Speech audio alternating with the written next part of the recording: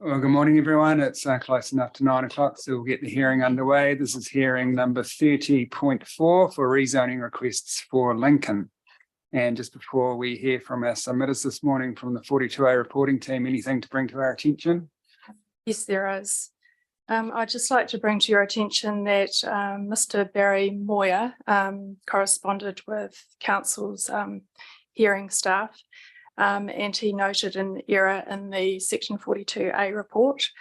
And I'd just like to correct that the incorrect proposed district plan zoning map was included in the section 42A.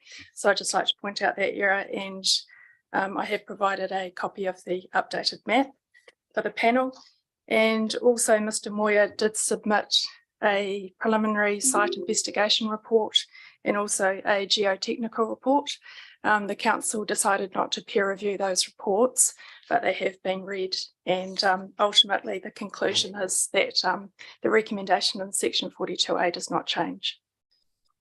Yeah, thank you very much for that. I know you circulated yesterday, I think, or circulated on your behalf a section 42A addendum report. So yes, we've received that, and yeah, I've had a chance to read it, and maybe the rest of the panel has too, but we can turn our minds to that later on today after lunch. Thank you. All right, the first submitter on our list this morning is Manmeet Singh. So good morning and welcome to the, good morning. Thank you. Representing that submitter. So I'll hand it over to you to introduce yourselves to us. Thank you. My name's Ms. Eve Lee. That sounds quite echoey to me. Is that all right for you? Okay. I'm appearing for Manmeet Singh in relation to rezoning of properties at Allendale Lane. You have my submissions already, and I don't intend to trawl through those in detail. Just a couple of preliminary comments. The submission relates to residential rezoning of the 8 properties at Allendale Lane, and the distinguishing features of the site and the submission are that the site is already comprised of small or undersized lots ranging from 1 to 4.6 hectares. It's identified in the rural residential strategy, and part of the site's also been identified for standard residential development in the Lincoln structure plan. Within the proposed plan, it's identified as subject to the urban growth overlay. Therefore, future residential use has been signalled for this site for some time. The site is surrounded on 3 sides by urban development, and that would be entirely surrounded if the PC69 land goes ahead. Just briefly in terms of the relief sought. So the submission provides scope for residential rezoning at densities up to general residential, and Mr. Singh's also sought medium density rezoning through variation 1.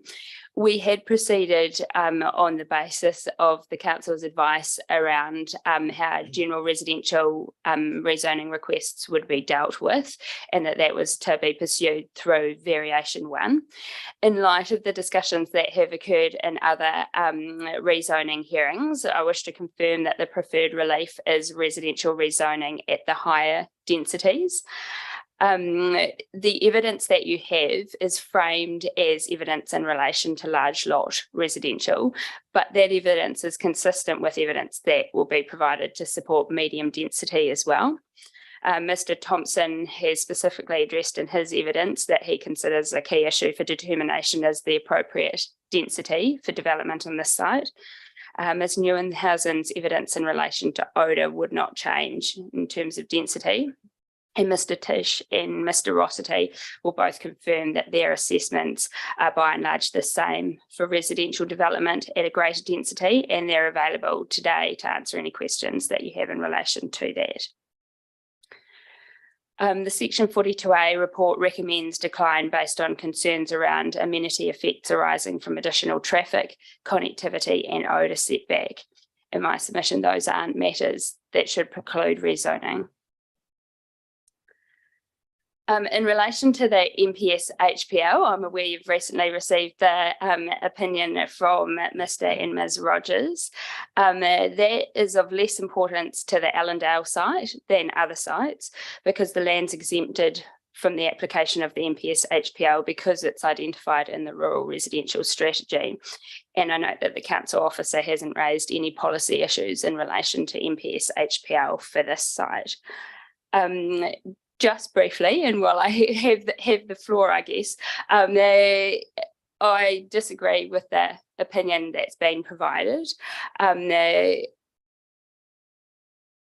The conclusion is based on an assessment, and I'm looking particularly at the table on the pages aren't numbered, but just above paragraph 31 and paragraph 31 itself of the opinion.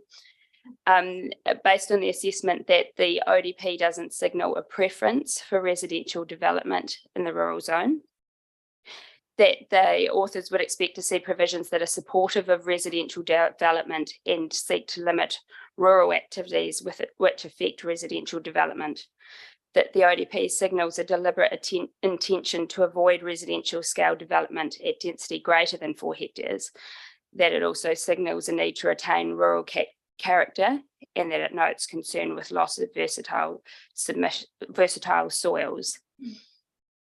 That, in my submission, overlooks that the rural lifestyle zone is described as residential lifestyle within a rural environment on lots that still enable primary production to occur.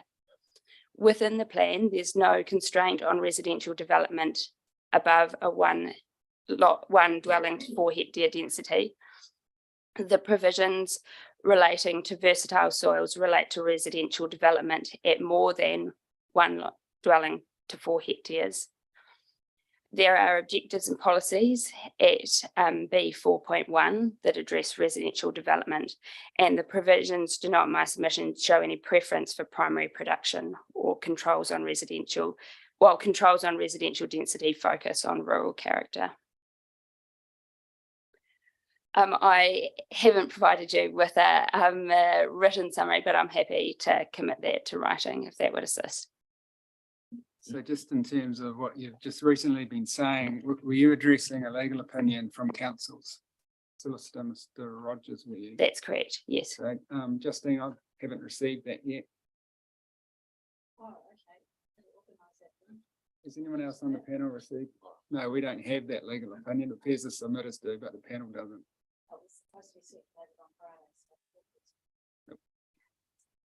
I anticipate that some of my colleagues who are going to follow later on today, and for sites where it's potentially of greater importance, will be addressing you on the specific detail around that as well.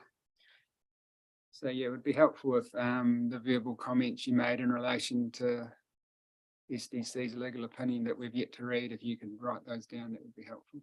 That is all that I wanted to specifically address you on, unless you have any questions in relation to my submissions. Just see if we do have questions for you. Andrew, questions from the... No questions from me, thank you. Raymond, any questions from the legal submissions? Malcolm? No questions for me either, thank you. I've just got a couple of things I'd like to ask you about. Just looking at your paragraph 8 and the alternative relief being large lot residential, should the independent hearings panel conclude that medium density residential zoning is inappropriate for the site. It appears to me you're seeking not really a large lot residential zoning, are you? You're seeking a bespoke zoning. The average minimum site area for a normal large lot residential is 5,000. You're asking for 2,000 square meters. The minimum site area for a normal large lot residential is 3,000. You're asking for 1,000. So it's not really large lot residential zoning, is it? It's something different. It is at higher densities than is currently prescribed in the district plan as notified, and yeah, that's a matter that we spoke about at the subdivision hearing as well. Yeah. I would say that the suite of large lot residential provisions would apply to the site, and that there would be a specific rule in relation to density for this development area. I just note that particularly in terms of the minimum site area, what you're asking for is probably more akin to a low density residential zone, or what the district plan calls that a LRZ. And I know the council's urban design peer reviewer has recommended that zoning LRZ, low density residential, might be appropriate should plan change 69 not be approved. Is that within the scope of your client's submission? My submission is that any lesser relief than general residential is within scope.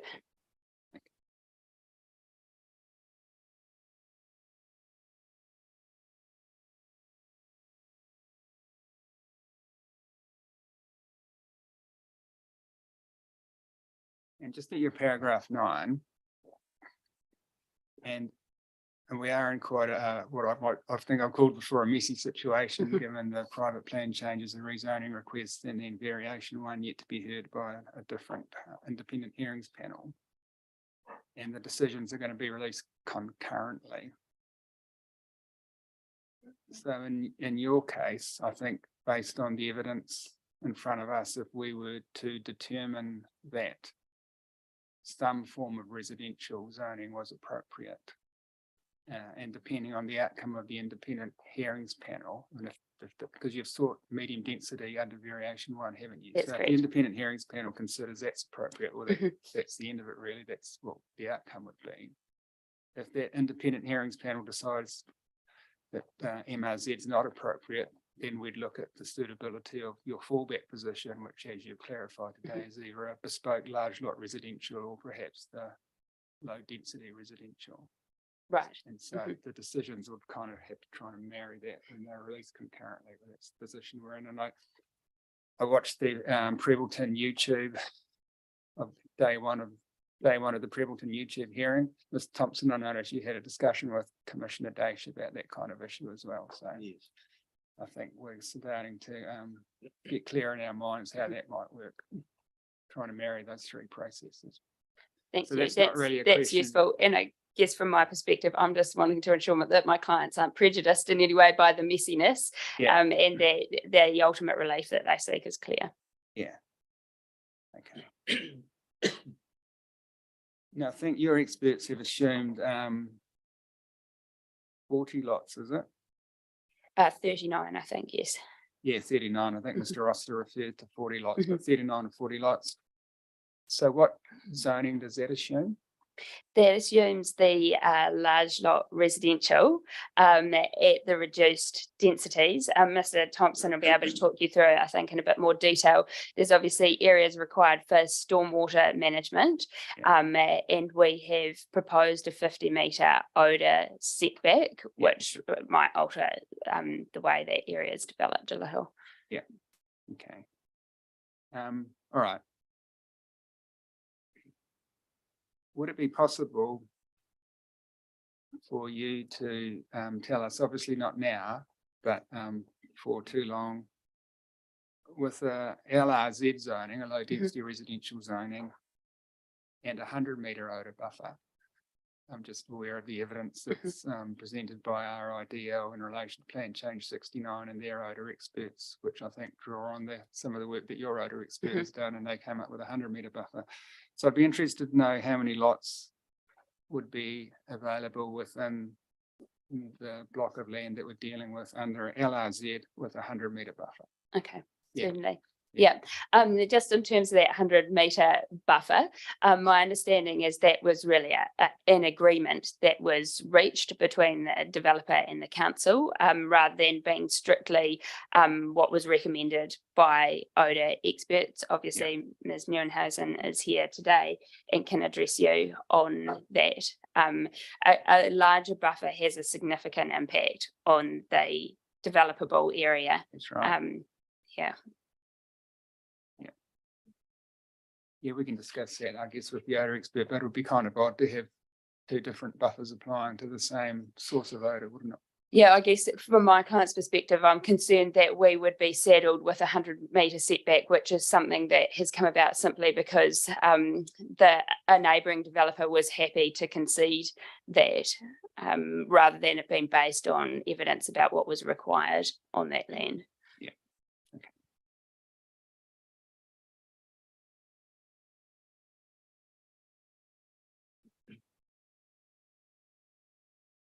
And at your para 21, when you address the MPS highly productive land, I think the fact that the land's within the urban growth area, the UGO, that just takes that national policy statement out of play, doesn't it? Yes, that's right. Yeah.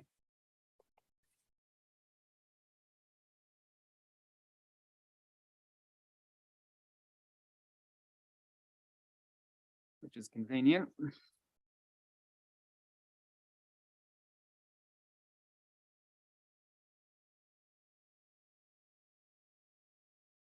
Really just a comment in relation to your 35A.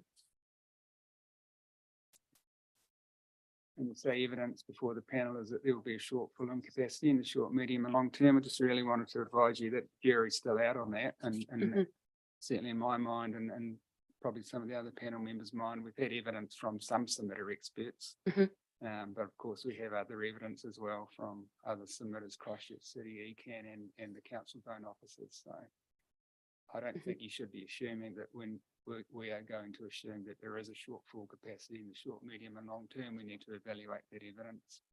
Yeah, I appreciate that. I guess the question for you will be whether the concerns that raised, particularly Mr. Colgrave's evidence about those assessments, have been rebutted at all by the evidence for those other parties. Yeah, and Mr. Colgrave is appearing for numerous submitters, and he's probably primary, if not only, economist who's proposing a different view than the other experts. But we'll weigh that evidence and come to a conclusion. I just didn't want to leave you with the thought that we were going to adopt your submission wholeheartedly on that regard. All right, that's the only questions I had here, but look forward to that further little bit of information. Thank you. And in that regard too, it would be helpful, and I know it's not your preference, but if you could draw up a revised ODP with a 100-metre buffer, I'd just be interested to see what that looks like as well, just visually. I have for the four witnesses with me today, so I propose we start with Ms. Neuenhausen. I understand she's going to give you a brief summary of her evidence and then go to questions.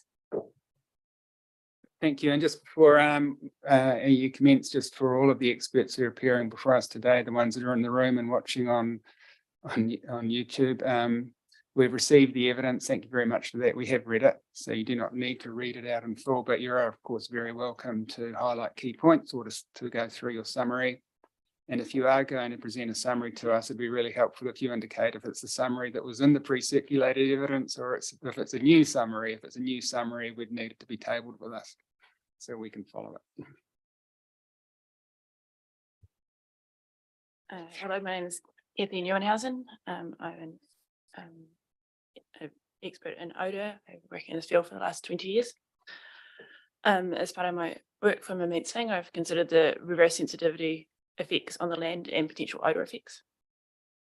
And for clarity, I'm drawing the key points from my evidence rather than providing you with the summary, just to set the scene a little bit.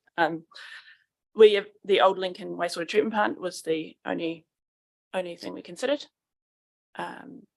The consented operation is for emergency use only. And we understand that primarily to be storm events with diluted wastewater, but also potentially in the event of a major breakdown or pipe blockage on the way to the Pines wastewater treatment plant. So it's not an active wastewater treatment plant. And based on this, we can clearly be minimal odour effects from it, and no buffer would be required for any residential development. I worked for Carter Group in the PC69 hearings for the applicant in that one.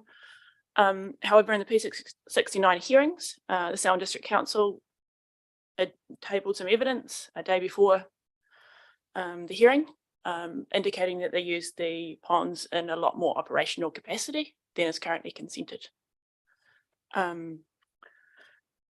Very little information provided in a very short time frame, but on the basis that they continue to use the ponds in the way that they're currently using them, even though legally probably they don't have any consents for that situation, we considered a 50-metre buffer setback is likely to be appropriate for the same land. And during the PC69 hearings, I was involved in the discussions at the point that the applicant for PC69 decided to resolve the issue by agreeing to a 100-metre setback. I understand that was on the basis that they wouldn't submit on any application by the council for their use. So there's quite a lot of commercial side agreement associated with that rather than it being an odour expert opinion. Just to make that clear, it wasn't. So in summary, it's very difficult to assess the odour effects from the Lincoln wastewater treatment plant as they're used, as they're in my opinion, not operating in a way that's consistent with what their consent is. And that aside, they are obviously a fundamental part of the overall wastewater network. But if it was, and Ivan probably will be able to expand on this more, but it's made it nearly, I would have hoped by now the council would have submitted an application so we could actually understand what their future use would be for that pond. And that's stepping through the key points of my evidence, with the added bit about there wasn't an odor expert opinion about the 100 metres. All right, let's see if we have any questions. Ingrid? I think your evidence, yeah, it's really on that same point. I guess it's covered in your paragraph 23 and also your conclusion in 25. I'm just interested. So how much confidence can the panel have on your 50 metres setback buffer without that additional information from the council? Is it is it just simply a guesstimate, or is it more than that? If the decision about 50 metres, I guess I've looked at it from the other side. I've looked at it from the point of view that if a 50-metre setback was set, the council, when they're applying for their consent, should be able to achieve minimal odour effects at that level. So it's not necessarily a reverse sensitivity, it's more about what mitigation they could have in place on their existing ponds to ensure there are no effects at that level. Because at the moment, as I stated, there's no consent for us to allow what actually is happening. So it's more going, what's a reasonable amount for the council to space for potential odour effects. Now, I can't prejudge what mitigation the Selwyn District Council want to put into that pond, but I consider it reasonable that 50 metres, they could put mitigation in place which would ensure 50 metres was adequate. Sure. So, have you considered, and appreciate the consent application hasn't been lodged, but did you consider, I guess, a best case scenario, worst case scenario options when you came up with that 50? I considered the pond's use as part of the overall network to the Pines wastewater treatment plant. And I've read the resilience report, which explains them to be a buffering capacity in the event of large stormwater events. And consulted with experts about how likely it would be that they would need to be used in emergency use, which is what I understand that the infrastructure of the pond is to be used for. The use over the 18 months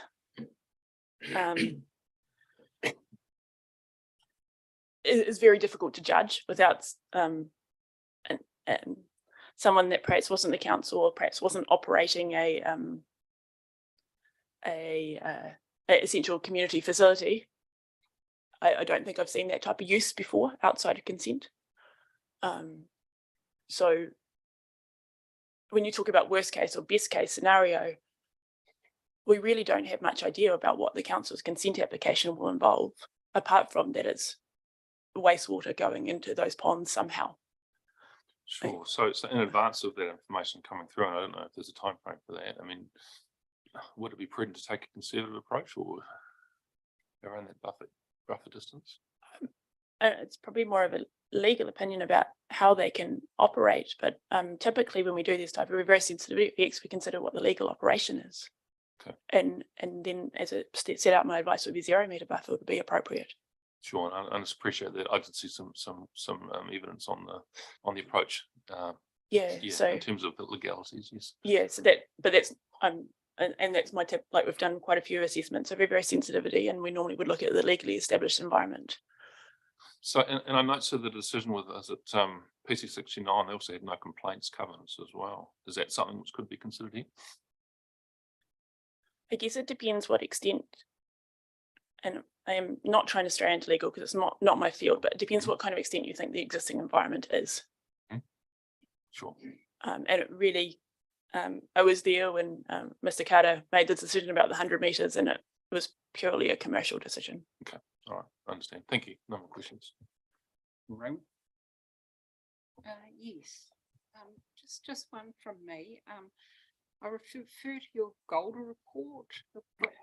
Sorry, my company name has changed on the way through, yes. And at paragraph 11.4 under odour potential, you talk about a low level of localised odour. Can you describe to me what that smell, you know, what the smell will be like? Sorry, I don't have that report sitting in front of me, but a low level of localized odor. I probably would have said, I think I would have said on occasion. So it might be, I anticipate that to be like maybe walking past a paddock that had cows in it a couple of days ago. And you sort of notice that something's there, but you stop sensitizing, you stop smelling it quite quickly after that. And it's more of a very short term, very low level odor that would be acceptable because it's just a little bit there. Okay. Sometimes, yeah, and localize that it's right there. It's not over 200 meters. It's right at that point. You are, as I said, like walking past a paddock where cows have been or something, and you can smell a wee bit of effluent. Thank you. Thank you. I have no more question. Welcome. Yes, I'd just like to explore Andrew's comment about whether the 50 metres was conservative or not. The resilience built into that plant, I believe, is in case of natural emergency. And you're aware that Lincoln sewage at the moment is pumped up to the pines. If we were in such a state as we might have seen in the last few weeks in other parts of the country where we had massive power outages for some time, how do you think the odour generated in what would possibly become quite an overloaded sewage system with the growth of Lincoln would affect the local residents? Agreed. In an emergency situation, that there'd be probably undilute sewage disposed into that pond, and if it's as terrible as it was in Napier, perhaps overflowing over the top as well. But in terms of odour effects, it would be considered to be a short-term event. I imagine, as most of the people are in an emergency situation, you accept a lot of things, and it's not what a consent normally would cover.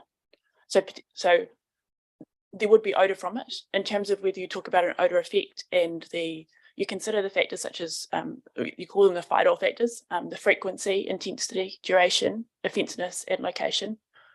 I think in this case, yes, it would probably be it could be quite an intense odour, but it'd be relatively short term and in a number of weeks, maybe longer.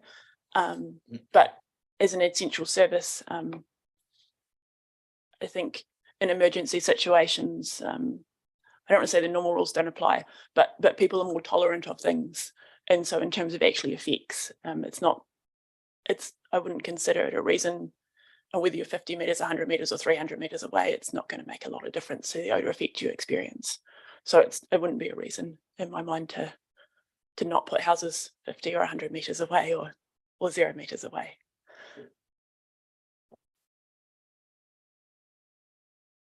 No further questions from me. My colleagues have traversed the relevant issues with you, but just an observation that as we've discussed in relation to other hearings on some of the other chapters in the plan, no complaints covenants don't mitigate or avoid the effects that occurs. It just means people aren't allowed to complain about them. So it's not a very satisfactory outcome from a planning perspective. As I said, it was a very commercial decision. Yeah. All right. Thank you.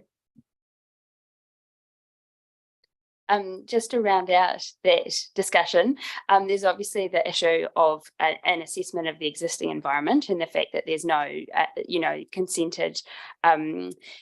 consent in place for the level of activity that's occurring. Also, in the context of this process, if reverse sensitivity was an issue of concern to council, I would expect it to bring the evidence in relation to that. You obviously need to decide this issue on the evidence that's before you, and unfortunately you don't have any evidence from the council on that and what level of activity might be anticipated in the future.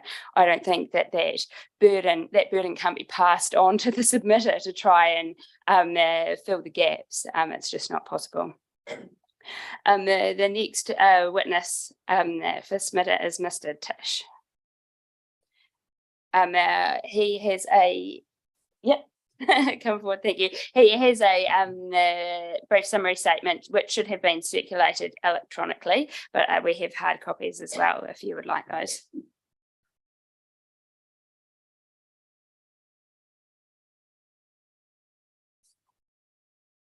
Yes. What's the date on that one? Sorry, Mr. Tish, what's the date on your summary? Today's date.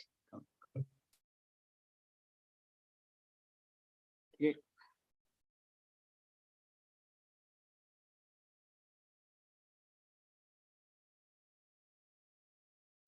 So my brief's just 2 pages long. Are you okay if I read the whole lot? Yep. No, we prefer you to do that. Thank you. Okay. So my name's Andrew Tish and I'm BE CPeng. Have over 25 years experience as a civil engineer, specialising in 3 waters and land development. I've provided evidence for this hearing dated 5th of August 2022 with an appended services report prepared by me. The scope of the report was to review the infrastructure requirements for the development, identify any constraints, and to detail servicing solutions. The review covered earthworks, aspects of land contamination, roading, stormwater, wastewater, water supply, power and telecommunications. In summary, my evidence and accompanying report concludes that it's technically feasible to provide the infrastructure required to service the proposed residential development within the plan change area. And in particular, if we look at stormwater, stormwater will be treated and attenuated on site in the stormwater management area. This will consist of a first flush treatment basin, attenuation basin for storage, and wetlands. Water quality treatment will meet the standard outlined in the Selwyn District Global Stormwater Consent for Lincoln, and first flush treatment of the runoff generated be by the first 20 millimetres of rainfall. The management area will also attenuate stormwater to the requirements of the global consent and will be designed to provide peak flow attenuation for the 2% AEP. That's the 50-year event return period, plus an allowance for climate change out to 2100. For storm durations up to 12 hours, which matches the time of concentration on the Liffey, where it would discharge to. The stormwater drainage network will be designed to have capacity to convey stormwater from the contributing catchment for events up to and including the 10% AEP or the 10-year, which is the Selwyn District level of service. Flood management. Ground levels on the lot will be set above road levels so that in large flood events, the roads act as secondary flow paths. The secondary flow paths will be designed to safely convey floodwaters to their existing flow path location at the boundary of the proposed development, i.e. the management of secondary flow paths will maintain the site's hydraulic neutrality. In other words, the overland flow path coming into the block will be equivalent to the flow leaving the block after all the attenuation and treatment. There are 3 specific areas on site which require engineering design to ensure the overland flow paths and flooded areas are safely managed. These are described more fully in my report. Wastewater. The Allendale Lane pump station and rising main discharging to Rolleston has capacity for the additional 32 lots. So that's 39, less the 7 that are already existing. But we're likely to use up some additional emergency storage and wet weather flow scenarios when all proposed development in Lincoln comes on stream. So we used a Opus report that looked at how often that pond will actually be used. And in actual fact, it's only used in an emergency and when all of the developments in Lincoln come on stream. The applicant's prepared to commission additional modelling to confirm the effect of the proposal as part of a future subdivision application and anticipates that it may be required to contribute to capital upgrades of the pump station and the Eastern Selwyn Sewage Scheme wastewater. And it says pump station, but it should say treatment plant. Likely to be via development contributions. Setting aside capacity requirements discussed above, we understand that from SDC that making a physical connection to the pump station is likely to be acceptable. Installation of reticulation and a pump station on site is technically feasible. For water supply, assuming that the connection to the site would need to be via a 150 diameter existing supply and perhaps ring mained, in other words, joined in two places, there are three possible connection points as discussed in my report. Therefore, we've discussed water availability with the Selwyn district, and they noted that there is likely to be sufficient water for a development of this size. They also noted that pipe upgrades and a water treatment plant are proposed. I've also undertaken an assessment of servicing requirements for development of up to 186 lots across the site to support Mr. Singh's submission on variation 1. My conclusions in respect of servicing for water supply and wastewater are unchanged. In respect of flooding and stormwater, a greater area of hardstand will generate a greater volume of water to manage. However, this remains feasible and the stormwater management area identified in the ODP remains sufficient. Thank you. Thank you. See if we have questions for you, Andrew. The questions from the pre-circulated evidence or today's summary. No, thank you. Well, thank you for the summary though, because I think you've answered or covered off one of my questions around capital upgrades for the treatment plant, which was mainly query really from your evidence. So thank you for Right. Okay. Raymond? Malcolm? Just going back to your pre-circulated evidence in your paragraph 20.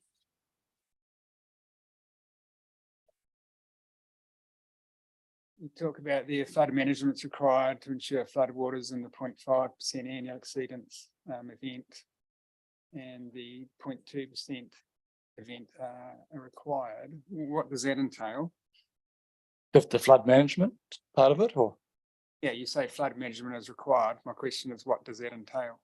Oh, well, so the 0.2%, that's the 1 in 500. So that's kind of based on hazard. So in terms of that, we will maintain, the flow coming onto the site, the overland flow coming onto the site will be equivalent. We'll maintain that, and so that the flow coming off will be unchanged. So that as part of our stormwater management area, we won't just account for the additional runoff that you get from extra hardstand like roads and roofs, but we'll also account for the fact that the very bottom part of it is in a flood hazard area. Mm-hmm. So yeah, we'll be compensating for any filling done in the flood zone. We'll take out storage, so we'll be compensating for that by putting storage elsewhere, which will be in the logical place down at the south end of the site, which is the lowest part.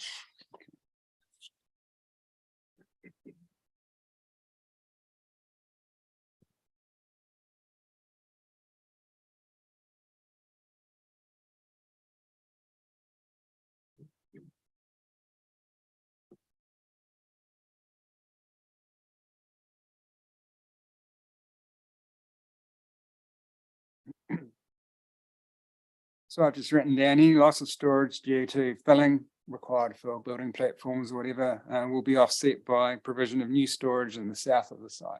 That's right. Is that correct? Yeah. Now there's different scenarios because the 500-year event is river breakout type scenarios where the flood banks breach. Yeah.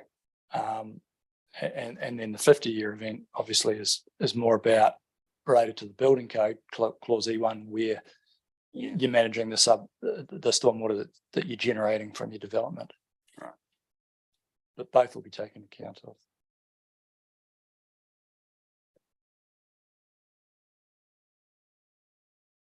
And just in year 21, and you mentioned this in your summary, using up available emergency storage.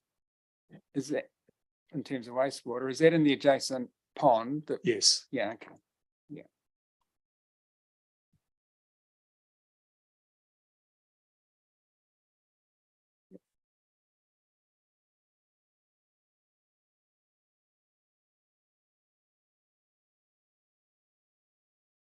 I probably should just clarify about the 500-year event.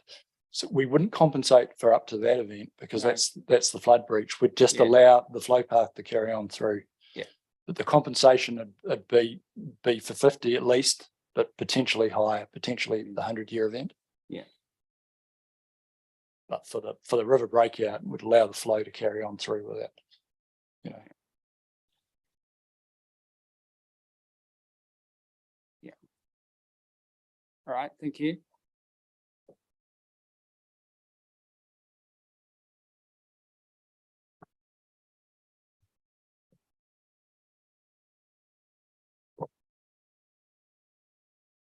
The next witness is Mr. Rossiter.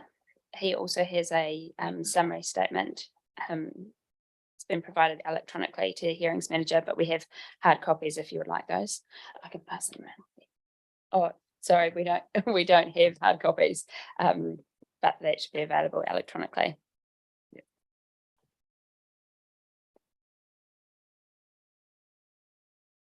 All right, so I've received your summary on the email this morning, so is there other panel members who have Mr. Rossiter's summary?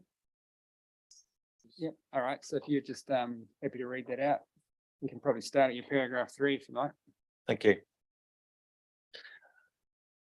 So from my summary statement, my evidence summarizes my investigation of the potential transport-related effects of the Allendale Lane submission to rezone 17 hectares of land as part of the large lot residential zone, rather than the general rural zone as currently indicated on the proposed district plan maps. Under the large lot zone, the Allendale site would enable 35 to 40 residential lots to be created on the site. The Allendale subdivision concept plan includes provision for a road connection to the road network proposed for the Plan Change 69 land to the south. Since this connection would allow for good integration of the proposed zone with the wider road network and will enable development in a manner that is consistent with the PDP transport objectives, I consider that the subdivision road network is appropriate from a transport perspective. Key benefit of the potential future southern connection is that it will reduce the need for all future residents to use Allendale Lane and consequently will minimise the effects on the existing cul-de-sac. The proposed road network for the new residential zone has been designed in a manner that would provide for access with or without the connection to the PC69 roads. Prior to a connection with the PC69 road network being established, all vehicle access would need to be via Allendale Lane. Regardless of whether access is provided to the proposed PC69 roads, I understand that there would be provision for a shared pedestrian cycle path to connect with the southern end of Liffey Springs Drive via a new pedestrian cycle bridge. From a transport perspective, the worst case scenario would occur if the residential zone was developed without the additional connection to the PC69 road network, and all new residential development utilised Allendale Lane to access the wider road network. While this would contribute to noticeable effects to the existing residents on Allendale Lane in terms of higher traffic volumes, I consider that the road has ample capacity to carry the additional traffic without adversely affecting the efficient operation of the road network. Consider that the change in traffic volumes is simply a reflection of the change in function of Allendale Lane from a low volume cul-de-sac to a residential local road. In my opinion, the proposed road network for the residential zone will provide good integration of the proposed zone with the wider road network and will enable development in a manner that is consistent with the PDP transport objectives. And overall, I have concluded that the submission to rezone the Allendale land as low density residential rather than the general rural zone can be supported. Looking at the alternate residential zone options, I have also undertaken assessments for alternate residential zone options for the Allendale land, that is general residential and also the medium density residential zone under variation 1, and have some comments on that. The greater number of dwellings will increase the traffic effects on the existing Allendale Lane cul-de-sac, with the lane operating as a moderate volume local road rather than low volume cul-de-sac. But in my opinion, Allendale Lane and Southfield Drive have sufficient capacity to accommodate all the traffic generation associated with either a GRZ or MRZ. As with the low density, the lifestyle zone, the scale of any traffic effects will depend upon whether an alternative road connection to the south is available. Connection to the road network proposed under PC 69 would allow wider distribution of vehicle movements and reduce potential effects on Allendale Lane. Happy to answer questions.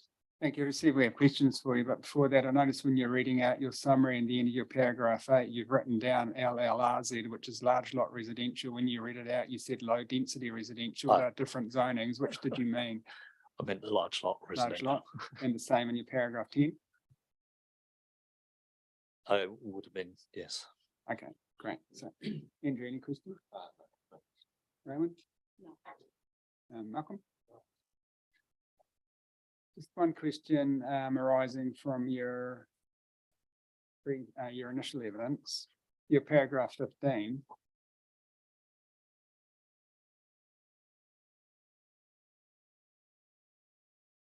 You say there, I take it there you're recommending that if the proposal goes ahead, you'd wish to see that cul-de-sac turning head removed and the curbs realigned. What impact would that have on the existing houses that may be bordering that turning head? Don't believe it will have any impact. The road reserve extends further out into, because the road reserve is wider in front of those lots. There is a potential for council, I guess, to reduce the road reserve and give land back to the adjacent residents. But I imagine it would just be kept as a wider landscaped strip. Yeah.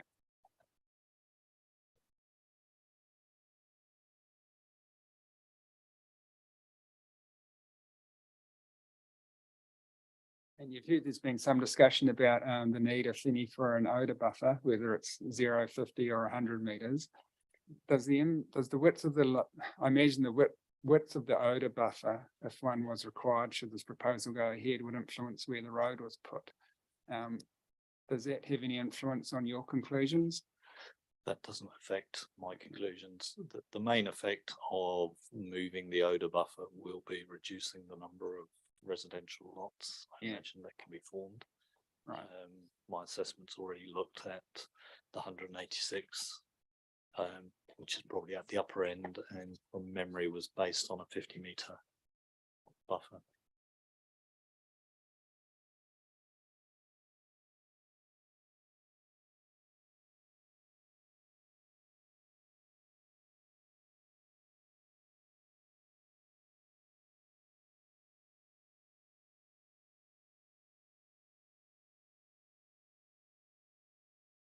All right, thank you very much. Thank you. So the last witness is Mr. Thompson. He's just going to speak to highlight a couple of matters and then go to questions. Thank you. Yep. Thank you, sir. And also thank you for the tolerance you've given me in the last few months, Mr. Chair, in terms of things going on. I just want to perhaps ask a question for clarification. You are asking for a redesigned ODP for a 100-metre odour setback. Would that be for a large lot or a low density or general or three? Give you some scenarios to play with. I think it'd be helpful for us, given where we're at in the uncertainty, if it's not too difficult for you to do, to cover those three scenarios, and then to indicate for us under each scenario, how many lots would be available? Sure. Just that would, I think that then we'd have all the information in terms of the scenarios we've been discussing in front of us. Is that easy enough to do? Or? Yes, I'm sure we can do that. All right, thank you. Thank you. The only other comment I'd make is in relation to the discussion that you had with Kathy around the odour setback. And of course, I just wanted to, in my original evidence on figure 5, I had those 3 well, not contours. I'm not sure what the equivalent name is for an odour setback, but I also have in that part of my evidence the definition of an effect. And what I have concluded from the evidence that I'm aware of, both in here and PC 69 and what Kathy wrote, is that what we're dealing with here is a low impact, low probability effect under section 2 of the Act. So I think it was a matter that was discussed before from Mr. Willis about what would happen if you had an emergency, a bit like Bromley, I guess. If you have something, a catastrophic thing like that, like a fire, yeah, no setback is going to make any difference. The whole city in that case was pulled out. But in terms of normal operations, from my understanding of the evidence, is that it is low probability that something will go wrong, and probably low impact depending on just what that particular plant's doing at the time. And I think that's a reasonable statutory framework to assess under the Act what the nature of this effect that we're trying to resolve. So, but apart from those 2 comments, I've got no other matters. Hopefully my evidence and rebuttal are reasonably clear to you. All right, thank you. Andrew. Yeah, thank you, Mr. Chairman. I do have a few questions, Ms. Thompson. Thank you for your evidence. And this is your evidence in chief, original evidence, as opposed to rebuttal. Just work my way down. Yeah, so just for clarity, so paragraph 25, and it's just something I'm not aware of, and maybe you can answer this. So the site's identified as a future residential area. Do you know why it wasn't simply zoned or brought through into the proposed plan now? 25 starts with however. Okay, well. Sorry, it might have a different. Right, the site is identified as an urban growth overlay. Paragraph 25, your evidence dated. Yeah. It's 5th of August.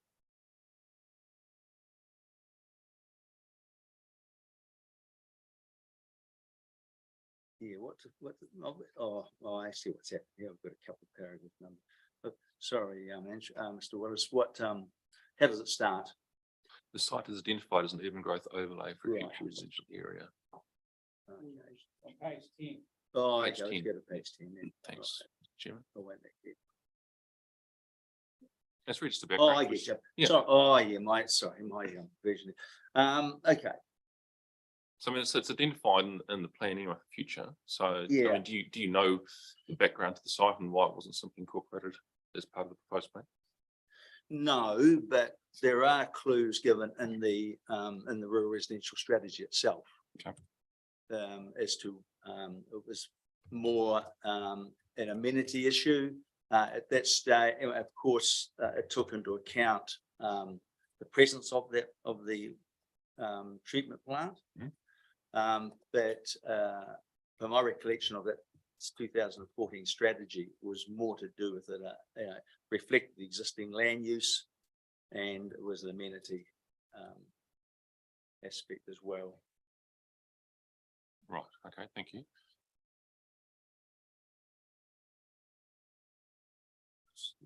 Scrolling through here. It'll be page numbers. Page numbers might be better. So page number 29, and it's a response to under clause F around I think it's the City Council comment around is unclear what density households or hectares will be achieved in allowing the rezoning request, and you've provided a response. Probably around the middle of page 29. Yes, under clause under F. Okay. And you say, in my opinion, 15 households per hectare is more appropriate for comprehensive large-scale greenfield, not for smaller additions to the edge of urban areas.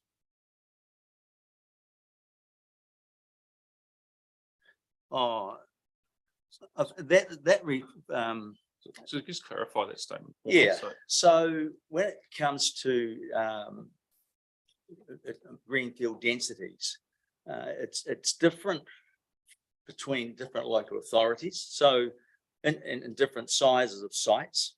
So, for example, in the city council case, where you've got area plans that have been which cover quite large areas, there's a lot more flexibility in the densities that you can achieve. And so, and there's also other features that in those particular areas that don't apply to Selwyn. So, for example, in Christchurch City, you've got a lot more stormwater basins. So you tend to concentrate density around that.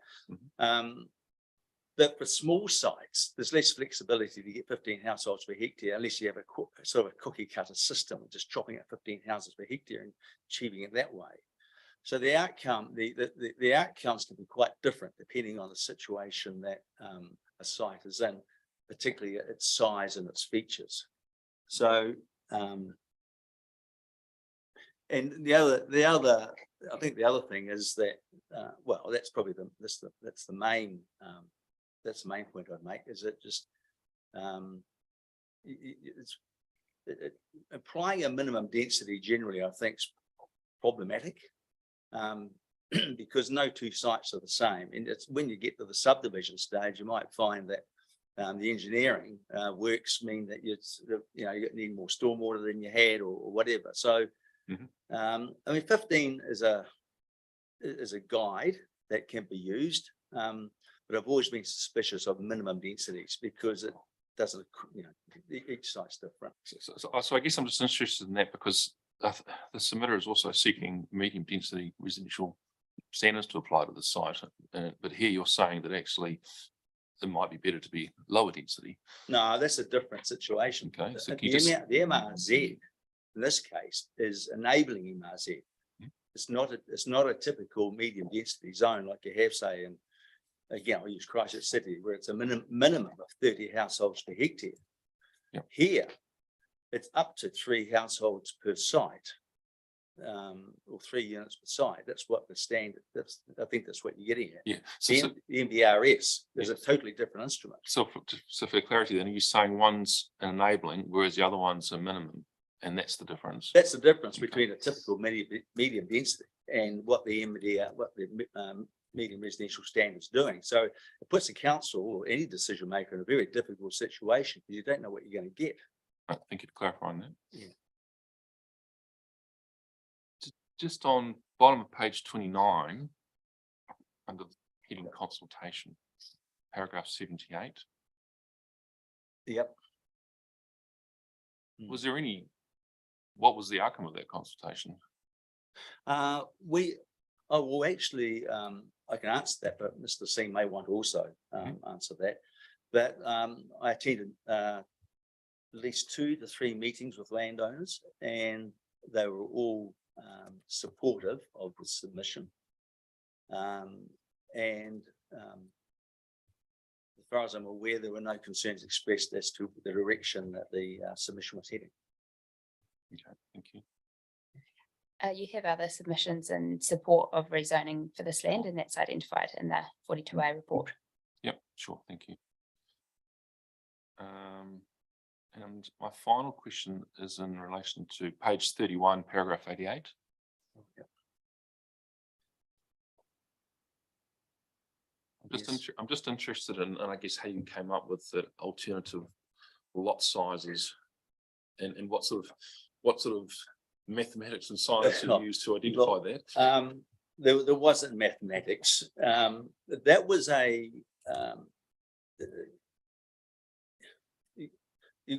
as you've heard, there are uncertainties around this whole zone. It's whether the PC 69 is approved, with the setback from the treatment plant.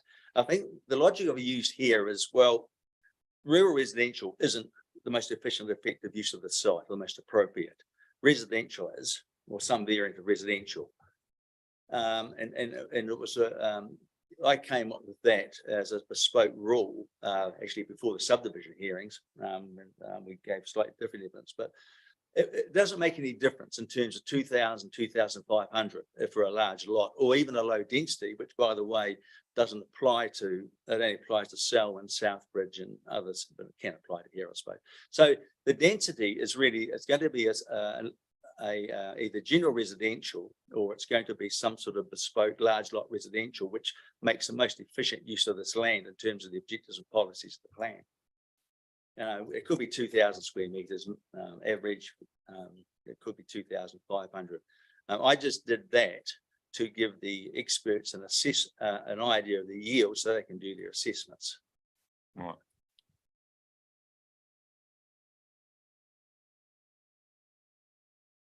Do you have any intel as to, I guess it's in the section 32, as to how the council in the first place chose the minimums for the large lot residential zone of 5,000? I think it's average and 3,000 minimum. No, but I suspect it was to do with giving effect to the RPS. Okay.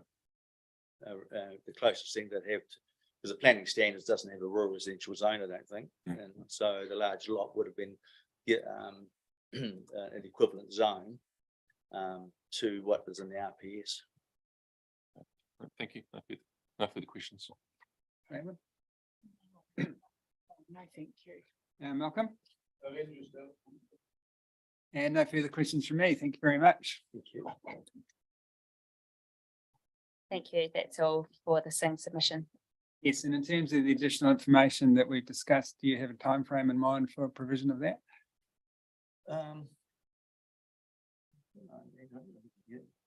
Probably 2 weeks. Would that be okay?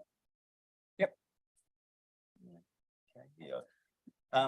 The person who's doing it, I'm sure they're not on leave or something like that. So yep. I think we'll get it to the team in 2 weeks. Is that? Yep. So we'll aim for 2 weeks, and if you can't meet that, just let our hearings administrator know. So we just kept in the loop. I'm sure we can, but yeah. Okay. Right. Thank you. Thanks. So our next submitter is New Zealand Institute for Plant and Food Research Limited.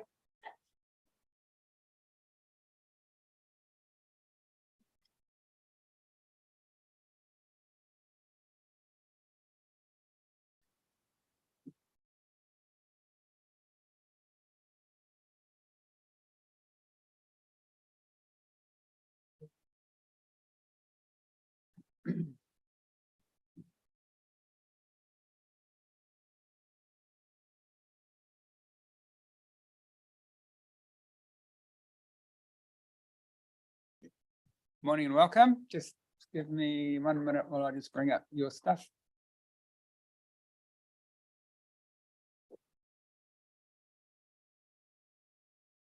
Right, good morning and welcome. I think you were sitting in the back when I said that for anyone who's pre-circulated evidence, we've read that. So thank you very much. You don't need to read that out loud to us, but you're of course very welcome to summarise key points.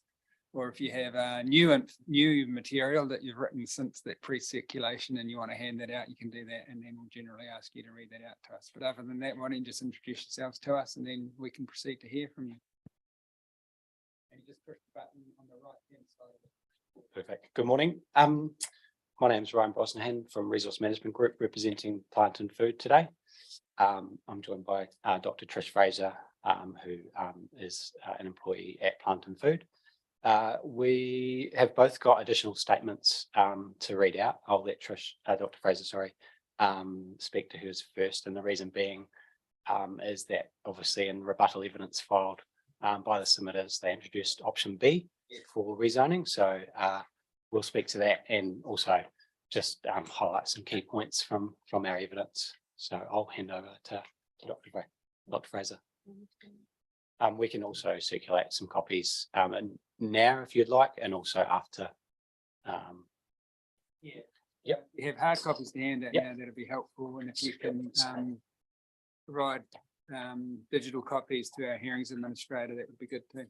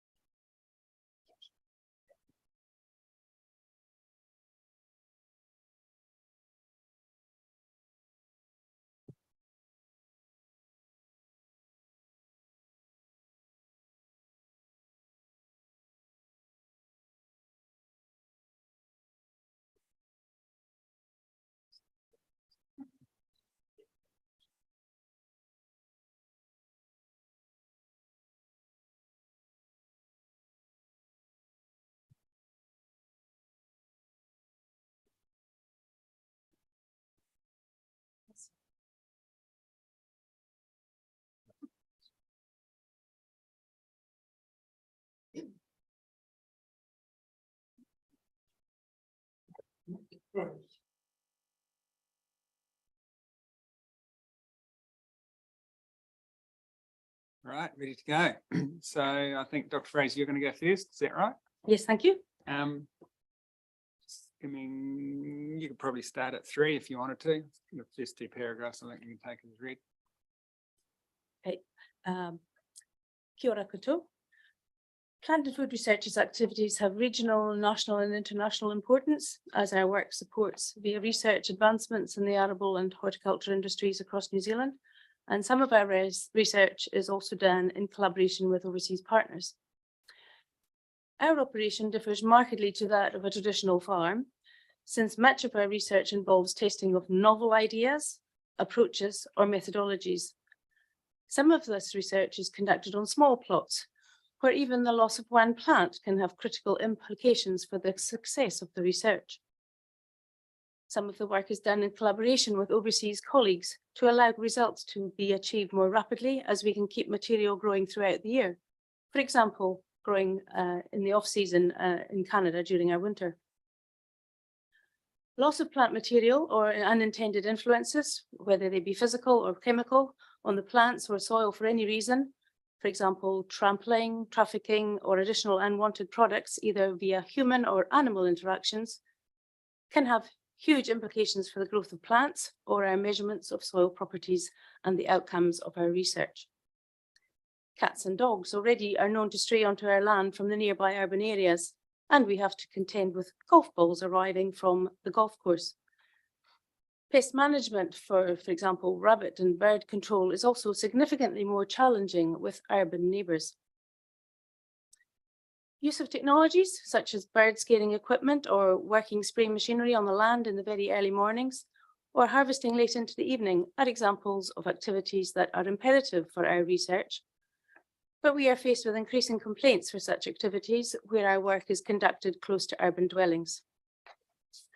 This can limit our ability to conduct our research in the most appropriate manner.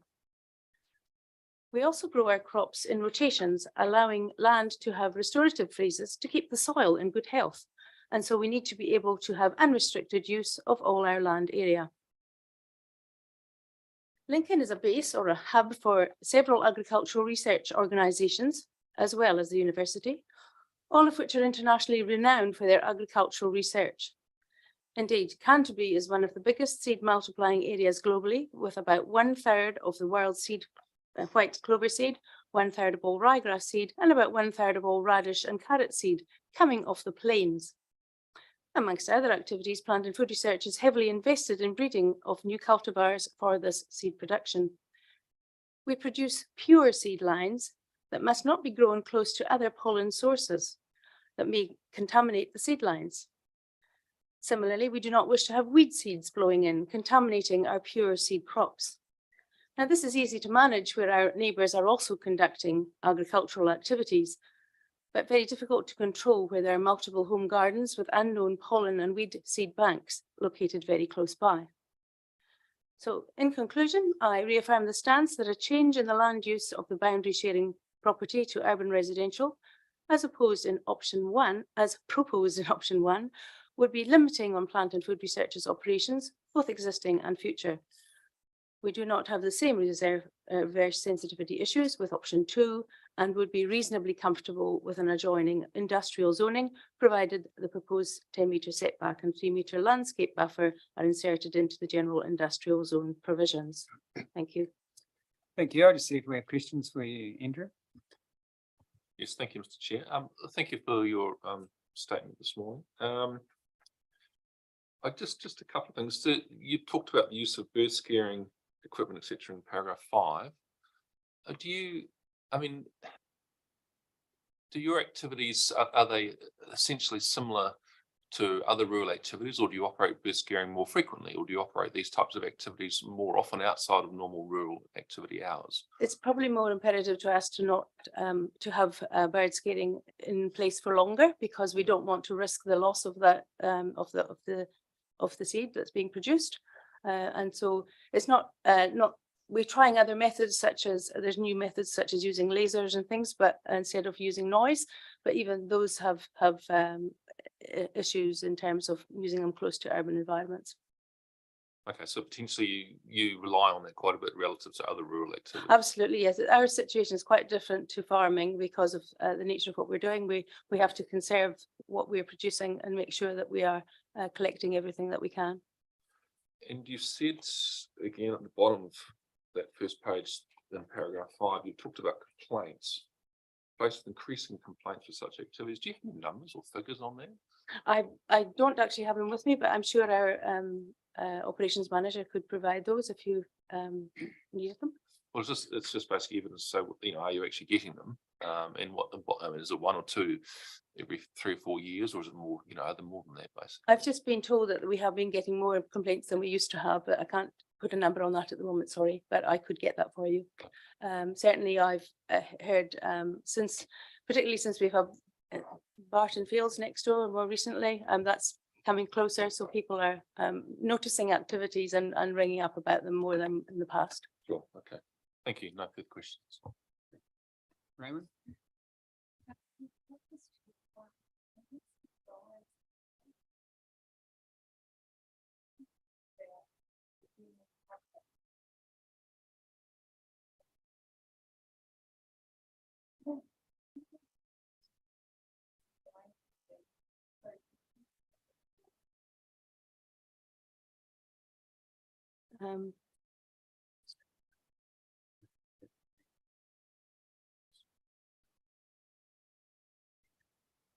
Yes, yeah, we have the domain and the golf courses adjoining our property, and so there's some issues arising from them being very close. So we have public. What has he written? These research. Yeah, so if we had more of that kind of activity right on our boundary, that causes us some greater issues than we do at the present time. We recognise we do have some on the other boundaries, and we're managing that. But as it gets more and more enclosed, it gets more and more difficult for us to conduct our activities.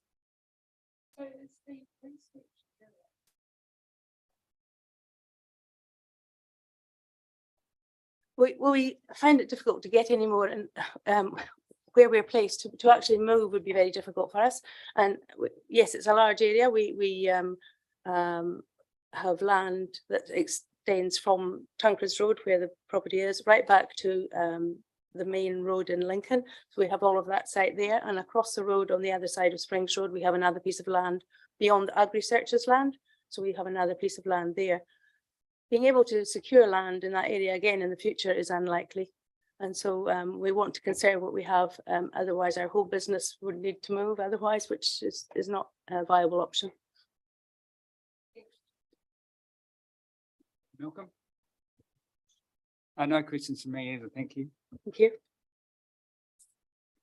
Perfect. Thank you. Yes, I'll just read out my additional statement, if that's all right. For the purposes of today's hearing, my evidence in chief has been taken as read. However, rebuttal evidence has since been filed on behalf of the submitters, introducing new option B, seeking only industrial zoning, should the panel not accept the original option of option A. Accordingly, I wish to respond to this option and option B and reaffirm Plant and Food's key concerns.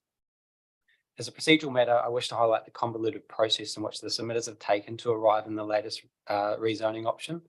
Several rezoning iterations and filing of late evidence have followed since the original submission, which has been challenging for Plant and Food and other further submitters, to say the least.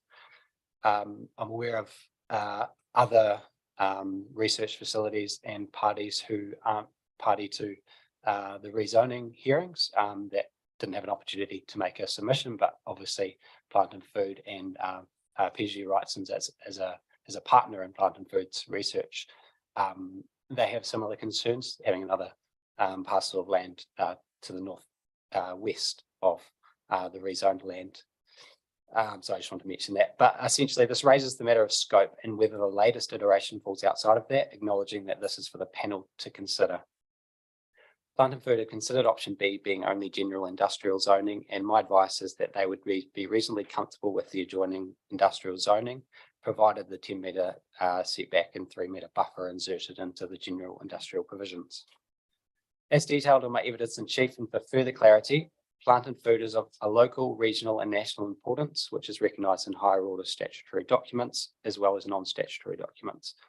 I reiterate that Plant and Food's operation differs to that of traditional farming in that non-conventional and sometimes controversial methods are used by research farms. Appreciating that plan provisions ensure any adverse effects do not extend beyond the boundary, or when they can be avoided, mitigated or remedied. It would be naive to suggest that issues between rural and urban interfaces do not arise. Such issues are central to reverse sensitivity effects. Plant and Food's key concern is that option A, being predominantly residential, will give rise to specific direct and reverse sensitivity effects on their operations. For clarity, their key concerns include security, complaints, and future use. So in conclusion, I reaffirm the stance that any change in land use to residential will be limiting on Plant and Food's operations, both existing and future. Thank you. Thank you. It's a very helpful summary. Andrew. Yeah, thank you for the summary, and maybe this is a question for Dr. Trish Fraser or yourself, but I'm just interested in that security bit, clause 5A on your first page. So, I mean, have there been instances where people wander through the land and trample on plots and things? Is it frequent or common? And why would that be any worse if there is a boundary with residential? I'll pass that to Dr. Fraser. It has occurred in the past, particularly where people are against some of the things that we're doing or believe they are. But it's not usually a huge issue. But there's always the likelihood of people straying onto the land if they're living right next door. There's a much greater chance of them doing that, whether it be to take shortcuts or of things of those nature. That likelihood is we feel would be much more likely in the case of having them right next door. And I mean, if we're growing vegetables over the fence, I mean, there's a possibility that people come and get them. Those sorts of activities can also happen. And it might not be a really good idea because we might have sprayed them with something that they shouldn't be eating or something, something of that nature. Yeah, so we're concerned about those sorts of activities. Sure. So I mean, if people have issues with your activities, whether it's anti-GM or whatever, presumably they're going to come from anywhere in the district or nationally, not necessarily just people that live next door, but it's those opportunists or whatever. Well, there's that, but there's also people who we get comments from people driving by on their way to work saying, well, not with us, perhaps an example next door with the agri-search where they get complaints a lot about the sheep not having enough food to eat and things like that, because in their opinion they don't, but in actual fact they've got plenty, but because they're not agriculturally aware of what they really need to have, they believe they're not doing the right thing and they report them accordingly. So we have those sorts of issues to deal with. It adds to the administration that we don't really need those sorts of complaints all the time, and trying to keep those people happy, it makes it more difficult. Okay. I'll just add to that. I guess you'd have a security fence, and there are security fences at present, but it's only so much of a deterrent. And when you've got one boundary or a couple of boundaries, which are at present rural, it's a lot easier to control that interface. Whereas if you introduce a whole lot more urban boundaries and more people along there, I guess it just may give rise to those security effects. It's not to say that the boundary fence won't do that job, but people losing things over a fence, for example, it's quite easy for someone to just climb a fence and go and collect that. Okay. Right. And you're trampling on plants along the way and that sort of thing, even retrieving a football or something similar. Could, those sorts of activities are just very frustrating for us when we're trying to conduct research in a very controlled way. Understood. Thank you. Raymond? Yes, just at your paragraph 4, Mr. Brosnahan, where you refer to non-conventional and sometimes controversial, and I have to ask, what is the controversial? I'd probably say genetically modified organisms. Ah, Yeah. So my understanding is that for plant and food or other research facilities to use genetically modified organisms, they have to go through the Hazardous Substances and New Organisms Act. yeah. And that's a process through the EPA essentially, and it's quite a rigid process from all accounts. But Dr. Fraser, you might want to add something to that.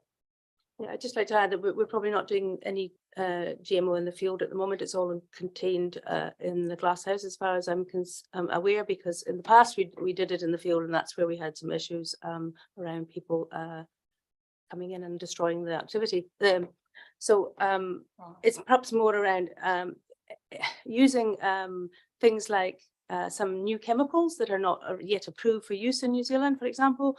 We have situations like that where we need EPA approval and we need to stick to the guidelines by EPA quite strictly. So they will tell us when you grow that crop, what we must do with it, where we must put it, how we must deal with it. And so if somebody comes in and takes that crop somewhere else, that's us breaching our conditions of, with EPA.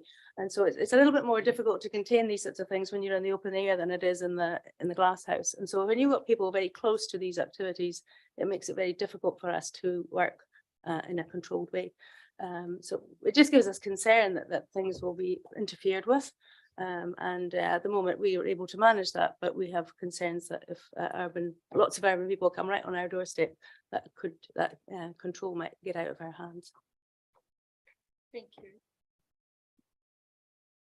Yes, are you aware of instances where research activities have had to cease on properties that have been encumbered upon by development in the past? I'm not personally aware. I can't answer that, sorry. Sorry. No, I'm not personally aware either. We can certainly find that out for you if there have been instances of contamination leading to trials being ended early or whatnot. Thank you. And no further questions from me, but just a comment. You did raise the issue of scope with this option B, and you're right, it has been a moving feast. I think this is the third proposal now in terms of what the submitter is requesting, and we've yet to make a decision whether option B is even within scope for our consideration. So that's a matter we'll be turning our minds to. But it's not a question, just an observation. But thank you very much for your evidence.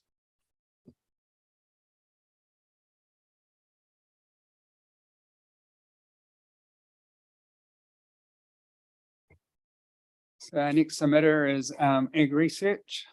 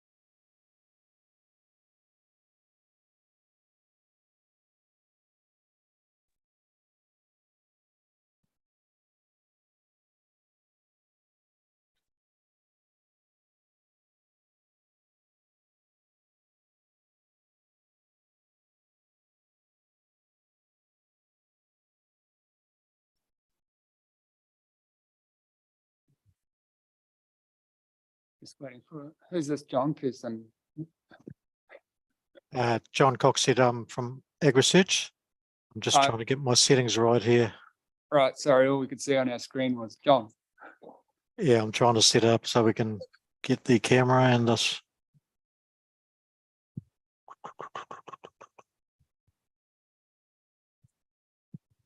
It's not hugely important if we can't see you, as long as you can hear us and we can hear you. Mr. Matheson, we can see you. Can you hear us? Loud and clear. Excellent. All right, well, let's proceed with the AgResearch submission. So, Mr. Matheson, thank you very much for your pre-circulated evidence, your evidence in chief and your rebuttal evidence. We've read that, so you don't need to read it out loud to us. But if you wish to summarise key points, or if you have additional evidence that you'd like to present to us this morning, then we're happy to receive that. So other than that, we'll just hand over to you and Mr. Coxhead. Yeah, so Mr. Coxhead's the AgResearch Planning and Strategy Manager for Infrastructure, and he's here to assist with answering any operational questions if required. So I guess the rezoning request is in quite close proximity to AgResearch's Lincoln Research Farm, which is around 100 hectares in size. The proposed general industrial zone's around 93 metres away, and the general residential zone is around 158 metres away. So AgResearch is the key concern is the close proximity of that rezoning request and the potential constraints on AgResearch's operations and future development opportunities. And that's probably the key concern for AgResearch. You would have seen the plans I attached to my evidence showing the implications of the 1,000-metre setback requirements for intensive primary production activities in the proposed district plan. And that includes associated wastewater treatment systems. And then the CARP, the Canterbury Air Regional Plan, also has a 1,000-metre setback requirement for buildings and facilities housing more than 30 cattle. Mr. Coxhead can probably expand further, but my understanding from him is that AgResearch has been having discussions about establishing some research facilities housing livestock, particularly around climate change research, where the objective is to reduce methane emissions from livestock within a controlled environment, to test that, and just trialling different feeds and testing the results. John, do you want to expand on those discussions that have been occurring? Yes, I can. I suppose a bit of background is that we've got 9 research farms across the country. They're very expensive to run, so flexibility across those groups of farms is very important. And we need to maintain some regional and geographical sort of, profiles to represent the industry, farming industry in New Zealand. So pastoral research is our key area. And obviously from government, a key directive and a key focus is around climate change, which for us means, carbon emissions, and particularly around the farming, and that is largely methane. So we have got methane chambers, which is where we house cattle, and we're able to test, and sheep. Actually, we started with sheep because it's a lot cheaper to do that. We're now moving into cattle. We've got chambers at our Grasslands campus at Palmerston North. We're developing some in conjunction with Massey on the dairy number 4 there. And a real focus from Dairy NZ, MPI and other industry players is to have some presence in the South Island with these sort of chambers and given Canterbury is a significant dairying area, there is a focus at the moment looking at where we could site some such facilities, of which Lincoln Farm is one of those. Lincoln University has obviously a presence here with some farms as well. And I don't know where that's going to end up, but I think there's definitely going to be a facility in this locality, of which we're in that mix, I suppose. And Yeah, so and that sort of work, what we found is we used to have fairly extensive sort of farming system type research work. It's becoming a lot more concentrated and intensive, and because you've got controls and things you can monitor on this sort of work, you need to be able to control the environment with housing facilities. So while we haven't got anything absolutely certain on the agenda, the flexibility in the future probably dictates that something like that is likely. So what I've tried to show in those plans attached to my evidence is that at the moment, around half the farm is affected by those 1,000-metre setback requirements in relation to existing residential zones within Lincoln. If the proposed rezoning request was approved, another quarter of the farm would be affected. So that would, within that additional 26 hectares or so, the activity status of those research facilities would change from permitted to discretionary in the proposed district plan. And so you're instantly into a consent application scenario. And to me, it would seem logical for the council to consider any residential or any resident within the residential zone that is within 1,000 metres as a potentially affected party. So, and we all know the costs and delays and uncertainty associated with resource consent applications. So, yeah, I mean, the key concern for ag research is just losing those current permitted development opportunities within the research farm, effectively losing about another quarter of the research farm where they could establish those facilities as permitted.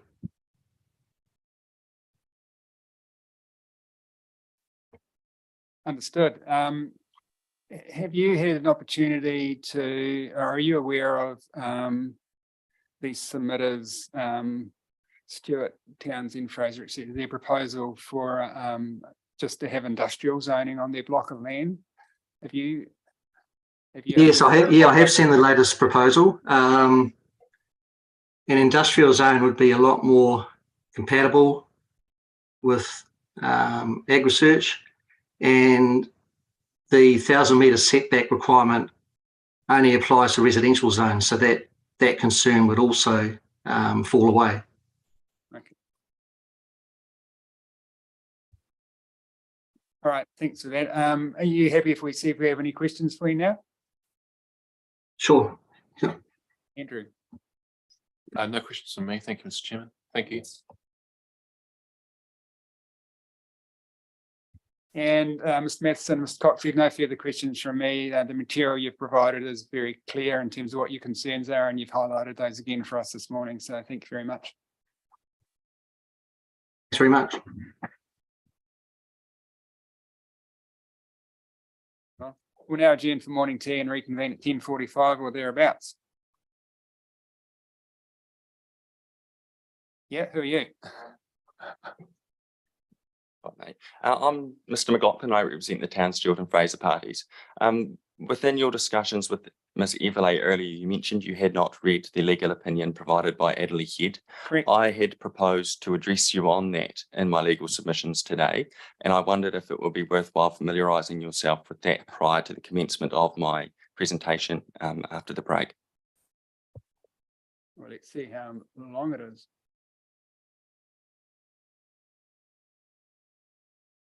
Yeah, well, that legal opinion is 27 pages long.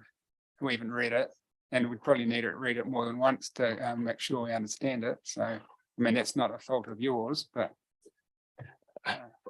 In that respect, I'd still like to talk through my submissions, and you will have them available in writing in front of you as I walk through, but I still think it's a prudent point for this particular submission, and I'd like to emphasise the importance of it. Yeah, look, I've got no problem with you doing what you intended to do. I don't think we'll be able to read the 27 pages that we've received from the council only just this morning before we hear from you, that's all. Yeah, I appreciate that, sir. Thank you.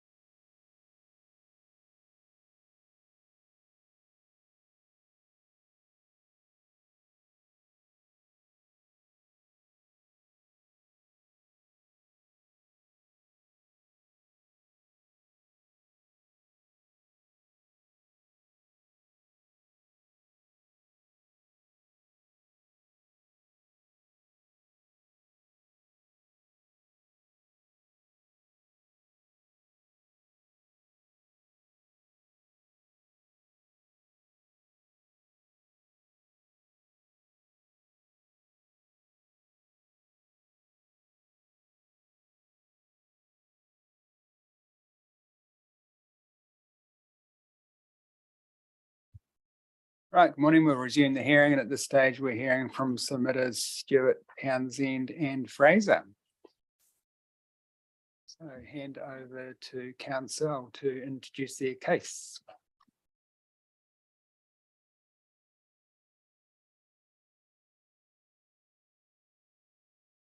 That's all right. I was doing the same thing, trying to get all my documents sorted out.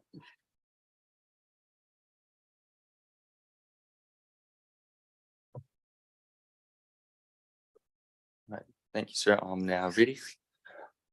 Right. So I'm Derek McLaughlin, counsel for Stewart, Townsend and Fraser parties, who collectively lodged a submission seeking rezoning of their rural land at Springs Road, Lincoln. The submission is bordered by Tancreds and Springs Roads, an existing Barton Field subdivision and ag research to the south. And I'll also just include plant and food to the south. The proposal before you comprises two alternate forms of relief. Both options are supported by comprehensive evidence, which confirms that both provide significant development capacity while achieving a well-functioning urban environment. We have representatives from both the Stewart and Townsend parties in attendance today, Lynn Townsend and Lynn Stewart, and with other landowners viewing online.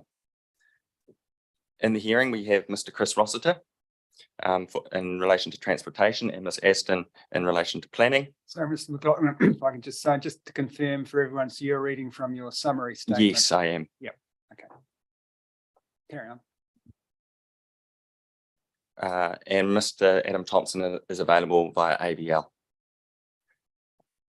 So following pre-circulation of the evidence, the panel have confirmed that the remaining consultants who filed briefs can be excused from this hearing, with one outstanding matter in relation to Mr. Head that we are responding to, though we have asked that they remain contactable if something arises. So I quickly turn to the relief. The case presented for the submitter has evolved since the original submission was lodged in December 2020. Since this time, the submitter has adjusted its preferred relief to respond to a number of matters, notably further submissions and evidence filed in opposition and support, the Resource Management Act Housing Enabling Amendment Act, and the related Variation 1, which Selwyn Council has initiated, and the MPS-HPL, which came into force in October 2022. The submitter has also lodged a submission on Variation 1 to the proposed plan, and that seeks that a proportion of the site is proposed to be medium density residential as well. So the submitter is involved in a variety of planning processes at present. And so what I wanted to do at paragraph 8 is walk through all these various iterations and explain why these various iterations have come about. And I'm sure you're all familiar with this timeline, but it is useful to see in front of you just how far things have changed since December 2020. And so the original submission was filed in 2020, further submissions in April 2021. Then we had a moving of the goalposts through the Resource Management Act and Enabling Housing Supply Act, which came in December 2021. The submitter then filed evidence in chief in August 2022, but that was just prior to the notification of Variation 1. We then had to revert back to the PDP process and file evidence on that in September 2022. Submissions were then jumped back to Variation 1, where we filed submissions on that process as well. Then came in the NPS-HPL, which moved the goalpost significantly again, and then we filed rebuttal evidence on 3rd of February. So this convoluted planning process explains why this proposal has gone through various iterations and why we've landed on option A and option B today. And so option A, briefly described, is the rezoning of the site in a mix of general residential and general industrial, as outlined per the ODP provided within Ms. Aston's evidence on 14th of September. And option B is 27 hectares of general industrial as identified in the ODP appended to Mr. Hall's evidence on 3rd of February. These options are presented in the alternative, though Ms. Aston ultimately concludes that she supports option A as it gives, as it responds to the identified shortfalls in both residential and industrial capacity. We reiterate that the panel has received evidence on both proposals, and therefore we request decisions are made on both. The dual option approach to the submission also serves to promote flexibility to respond to the outcome of other submissions on the PDP process and the intensive planning instrument through variation 1. The only general industrial zoning within the Lincoln Township seeks to be rezoned residential through the PDP process. Rebuttal evidence filed by that submitter identifies that the site has been purchased and design works have commenced for a retirement village. The removal of that general industrial land without a suitable replacement would leave Lincoln fully reliant on other townships to provide industrial support. We appreciate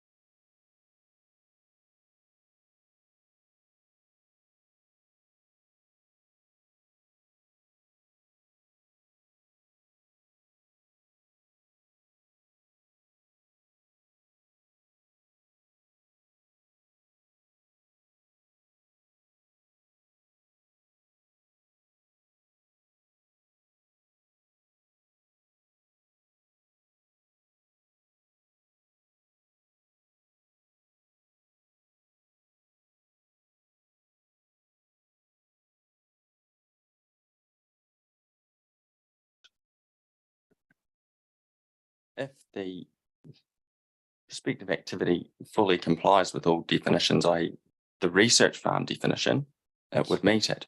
But the evidence you have from, in particular, Mr. Matheson, is that all the activities may not meet that definition. Right, okay. So some prospective activities, potential activities may be permitted, in which case they're captured, and some maybe not then.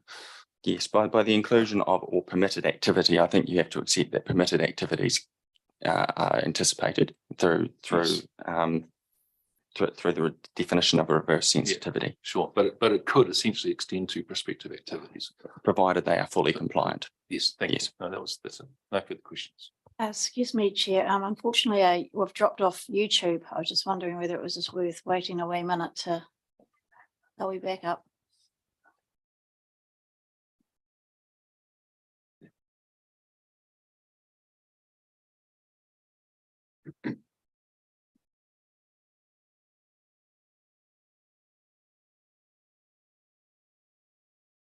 So we're all good? All right. Thank you. Andrew, any further questions? No questions. Raymond? Malcolm? Okay, I've got a number of questions for you arising from those earlier legal submissions. So I'll just take you through them one by one. Just at your first of all, at your paragraph 6, and it's just out of interest really. So you've lodged a submission on variation 1, and the submission seeks to include a portion of the subject land within the medium density. What portion? Yeah. I think it's just ODPA. I think it's just option A. Yeah, yeah, and the residential proportion that's identified in option A is included within variation 1.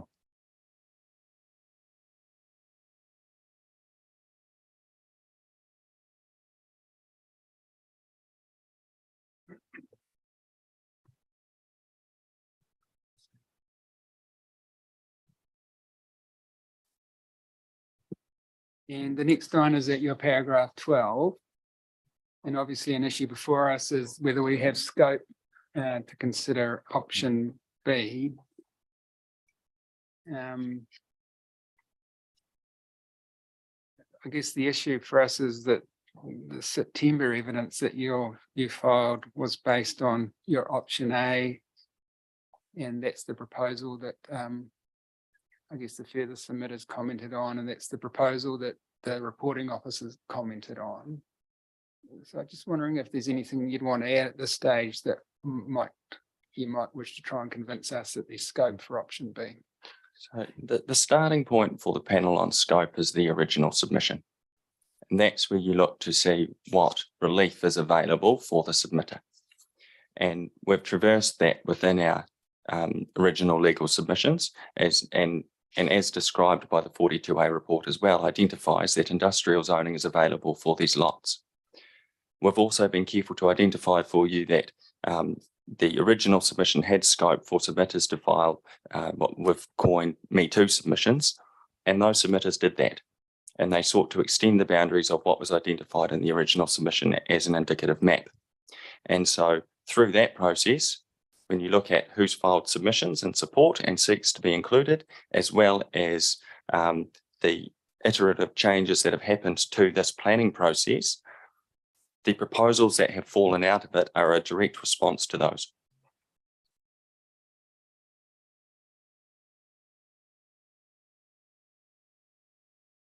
It is worth noting that the general industrial, when it's identified in the original submission as an option, all submitters had that available to them at the time, that was a possibility of the submission. And if they wanted to oppose that, a neutral submission could have been filed in support of residential but opposing industrial. And submitters had the opportunity to do that. Looking at the option A that was evaluated in the section 42A officers report, which is on page 28 of that report. It shows residential zoning being directly adjacent to the existing residential development within that part of Lincoln, whereas your option B has industrial zoning right along that boundary. Do you think, therefore, there might have been people who might have wished to submit in opposition to industrial zoning if that had been made clear right from the get-go? Well, it has been made clear to them right from the get-go through the scope of the original submission. So that's our starting point. Through the development of option B, we have consulted with what Mr. Hall has called Forks Development, but Forks Development and BHL Trust, who were the only submitter on the eastern side of that boundary that you've just identified, sir, are one and the same. And so when Mr. Hall talks about Forks Investments, that is BHL Trust, that one submitter. And the Forks Investments are the developers of that land. And so through them, we have used them as a proxy to understand what submitters' concerns might be through there. That's not required consultation through this process, but it is something we felt important to engage and complete. And what has also come out of discussion with Ag Research and Plant and Food today is that the amendments we've made through option B are much preferable for them. Yeah. And so direct response to those, the consultation we had with Ag Research as well.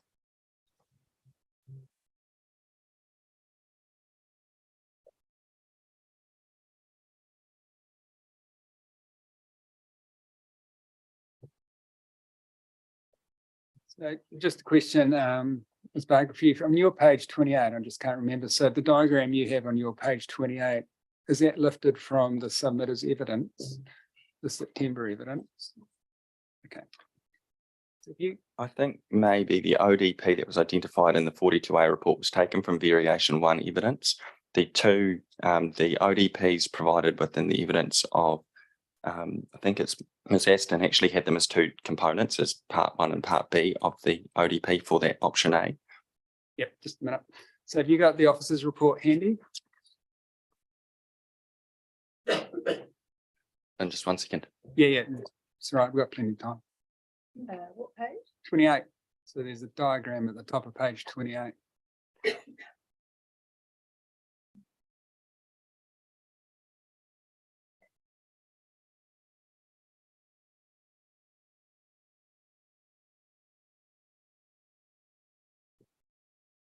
Yes, I think I'm correct in saying that that's actually lifted from a piece of evidence from variation 1 rather than evidence in what was filed on the PDP, but the PDP evidence contained those exact diagrams and descriptions, figures in 2 separate maps. One had the industrial component, one had the residential component. But for all intents and purposes, the figure on page 28 represents option A? Yes. Okay. So just in terms of that, I'm interested. So that diagram shows the pink area, it calls it a commercial zone. It doesn't call it an industrial zone. And when I would read that on its face, commercial zone, I would think that would be seeking a commercial mixed use zone, a CMUZ, not a general industrial zone. Do you have a comment in relation to that? I think Ms. Aston's evidence does describe it as a business zone, whereas that figure is from Mr. Hall's, which identifies commercial. We'll get Ms. Aston to confirm that point with you when she speaks to you in a moment. Yeah.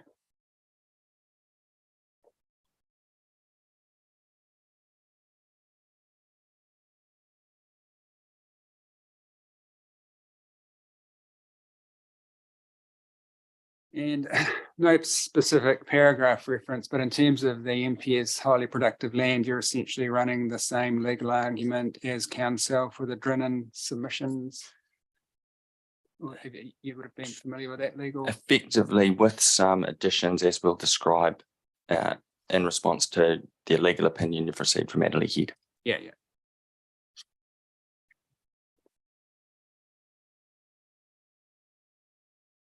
All right. And just a couple more.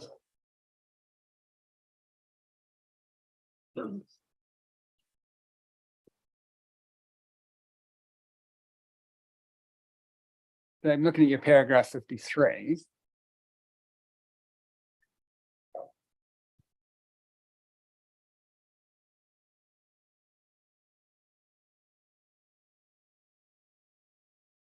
And Mr. Hainsworth has done an assessment of what he considers the LUC classification of the land to be.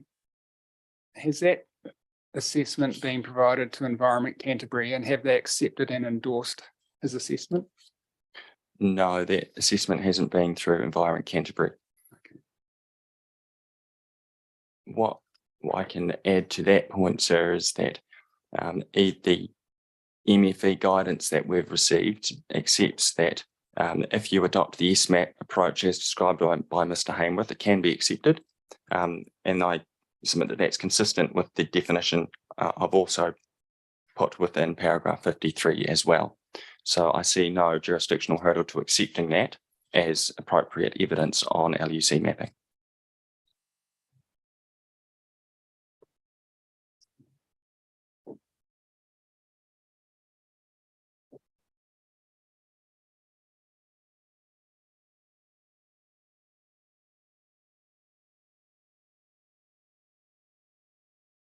Yeah, just you may be addressing this later, but my reading of the NPS highly productive land section 3.57A, we have to take the New Zealand Land Resources Inventory, which is the LUC classification at face value, unless under section 3.45A, alternative mapping has been accepted by the regional council. So that's the superior document we need to give effect to, isn't it? I'm just going to confirm with Fiona one point.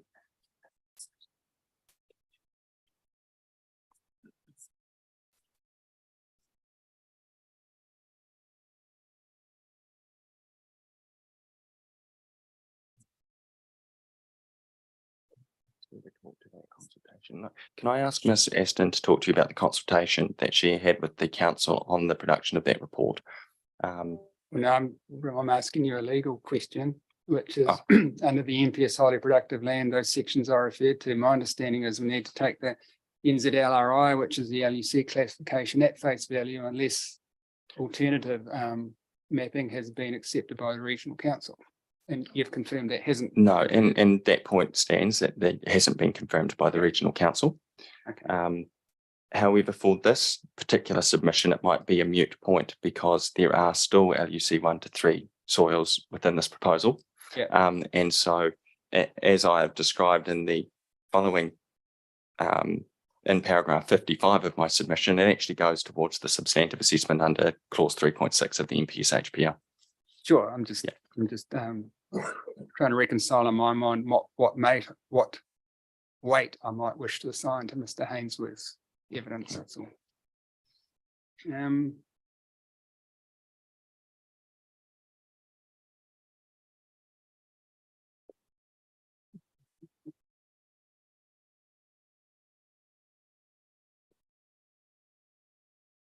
Yeah, just looking at your paragraph 69 and 17.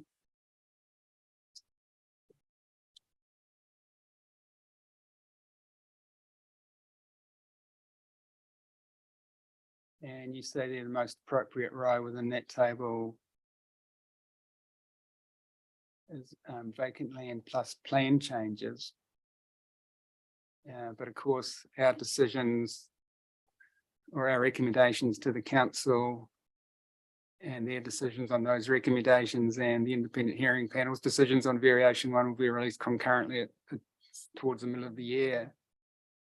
So given that would be our decision-making framework, we'd be best to look at the next row down at least, wouldn't we?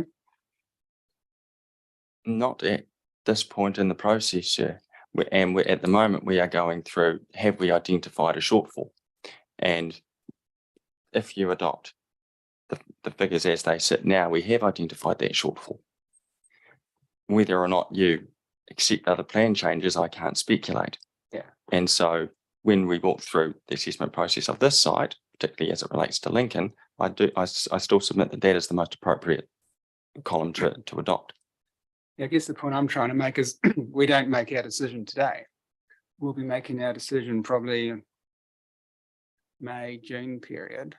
And those final decisions we make will be made, I guess, in awareness of what the independent hearings panel might be deciding, given that those decisions are going to be released concurrently. So, and so what my response is, if there's a shortfall identified, it becomes an assessment of where is the appropriate place to put it. And in our submission and what we walk through is that Lincoln is an appropriate place to put additional industrial land, particularly if you lose the site at the existing industrial node within Lincoln. So I can't speculate what sites you'll zone and won't rezone. I can't calculate them with any certainty into our figures, but I still submit that at the moment as it sits, that is the appropriate column, which identifies a significant shortfall.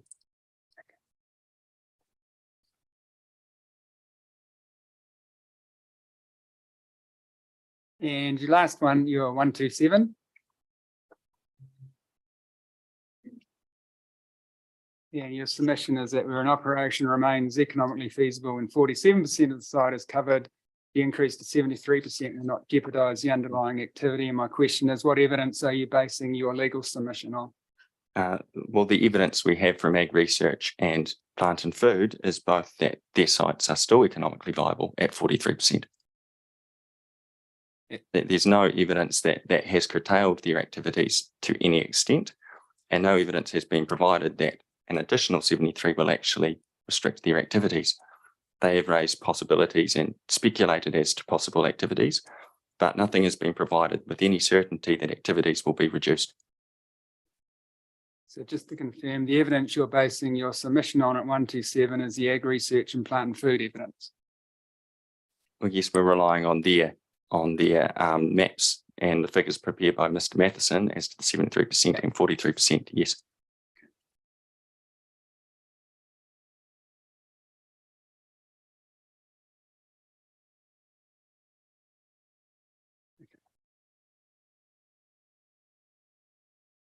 All right, that's all I had from the original legal submission. So now we can revert to your summary, and I think you're up to para 13, is that right? Yes. Yep, great, carry on.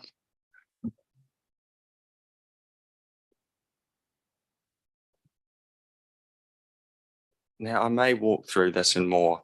I wasn't planning on reading the quotations, but I think I may now need to. So I apologise that this may be reason convoluted, but I think it's necessary for this particular client.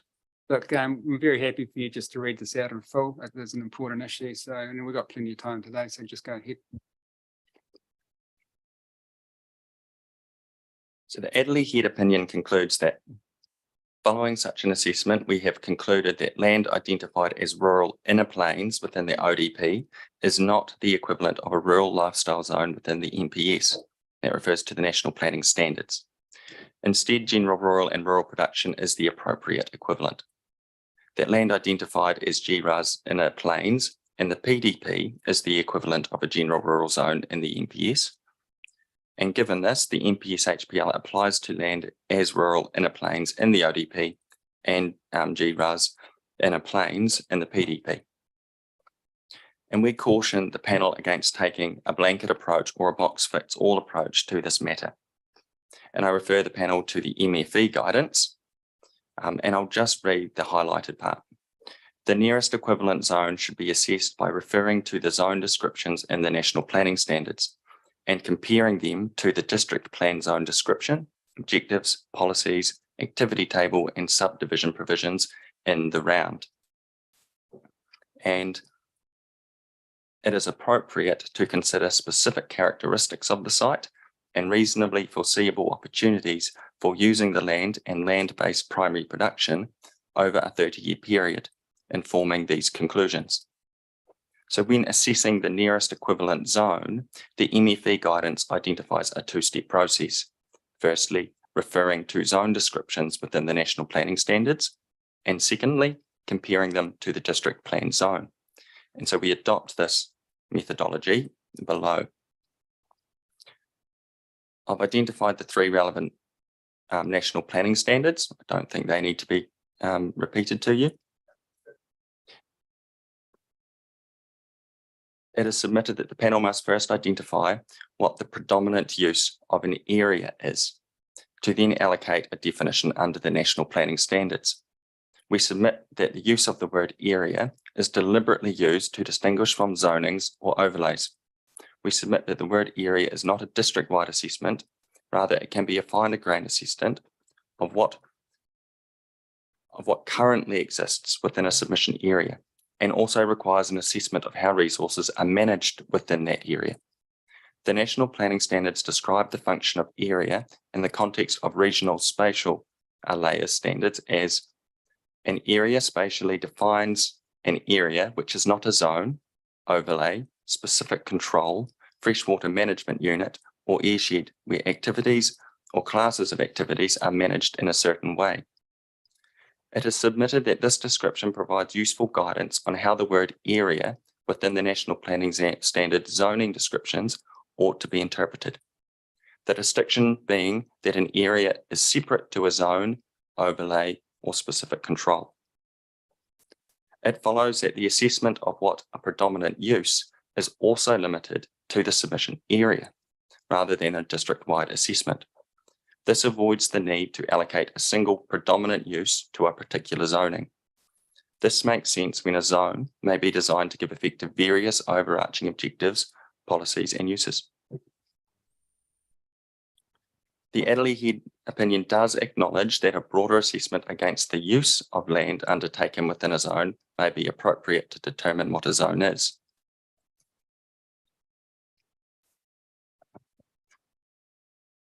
I won't read out those particular paragraphs. The point of them is that they identify that this use within an area approach is a concern and a limitation of the legal opinion.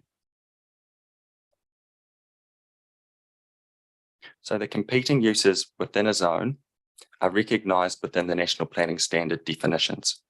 In particular, the rural lifestyle zone specifically anticipates that an area that a rural lifestyle zone may fit within a rural environment. Taking a find a grade approach ensures that a submission site is allocated the most accurate definition under the National Planning Standards. So in relation to this site, the submitted site is already subdivided into 4 5-hectare blocks, fully utilising the subdivision provisions available under the operative district plan. The land comprising the site therefore reflects lots smaller than those of general rural and rural production zones as defined by the definition. As to primary potential, only one title contains a 3-hectare non-commercial nut orchard, with remaining lots utilised for occasional hay, lucerne or grazing activity, secondary to the predominant residential use. We note that small-scale primary production is also anticipated within the definition of rural lifestyle zone.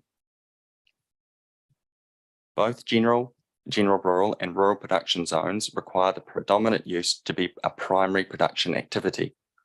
This is inconsistent with what currently exists on the submitted site and would therefore be an inappropriate classification. Further, when we assess the productive potential of the site, the panel has the evidence of Mr. Hainsworth and Mr. Mathamo, which identifies the site-specific limitations and constraints. The site-specific assessment is important, as if a site has not utilised the 4-hectare density under the rural inner plain zoning or has significant productive potential, then it would not be accurate to categorise it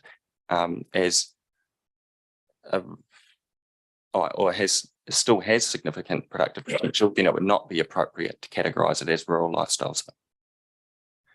In other words, we are not comparing entitlements under the district plan, but what is exercised and exists within an area.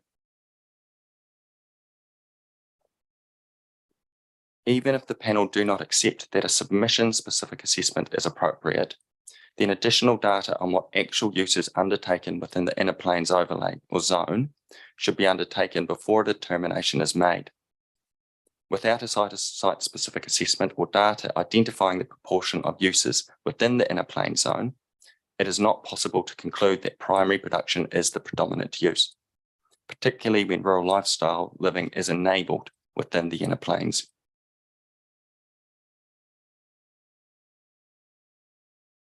The MFE guidance then requires comparison against the district plan zone provisions in the round. To us, this requires assessment against the variety of activities that are anticipated within the rural inner plain zone. I have walked through various provisions in the operative plan which identify the purpose of the inner plain zone.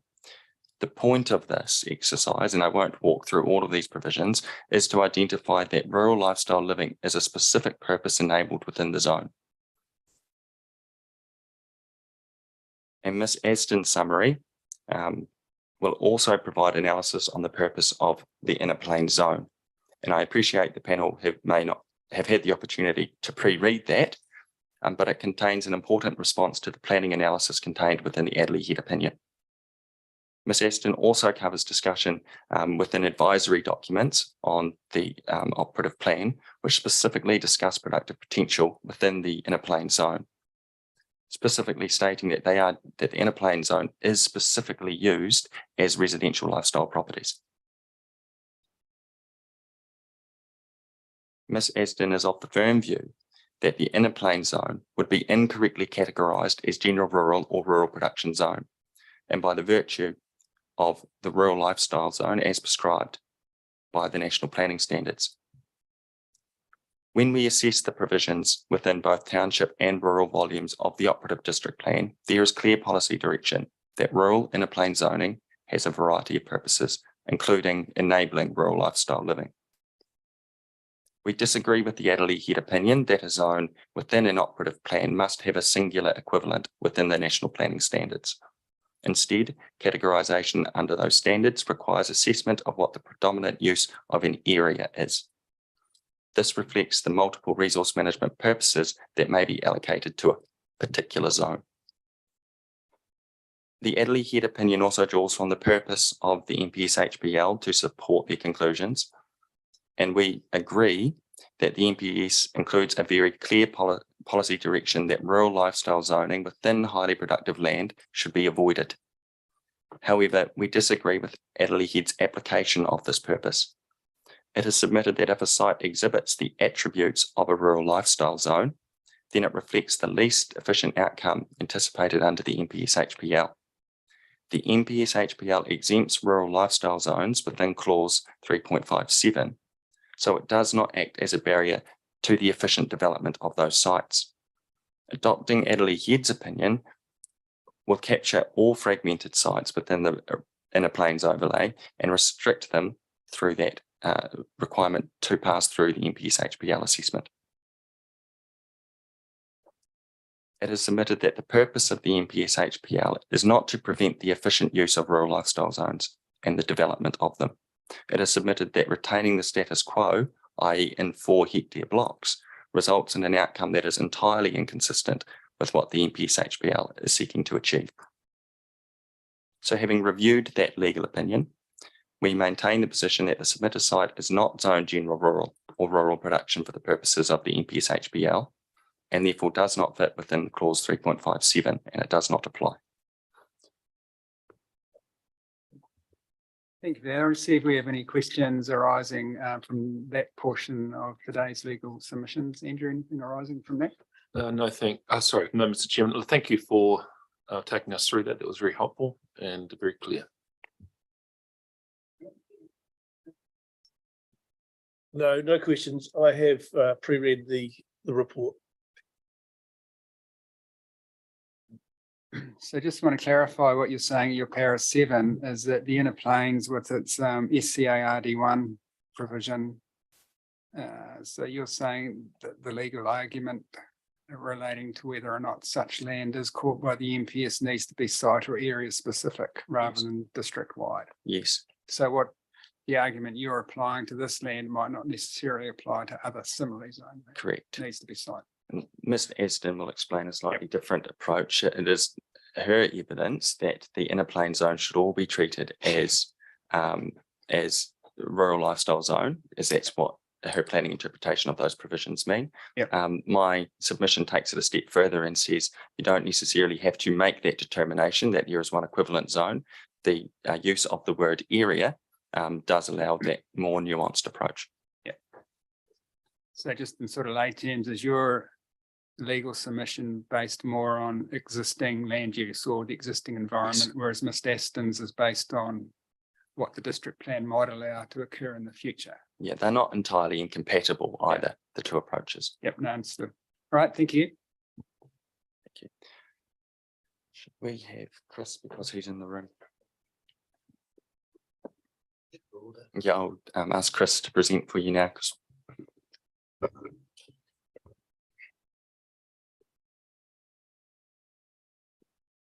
believe you should have received my summary statement.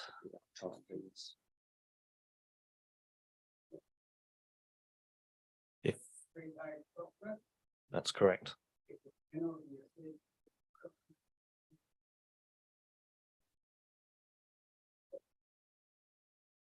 If you're happy, I'll commence reading from paragraph 3. Turn the microphone on. Yes, that's very good. You commence reading from para 3. Thank you. I have investigated the effects of the 2 outline development plans for the submitted land Option 1 comprising a mix of residential and industrial zoning, with option 2 comprising industrial zone land only. Both of the rezoning options will require new intersections on Tancred's Road and Springs Road to provide access. And in my opinion, there are no reasons why these new intersections could not be designed to operate safely and efficiently. A key difference between the two zoning options is the effect on movement patterns at the Springs Road, Tancred's Road intersection. I would expect option 1 to increase turning movements at the intersection by a much greater amount than option 2, because the residential zoning would create an employment-related travel demand between the zone and Christchurch. I would also expect option 1 to increase movement volumes on Birches Road between the proposed residential zone and Lincoln. Both zoning options will increase through and turning movements at the Springs Road, Boundary Road intersection. The safe systems philosophy requires transport engineers to give greater consideration to measures to mitigate the potential for serious injury in the event of a crash, the network efficiency or travel delays. Primary treatment options for intersections include closing the intersection, restricting movements, reducing speed, a roundabout or raised platform. In the absence of any land constraints or the need to close an intersection, a roundabout often represents the best solution because it reduces the likelihood of a crash and lowers vehicle impact speeds in the event of a crash. Based on my analysis of road safety, I consider that safety improvements to the Springs Road Boundary Road intersection are already warranted. A roundabout in this location would provide the greatest benefits, but would require land outside the existing road reserve. However, I consider that there are other supporting measures that can be taken to improve safety. If these were undertaken, I do not anticipate that further works would be required to accommodate the vehicle movements associated with either zoning option.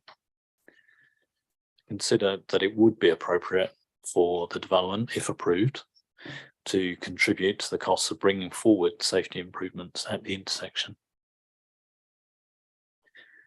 The option 2 ODP will have less effect on the turning movements at the Springs Road, Tancred's Road intersection than option 1. Although a roundabout would provide the greatest safety benefits, there would still be safety benefits in implementing other supporting measures such as turn lanes. While the upgrade of roundabout to roundabouts is my preferred solution, if this cannot be achieved, then I consider that alternative safety treatment measurements could be adopted, such as construction turning lanes and speed reduction zones. Happy to. Thank you very much for that. I see we have questions arising from your pre-circulated evidence or today's summary. Andrew, start with you again.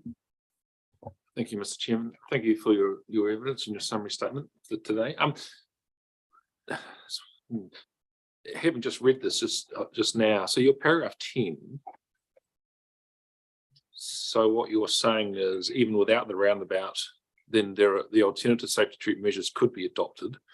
And you're saying that further up in paragraph 8 is that these measures would need to be undertaken. Is that correct? They would need to be done, basically. The safety record certainly at Springs Road and Boundary Road is not good. There's been several injury accidents over in recent years, and certainly at a rate above what you would normally expect for a rural intersection.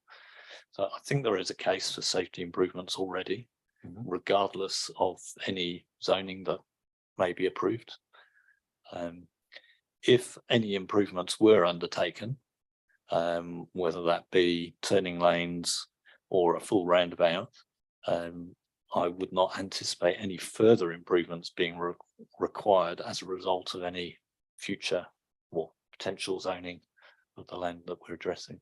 Thank you. And just for clarification, when you looked at option 1, which was residential, what density of residential activity did you use for that? looked at two options. I've looked at sort of a 15 dwellings per hectare as a starting point, and I had subsequently started to look at a higher density that would be permitted under variation 1. Okay, so you did look at the, so, and your conclusions apply to that high density as well? It's not covered in my base evidence. I think it's covered in separate evidence for variation 1 that I have. Okay, thank you. Thank you. No further questions. Raymond.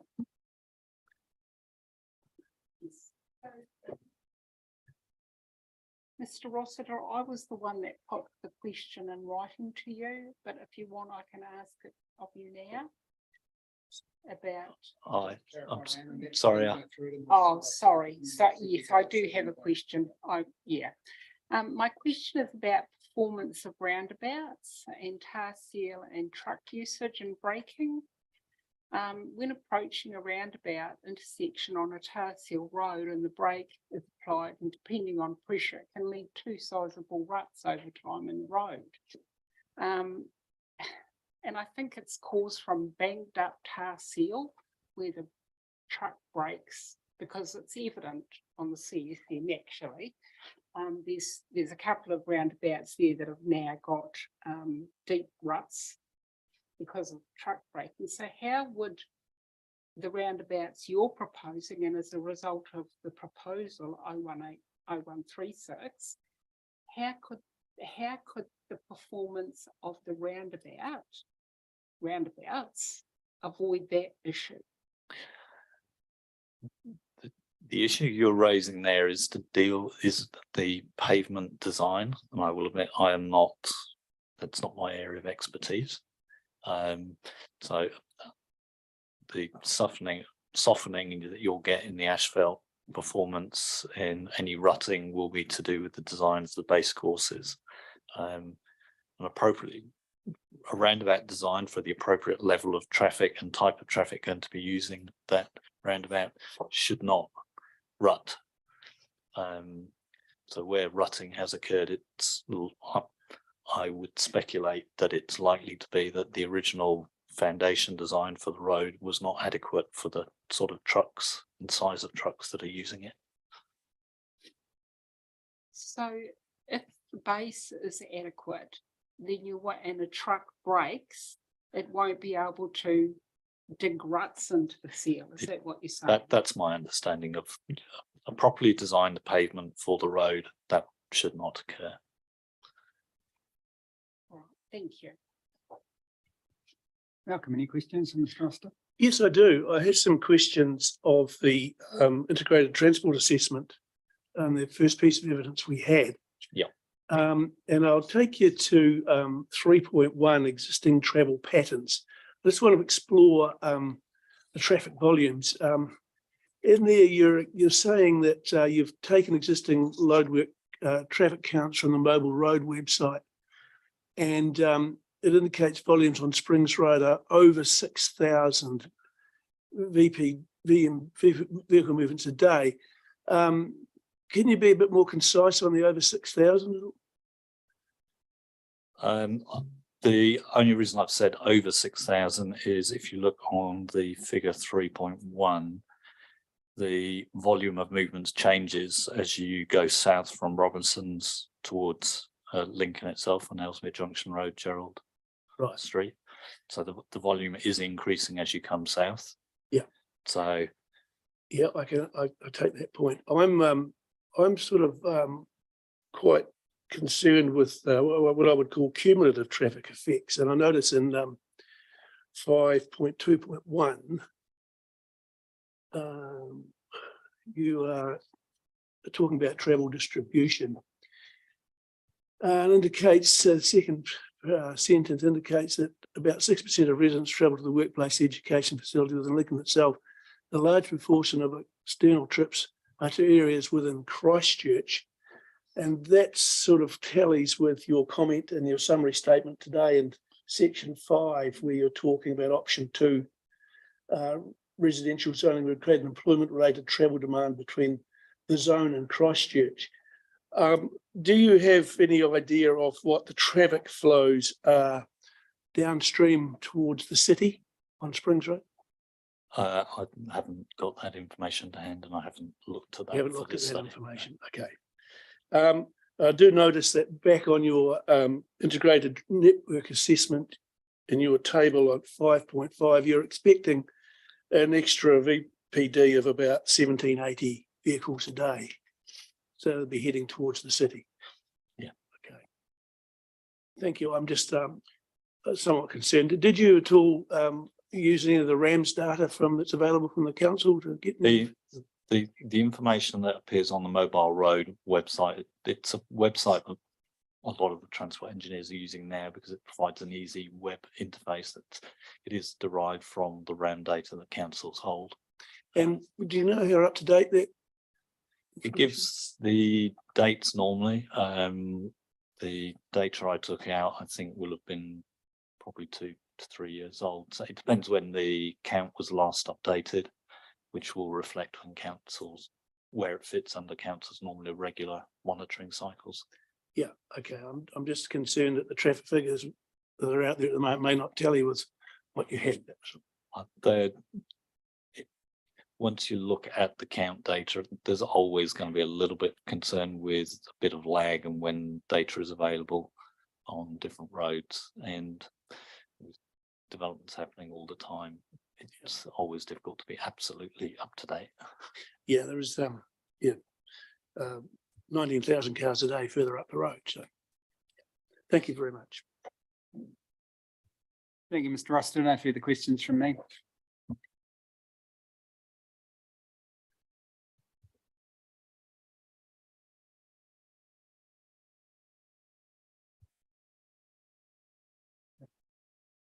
If we're ready to move on to Mr. Thompson, I see he's in the waiting room.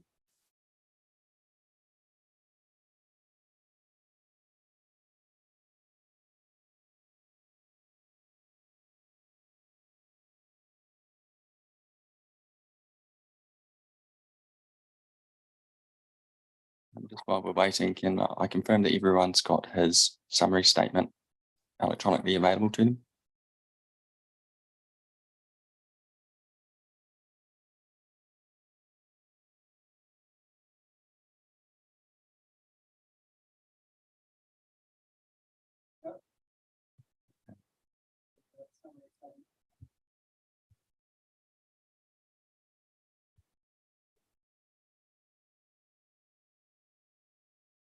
Adams was sent through separately last night at 10 p.m. So I'll just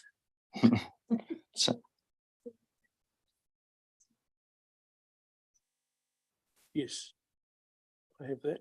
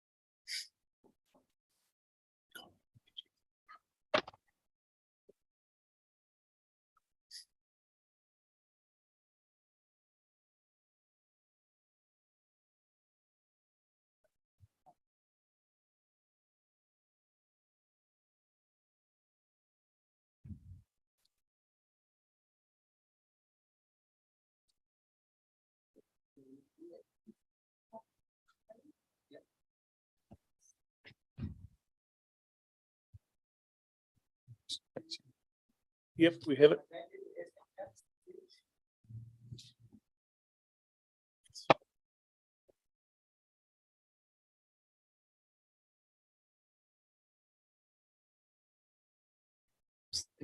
Yes, so Ms. Thompson, we now have your summary statement that's come through. So are you happy to read that out to us starting at paragraph 3, and then we'll see if we have questions arising from that or from your earlier evidence. Is that okay with you? Yes, that's fine. Thank you. I'll Okay. make a start now. So starting at paragraph 3, I've assessed the two options for the site. Option A is for a 17.5 hectares of general industrial zone and 19.8 hectares of general residential, medium density residential zone. Option B is for approximately 27 hectares of general industrial zone. Option A is estimated to supply an additional 300 to 450 dwellings to the Lincoln residential market. I estimate there is currently capacity for 5.1 to 5.2 years of demand, which is insufficient for a competitive housing market and does not meet the requirements of the NPSUD. Option A would add another competitor to the industrial and residential markets in Lincoln. This would ensure a more diverse range of housing is supplied to the market across different price points and for the industrial land to be developed and released to the market. I consider option A responds to a demonstrated shortfall in residential housing within the Lincoln Township. The shortfall relates primarily to the number of players in the market at any one point in time over the life of the plan and is required to provide a competitive land and development market as required by the NPSUD and result in downward pressure on the price of new housing and industrial land in Lincoln. Option B would enable the establishment of a small local industrial centre in Lincoln in an efficient and accessible location near one of the main entry and exit points to the town. This would enable the effective relocation of the existing industrial node from the southern side of town, subject to submission 352 also being approved. In addition, option B would ensure that there is enough industrial land available to the market to meet demand in Lincoln over the short term, which would result in a more competitive land and development market. I consider both options respond to the proposed rezoning of the existing industrial node in southern Lincoln to residential and would ensure there is sufficient quantity of industrial land available to the market. I consider both options to offer significant economic benefits and no notable economic costs. I recommend both options for approval, with option A being optimal if submission 352 is declined, i.e. the industrial node is not retained, and option B being optimal if submission 352 is approved, i.e. the existing industrial node is rezoned to residential. Response to evidence of Mr. Greg Akehurst. I've read the rebuttal evidence of Mr. Akehurst dated 3 February 2023. I agree that the Selwyn district has experienced higher levels of growth than what was anticipated in population projections, and that additional capacity is therefore required to meet demand in the short to medium term in Lincoln. I note, however, that Mr. Akehurst has only considered the residential market in Lincoln in terms of the number of dwellings enabled and has not considered the residential market in terms of the number of players in the market at any point in time. Both factors are equally important in ensuring sufficient capacity under the NPSUD. Response to evidence of Mr. John Ballingall. I've read the rebuttal evidence of Mr. Ballingall dated 3 February 2023. In para 30 of his rebuttal evidence, Mr. Ballingall states, future growth in the types of industrial activity permitted in the industrial zone does not need to occur in Lincoln. It is better located in Rolleston, where there is greater scale and potential for agglomeration benefits. This highlights the main theme of Mr. Ballingall's evidence, namely that it is most efficient to locate Selwyn's industrial firms in Rolleston on the basis that this is a large industrial node and therefore has agglomeration economies. I do not agree with Mr. Ballingall, as large cities such as Christchurch have a range of industrial centres, from large regional and sub-regional industrial centres that service the regional and sub-regional markets, as well as the national and international markets, through to smaller local industrial centres that predominantly service the local markets. It is this network or hierarchy of industrial centres that provides the most efficient market structure, as firms can choose a location that optimises access to their market and workforce, which in turn produces the greatest public benefit. It is commonplace for towns the size of Lincoln to have their own industrial centre. For these reasons, and Mr. Ballingall has overlooked the economic benefit of this. Mr. Ballingall notes in paragraph 38, industrial firms are looking to balance access to customers, suppliers, and employees. I agree with Mr. Ballingall and note that many firms would prefer to locate in Lincoln if there was industrial land available.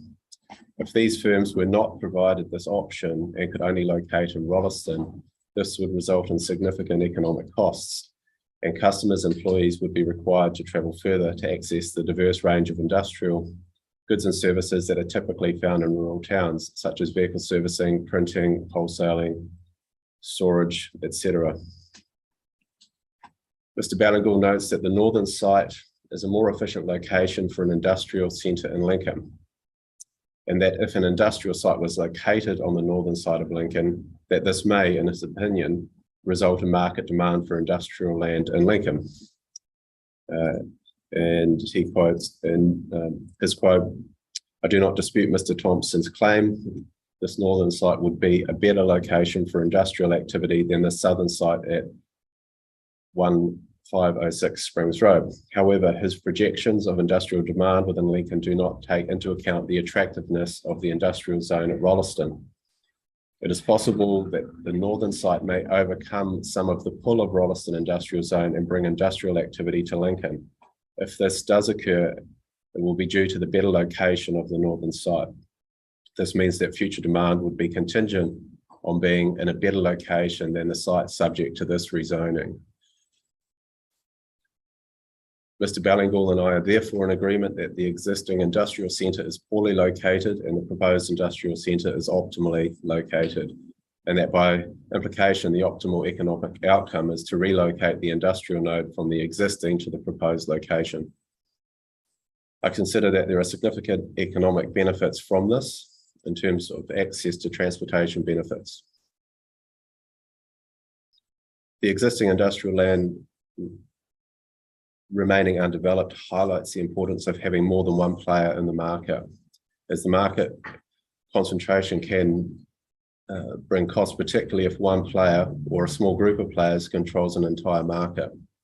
In this instance, because the existing industrial node has had an owner that has not sought to develop the land for industrial use, the industrial market has in general been undermined in Lincoln. In my opinion, the rezoning consideration for Lincoln's industrial sector should be cognizant of the costs of market concentration and seek an approach that ensures the market is not unduly constrained. Thank you, Mr. Thompson.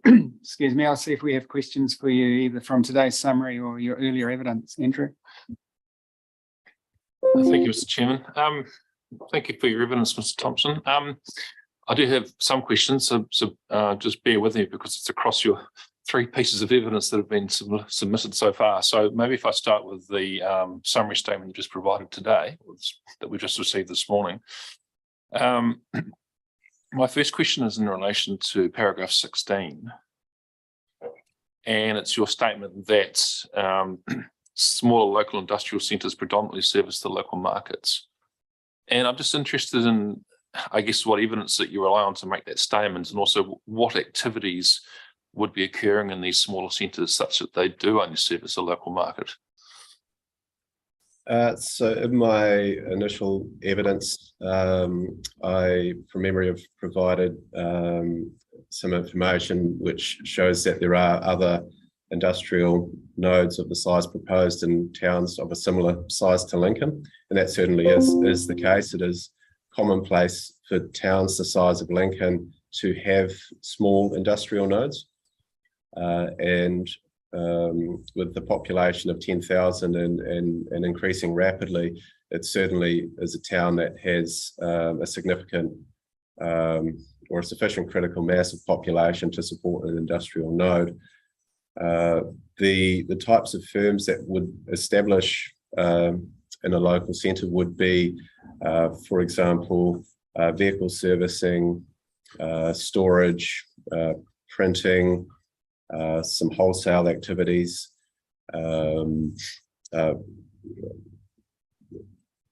garden supplies centre, the list would just go on, and it's always a challenge to come up with a list that seems to make sense, because the industrial sector is inherently very diverse, and you do get a wide range of businesses, but those are some examples.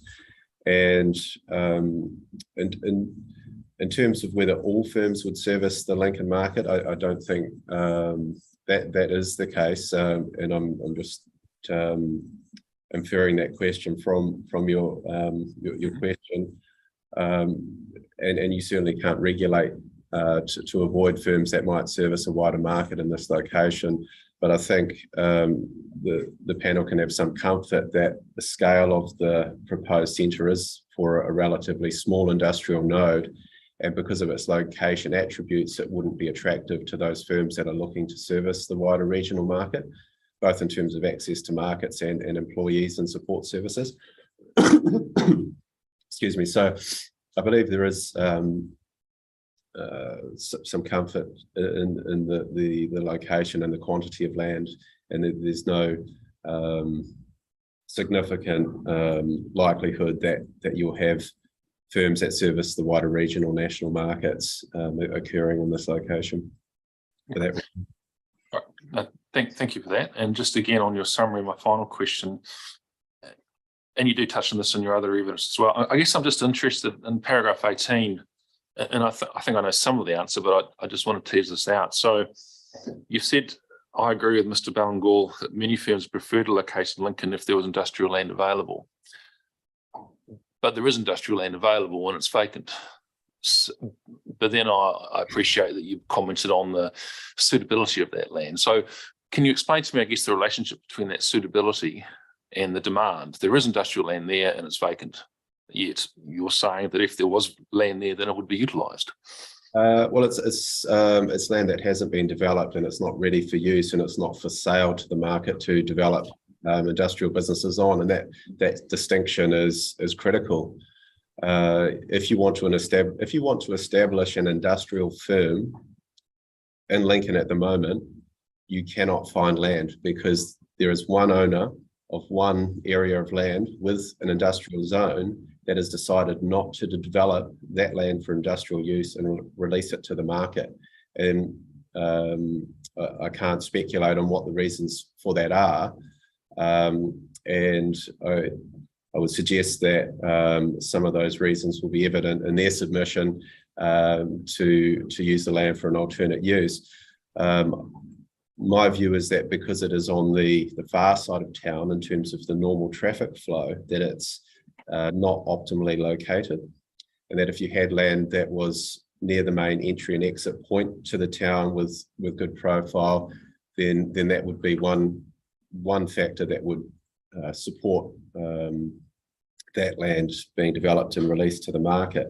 But it could be something more simple. The owner of that land may have a preference not to develop industrial because it may be outside of their capability, if they have a preference for other types of development. And that single factor, as I've noted in my summary statement, could potentially, if that is the case, could entirely undermine the industrial sector in Lincoln, because through the allocation of a zone to one area of land that has one owner, you're essentially giving a monopoly to that one player in the market, and the entire town's industrial sector is subject to their preferences or capabilities. And that's what's led to the situation at the moment, which is an absence of usable industrial land in Lincoln. So following on from that, what's to stop that occurring again if both rezoning proposals were successful, and there was again the existing industrial became residential, and this proposal became industrial? There's still only one landowner. Yes, that's an issue, and I think that's an issue that is critical to all rezoning considerations, because it's not just the quantity of land that is relevant when you're looking at what can be supplied to the market and meet demand as per the NPSUD. You're looking at what factors contribute to a competitive land and development market, which is also part of the NPSUD, as the panel will be aware, and that is the number of players in the market. And And from my perspective, doing this work across a number of sectors and in different locations in the country, that's one of the most fundamental considerations: is how many players are in the market, and will that market operate efficiently, or is the council zoning process effectively handing monopoly or degree of monopoly to one or two players, or even 3 or 4 players that allow them to increase the prices and not compete in a way which produces the greatest public outcome, the most beneficial public outcome. So there could be a case to have both this land available for industrial use as proposed by this submitter, and the existing industrial node retained. And whilst that would start elevating the quantity side of the equation quite high in terms of the amount of land, it would address that number of players in the market side of the equation. Right, okay. So hopefully that's long-winded, but that is the complexity of the situation. So I think it justifies an explanation. Sure, no, thank you for taking me through that. So just turning to your evidence dated 1st of the 8th, 22, I'm just checking this because I think I noticed some questions. I just noticed in clause 1, actually, the first page, I didn't see your qualifications in there. Has it been omitted? Let me see. I'm just bringing up my report from that now. From memory, my qualifications and experience would have been in there. So I'm just going through the documents at the moment.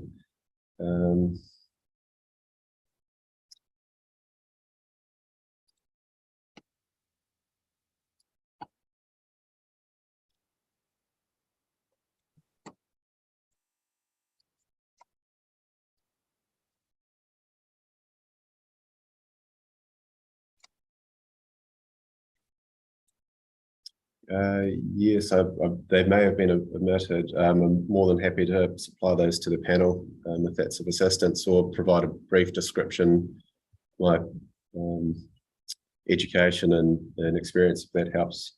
Well, I'm just interested. That was all in what your background qualifications were in terms of for providing evidence. Certainly, you've identified your experience. There's no question about that. Yes, I have degrees in resource studies and urban planning with specializations in economics and urban economics, completed papers in urban economics through the London School of Economics. So that's my educational background. I've done this work for over 20 years, worked on over 1,000 projects during that time. And for 18 years of that experience, I've run my own firms doing this work. Perhaps something that's worth noting is approximately half of my work is doing market assessments for developers. So I spend a lot of time working out what developers should optimally supply to the market. And that provides good balance to the economic work I do for these processes. In terms of my understanding of the development capacity work, I was an advocate for doing development capacity assessment through the Auckland Unitary Plan Review 5 or 6 years ago, and was requested by the panel through that process to do a capacity model for the Auckland Council, which I did pro bono, and that started the ball rolling on the NPS UDC at that time, and I assisted the Ministry for the Environment in preparing the NPS UD statement and provided various advice on that. So I have some knowledge of that process as well. Sure, thank you for clarifying that. So I did have a couple of other questions on that piece of evidence, but that you've actually covered it off in your summary. So thank you. So I'll just turn through to your 3rd of February evidential statement. I have a question on your paragraph 49 on it's at the bottom of page. It doesn't have a page number. paragraph 49. It talks about in broad terms around 10 medium to large developers are required to supply lots at any given time for Lincoln residential market. I'm just interested in, I guess, the evidential basis for that statement and how many are currently in the Rolleston market. Do you know? They're in the order of 3. I do actually have this information in the report, and analyze various scenarios to look at the existing market and how that compares with the potential future markets. And I believe that is in the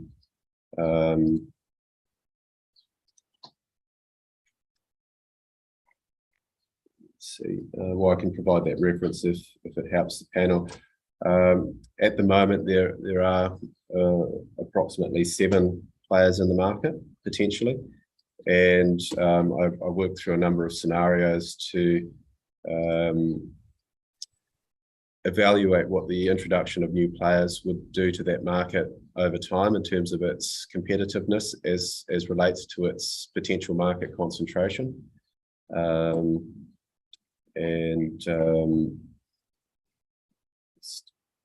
can give you the exact reference.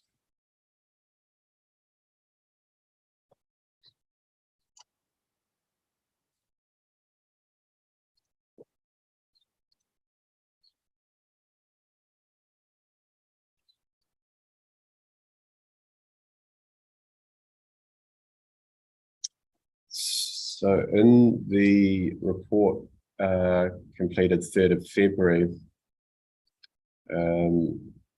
which is under the company reporting template, there is section 6 which addresses the competitive land and development market in some detail, and you'll see there are a series of tables which evaluate the number of competitors in the market as at the current time, which is estimated to be 7, and then works through what the implication of the sell down of each of those developments in response to demand will be in terms of the number of developments in the market over time. So, for example, in figure 23, under that particular scenario, which accounts for the Southern District Council rate of growth, there's 7 players in the market in 2022. By 2027, that reduces to 4 players in the market, and by 2032, that reduces to 1 player in the market. So the other scenarios show a similar trend, and that highlights the challenge that places such as Lincoln face, which is how do you ensure that there are a sufficient number of players over the life of the district plan to assure competition in a market over that 10-year period, when as time goes on, the number of players just diminishes or declines as they sell down their lots and are no longer able to compete in the market. So one of the challenges is if you have one player that has a very large quantity of lots, such as 1,500 or 2,000 lots, in the case of Lincoln, then you have the quantity side of the equation addressed to a large extent by that single player, but you don't have the competitive market side of the equation addressed at all, because that one player would then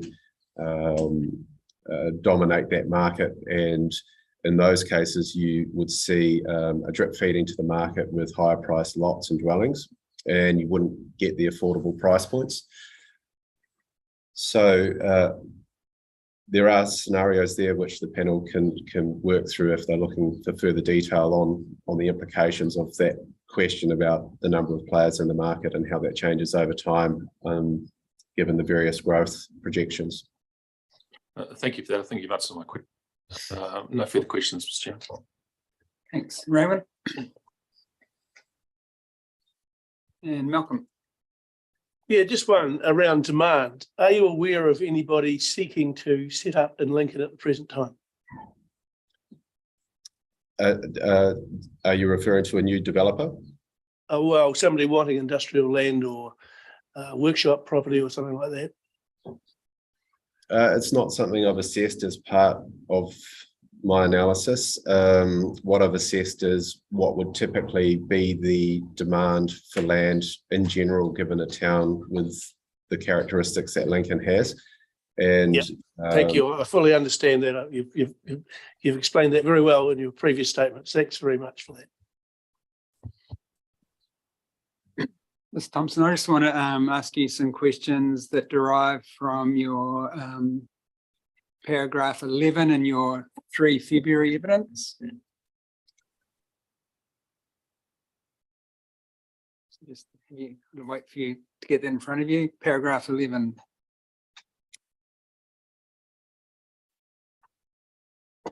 Yes, I have that in front of me, sir. Excellent. So that I found that quite a helpful paragraph. Just want to check. So the 118 hectares, does that include the 11 hectares that's currently zoned industrial in Lincoln? Yes, it does. Okay.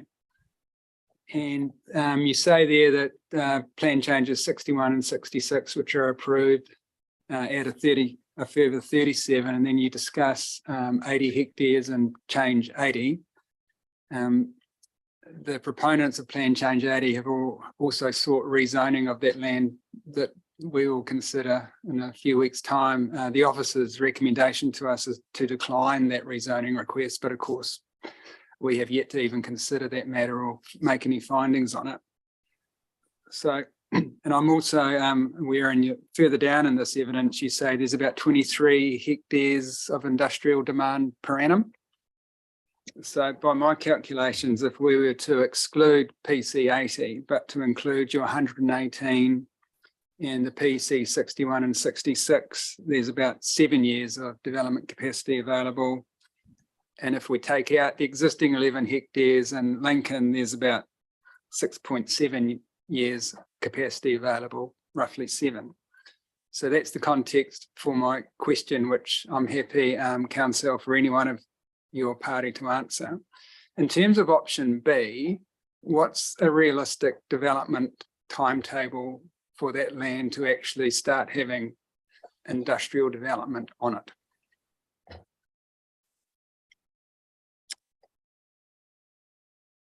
I'm happy to answer that question, but it may be something best placed for Ms. Aston.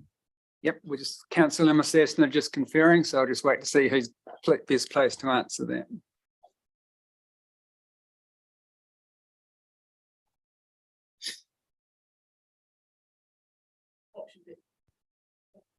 Yeah, so what I'm interested in, if we were to find in favour of option B, and given Mr. Thompson's evidence on available capacity at a district-wide basis, my figures are it's roughly 6 or 7 years, depending whether or not the existing Lincoln zone is taken out. So I'm interested to know, in terms of option B, when would it realistically we start seeing industrial development on the ground in that area?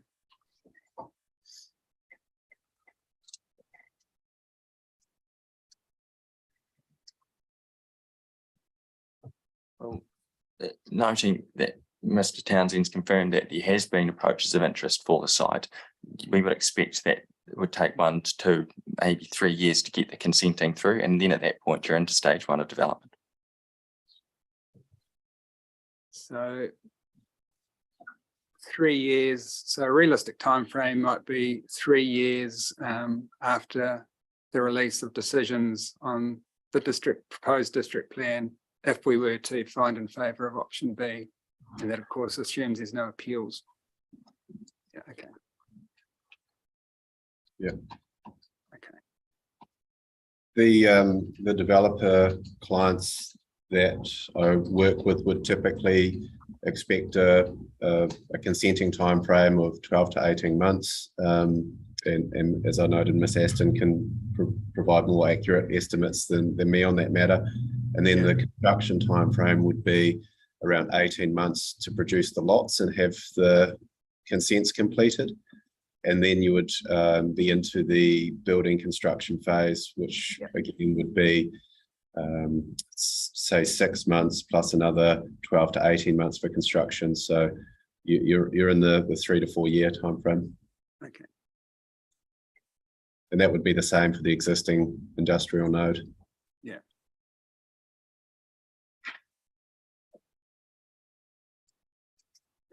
Now, I think at some stage in the discussion, there was it was suggested that the land under option B is all in one ownership. Is that correct, or are there no? There are multiple owners, aren't there? How many owners are there for option B?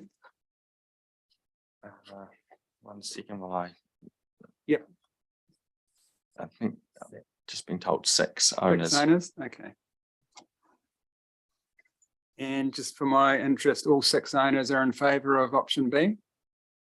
Yes, all 6 owners that are included within option B can support the proposal. The 2 sites that have been excluded from the option B proposal have submitted, have filed submissions saying they do not wish to be included. The Stewart party didn't file a formal submission, but as noted in the 42A report, there was an email they received from them during the course of evidence exchange. So we've deliberately excluded them from the ODP. Sorry, not Stewart's, the Andrews. Sorry, I do recall receiving that email from the council officers. And so, Ms. Thompson, no further questions for me, but thank you for your evidence. Did find it helpful. Council, just in terms of an issue, a matter that you discussed verbally with us when asked about consultation with adjoining residential area, the Barton Fields, you referred verbally to some discussions you've had, I think, with a Mr. Hall. Yes. Would you be able to just, what you said to us verbally, can you just, not now, but shortly, just jot that down in writing? Yes, there is the paragraph within Andy Hall's rebuttal evidence, the last paragraph of that evidence. Okay. The addition that I made within my oral submission earlier was that we've confirmed that the BHL Trust, being the submitter that submitted on it, is the same as Forks Investment. And so that consultation was with that submitter. Right. Okay. All right. I think we could have your last witness now. Fiona. Okay.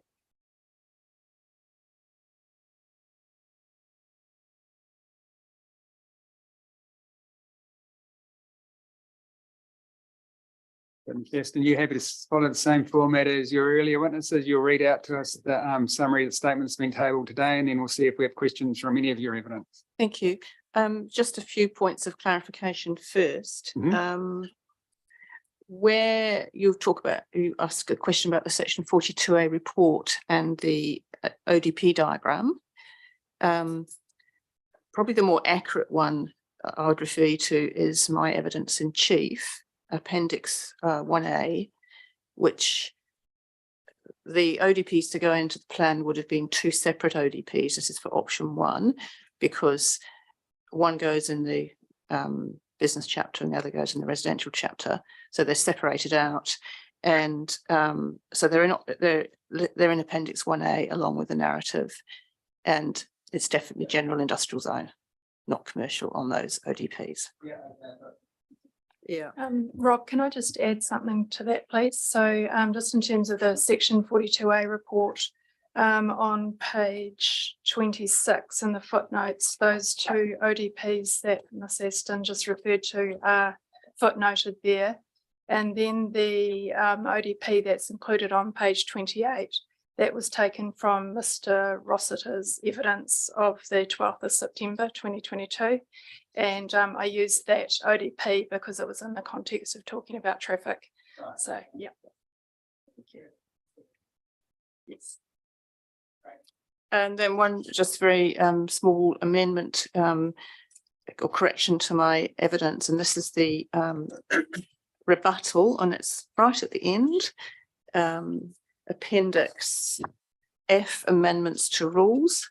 And it's just the very last rule, which was the suggested rule R15 industrial activities.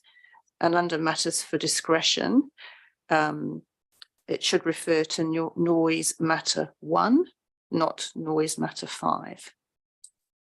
It's just a small matter of detail. Oh, Sorry, what so it's the page very is it? last page of the appendices to the rebuttal.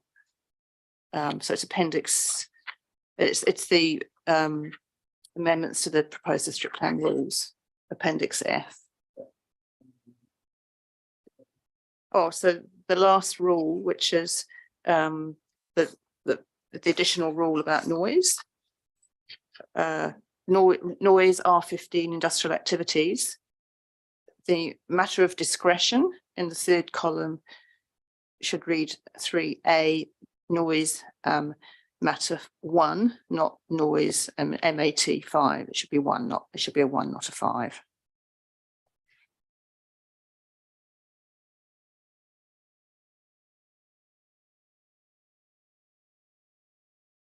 Sorry.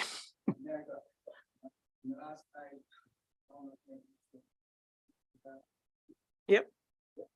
Yeah. Okay, so go to the third column.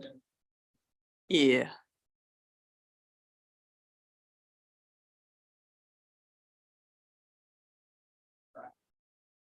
And then just in response to your question about the reclassification under the LUC classification system, I do refer to the definition of land use 1, 2 or 3 land in the NPS HPL. So it's a definition.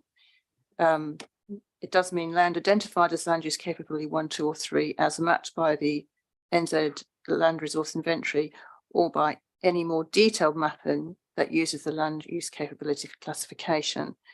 Further to that, I did have a discussion. In addition to that, I did have a discussion with the ECAM planning manager just before the Christmas break about whether they could provide any feedback on the reclassification that Mr. Sean Hainsworth was working on. And they put me on to the planner dealing with the HBL matters, who advised that in the time frame for the hearings, etc., they simply didn't have the resources to respond. So they couldn't assess because the timeframes were simply too tight. Yep, no, that's helpful, but I guess that doesn't overcome my issue is that we need to take the MPS HPL as we find it in clause 3.45A says unless the regional council signed off something like Mr. Hainsworth does, then we really can't take it into account. Okay, just a few hopefully comments of assistance in terms of the questions about Mr. Thompson's evidence. There was a question about what types of firms or activities could be expected in a local industrial firm, and I'll just refer back to my evidence in rebuttal, where I talked about the Lincoln Structure Plan, which dates back to 2007 or 2009, which at that time identified the need for a local industrial zone at Lincoln. So it's been on the cards for a long time. And page 22, it talks, I'll just repeat what the Lincoln Structure Plan says.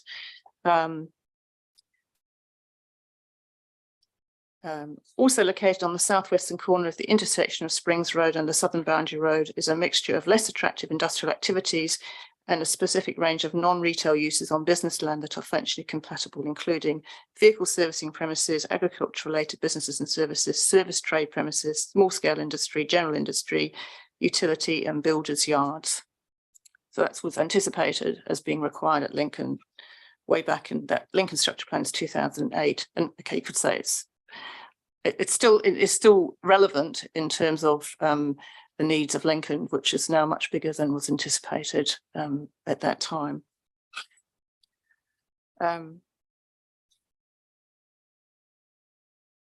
Also, I do have a bit of local knowledge about the industrial zone at South Lincoln because it is owned by the owners of Lincoln Land Development, who have developed the adjoining Verdeco large lot residential area, and also Flemington residential development in North Lincoln. And I could confirm that there is some accuracy in Mr. Thompson's suggestion that potentially their expertise and interest is in residential development rather than industrial, and their own evidence, next level developments, is that they have a purchase agreement on the table with the owner of a retirement village who are presenting, and there's a firm proposal for a retirement village. So their interest has always been in residential. And in fact, the rezoning of the Verdeco land did leverage off the industrial development that was signalled in the Lincoln structure plan, because that was part of the surrounding large lot, was part of a single rural property which included the industrial land. And just confirming that there are 6 landowners here, not just one. And also, I just want to make the point that the industrial land market is in the inner Selwyn area is very concentrated in a small number of HENs or major developers. Both of the plan changes for additional industrial land are Carter Group plan changes. Plan change 66 is approved. That's the extension to iZone. That's about 27 hectares. And plan change 80 is currently underway. That is also Carter Group plan change. And that's a larger one. I think it's about 100 hectares. So those plan changes aren't going to assist in enhancing the competitive market for industrial development, whereas this proposal will. Okay. And just to, there was also a question about, is there any demand for local industrial needs? This really all started in a sense that our clients seeking to get their land rezoned because Mr. Townsend had been approached by a local councillor who had a lot of requests, or certainly a number of requests for local industrial land at Lincoln, and there was none available. And he'd suggested this could potentially be a suitable location, and suggested that Mr. Townsend might like to investigate that a bit further.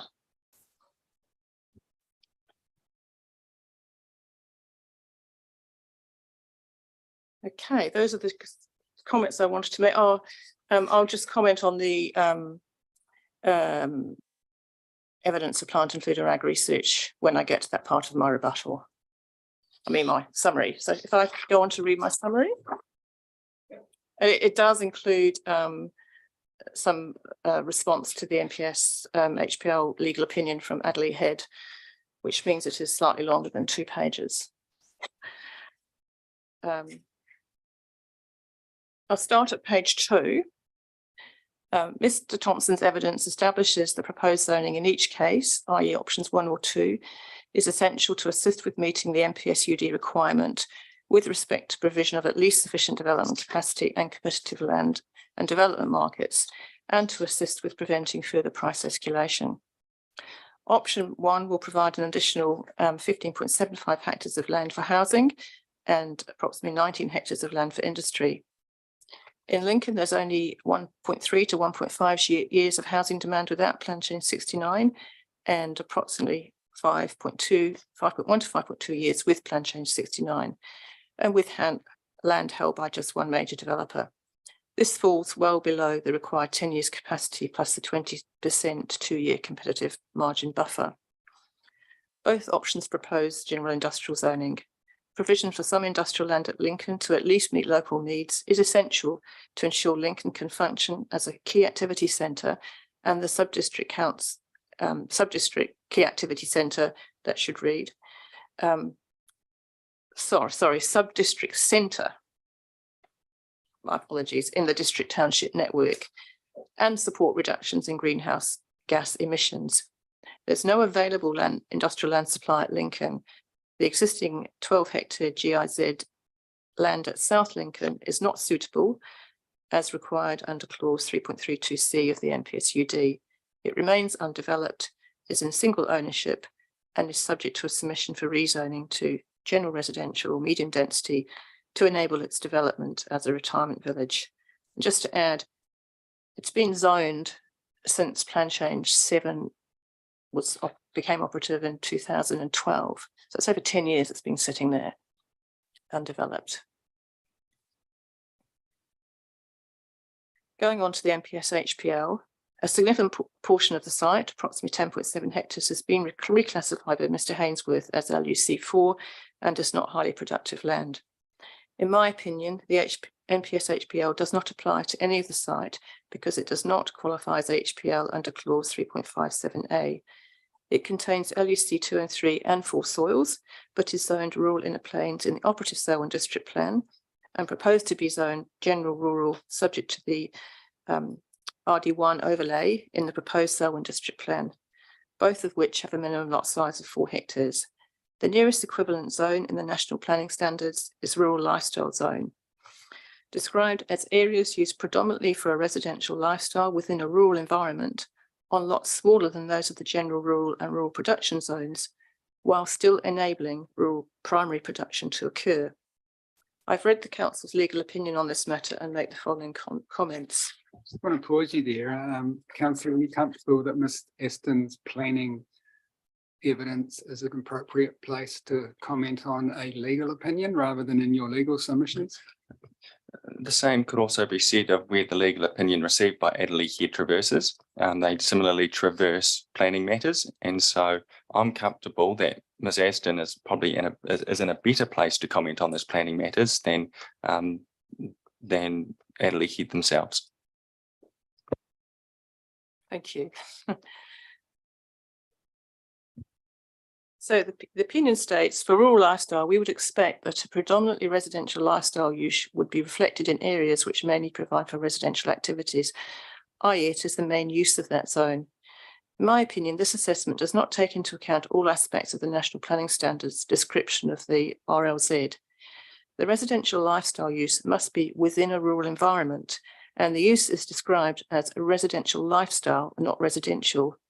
The RLZ still enables primary production to occur.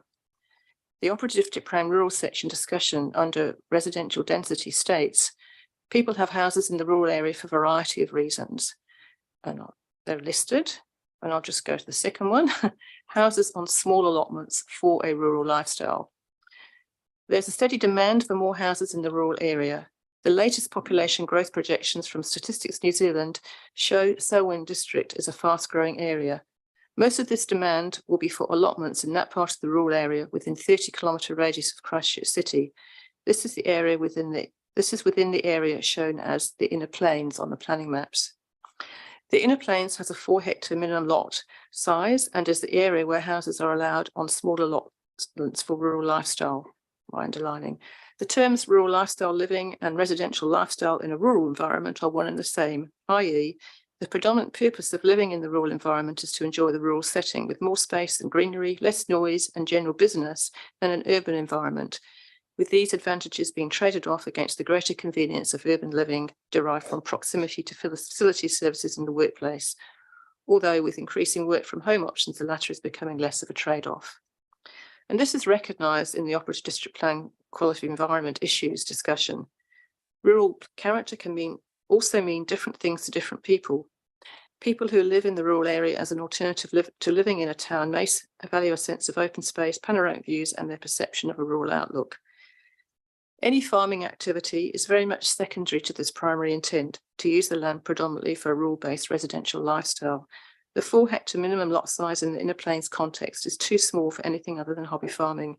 And this is acknowledged or recognised in the proposed district plan rural zone density and minimum lot size farm advisory review of options, and I quote, "The Inner Plain minimum lot size is 4 hectares.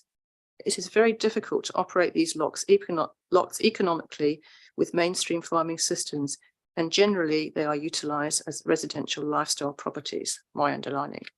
The lack of scale, infrastructure and farming knowledge on most of these properties precludes the ability to make a sustainable return. Furthermore, most of these properties would have an effective farmable area considerably less than 4 hectares. The RLZ enables primary production to occur, and for these reasons, a similar suite of rural production activities are permitted as in the outer plains or the high country rural areas. However, by virtue of the smaller permitted lot size, rural lifestyle as opposed to rural production or general rural use is the primary permitted use of the inner plains. The Council's legal opinion states, for a rural lifestyle zone, we would expect to see objective policies and rules which are supportive of residential development and which seek to limit rural activities which affect such residential development. I disagree. A RLZ anticipates some rural activity will occur in addition to the predominant residential lifestyle use, because the residential living is occurring within a rural environment. The rural environment necessitates some kind of farming activity to function. Minimum lot sizes at 4 hectares are generally still too large to support purely residential activity. The operative district plan makes it clear that if you live in a rural area, it is not reasonable to expect the same level of amenity as in a residentially zoned area. I quote, conflicts can be created by the combination of different activities, effects and perceptions of the character of the rural area. In particular, issues are emerging in the district over effects of activities which are typical or normal for rural areas, but which some residents do not expect or dislike. These include 2 categories. Temporary effects from seasonal activities such as burning stubble, harvesting crops or top dressing. Effects from day-to-day activities in the rural area are part of the rural area, which are different from effects in townships such as the smell of crops like silage, turnips or garlic, noise from irrigators or tractors, and stop being driven along roads. The Council believe these effects are part of the character of the rural area. The district plan has policies and rules to maintain a generally pleasant living and working environment. However, residents should not expect an environment which is as conducive to residential activities as living zones. The rural zone is principally a business area, and the policies and rules are designed to allow people to undertake farming and other business activities relatively freely. The reality of rural lifestyle living is also emphasised in the discussion of reverse sensitivity. Reverse sensitivity effects only arise in relation to activities with potentially noxious and persistent effects, for example, intensive livestock and dairy farming, which are a restricted activity in the operative plan, and intensive primary production, which is a discretionary activity in the proposed plan, including the inner plains, where the activity does not meet permitted activity standards. I quote, the district plan has provisions to manage potential reverse sensitivity effects when the effects may be significant enough to create an unpleasant living or working environment. In these cases, reverse sensitivity effects may have significant costs on residents or businesses. The district plan does not address effects which the council considers are a typical or normal part of the rural environment, which are mild or of short duration. The proposed district plan does not include the equivalent of the ODP explanatory statements. However, it essentially adopts the same approach to the rural area as the operative plan, but with the different character areas being defined by overlays, all located within the rural general zone. I note the outer plains has been split into eastern and western areas with 20 and 40 hectare minimum lot sizes respectively. The proposed general district plan general zone overview states, the majority of the district is classified as the general rural zone, with the primary purpose being to provide for primary production activities and other compatible activities. While residential activities are part of the general rural zone, they should not compromise the ability of the zone to be used for primary production. To assist this and to protect the open space character and amenity of the rural area, the zone has been separated into areas primarily for the purposes of controlling residential densities. Areas comprising more open space have more stringent density requirements to maintain the existing rural character. I do not see any conflict between this statement and my view that the nearest equivalent national planning standard zone to the inner plains is RLZ. This is certainly the case for the land the subject of this submission, where lots at the date of commencement of the NPS HPL were held in multiple ownership, all of which comprise all fragmented sub-8 hectare titles, and where the predominant use of the site is currently or is intended to be for a rural-based residential lifestyle purpose.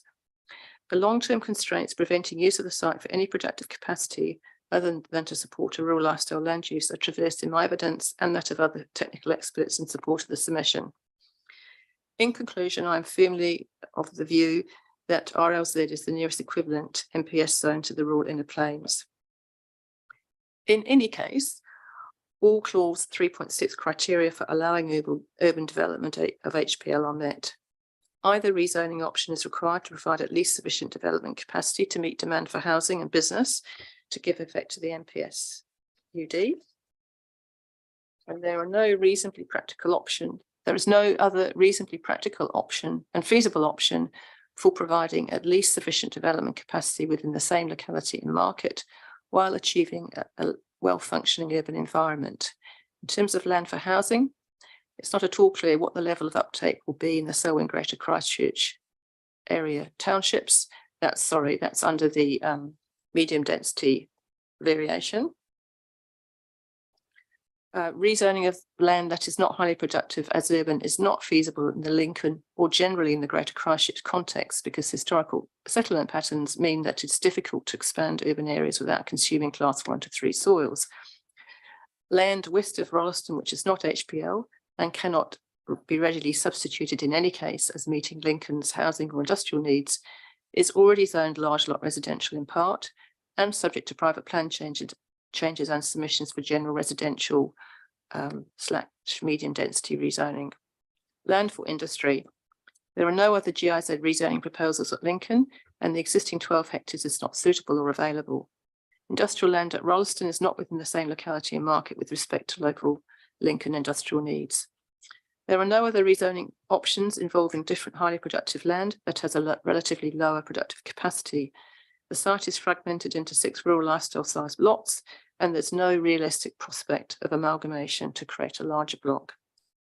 The environmental, social, cultural and economic benefits of rezoning outweigh the long-term environmental, social, cultural and economic costs associated with the loss of highly productive land for land-based primary production.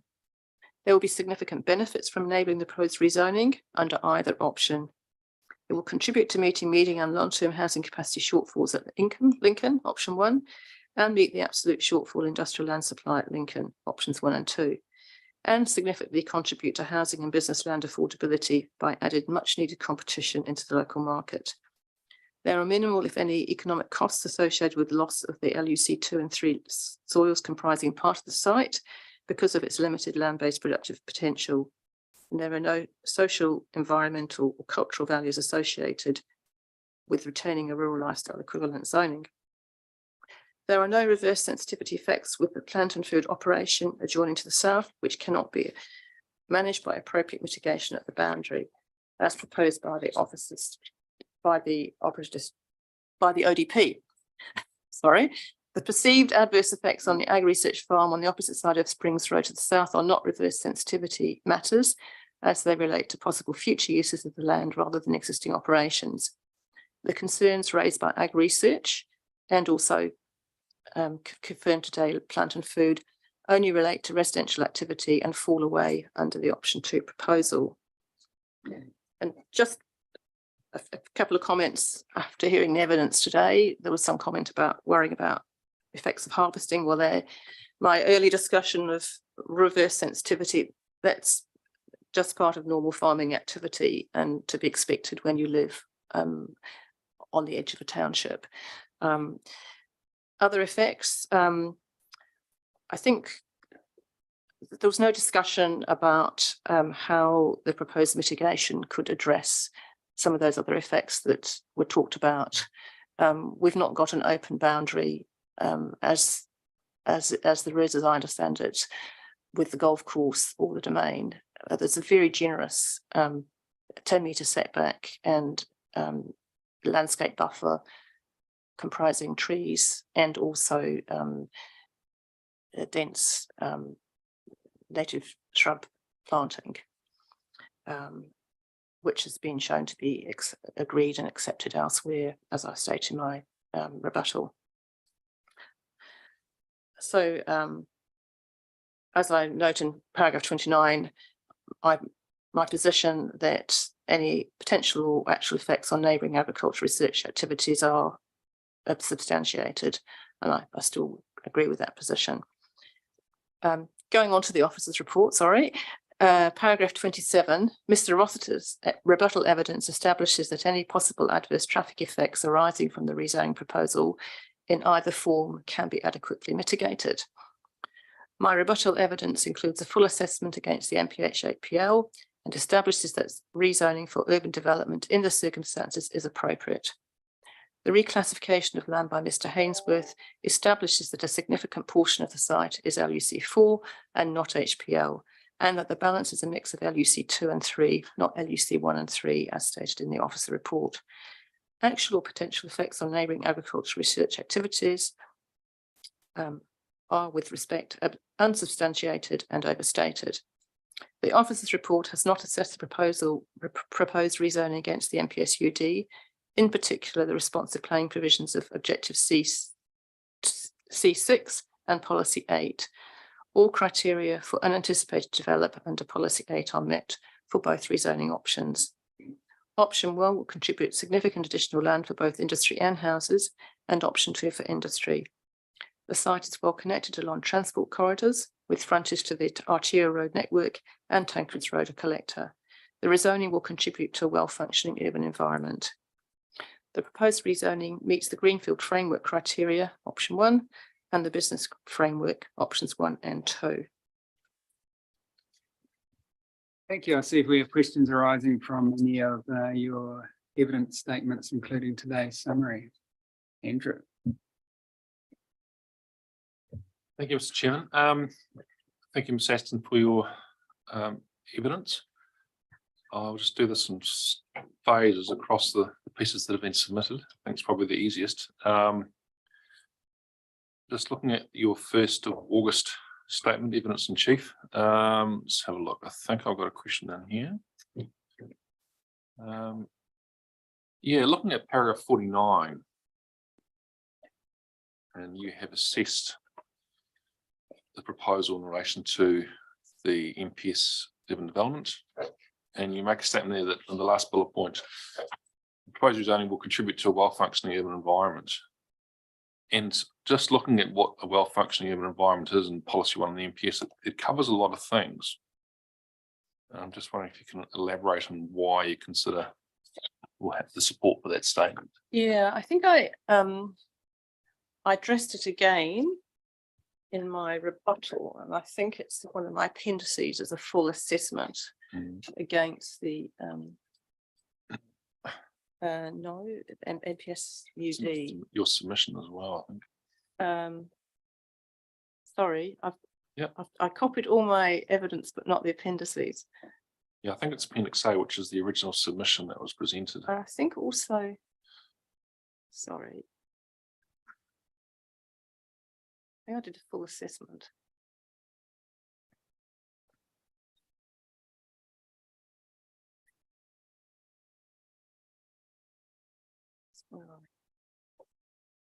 Apologies for this. It's fine. I appreciate it. Is it potentially in one of the pieces of evidence submitted?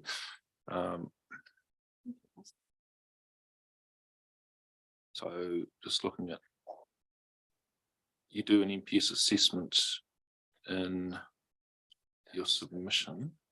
Yeah, I think it's in the rebuttal. Page 28.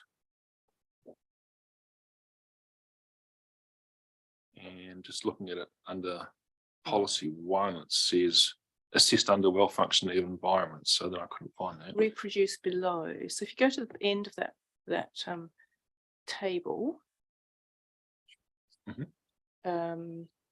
it's got a heading well-functioning urban environments at the end of the table. Does it? Yeah, and then it goes to each of the policy 1 matters. Okay, all right. Well, I'll have a look at that later. Thank you for pointing that out. Yeah. After that, I think that's only that only was assessing option 2, which is what my rebuttal focused on. Right. Yes. Anyway, yeah. Okay, all right. Well, I will have a look at that. So turning to the 14th September, so I don't have questions on that. That's good. Right, turning through to the 3rd of February.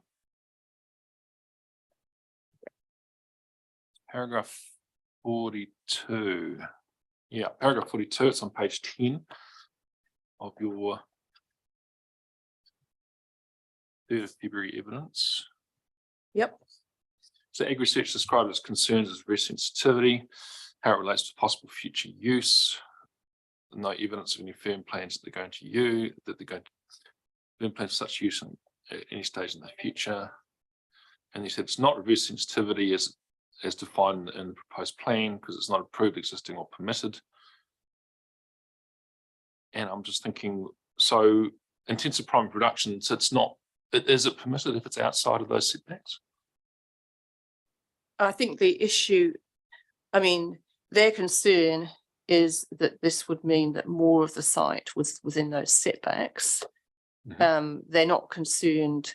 So it is permitted if it's outside that 1 kilometre setback, but their whole worry is that there'll be less of their land holding available remaining where they could put an intensive production, but they could do it as a permitted activity because their land holding does include land outside those setback areas, as I understand it. I'm just trying to understand your statement. It is not a reverse sensitivity effect as defined because the activity is not approved, existing, or permitted, but actually it is permitted.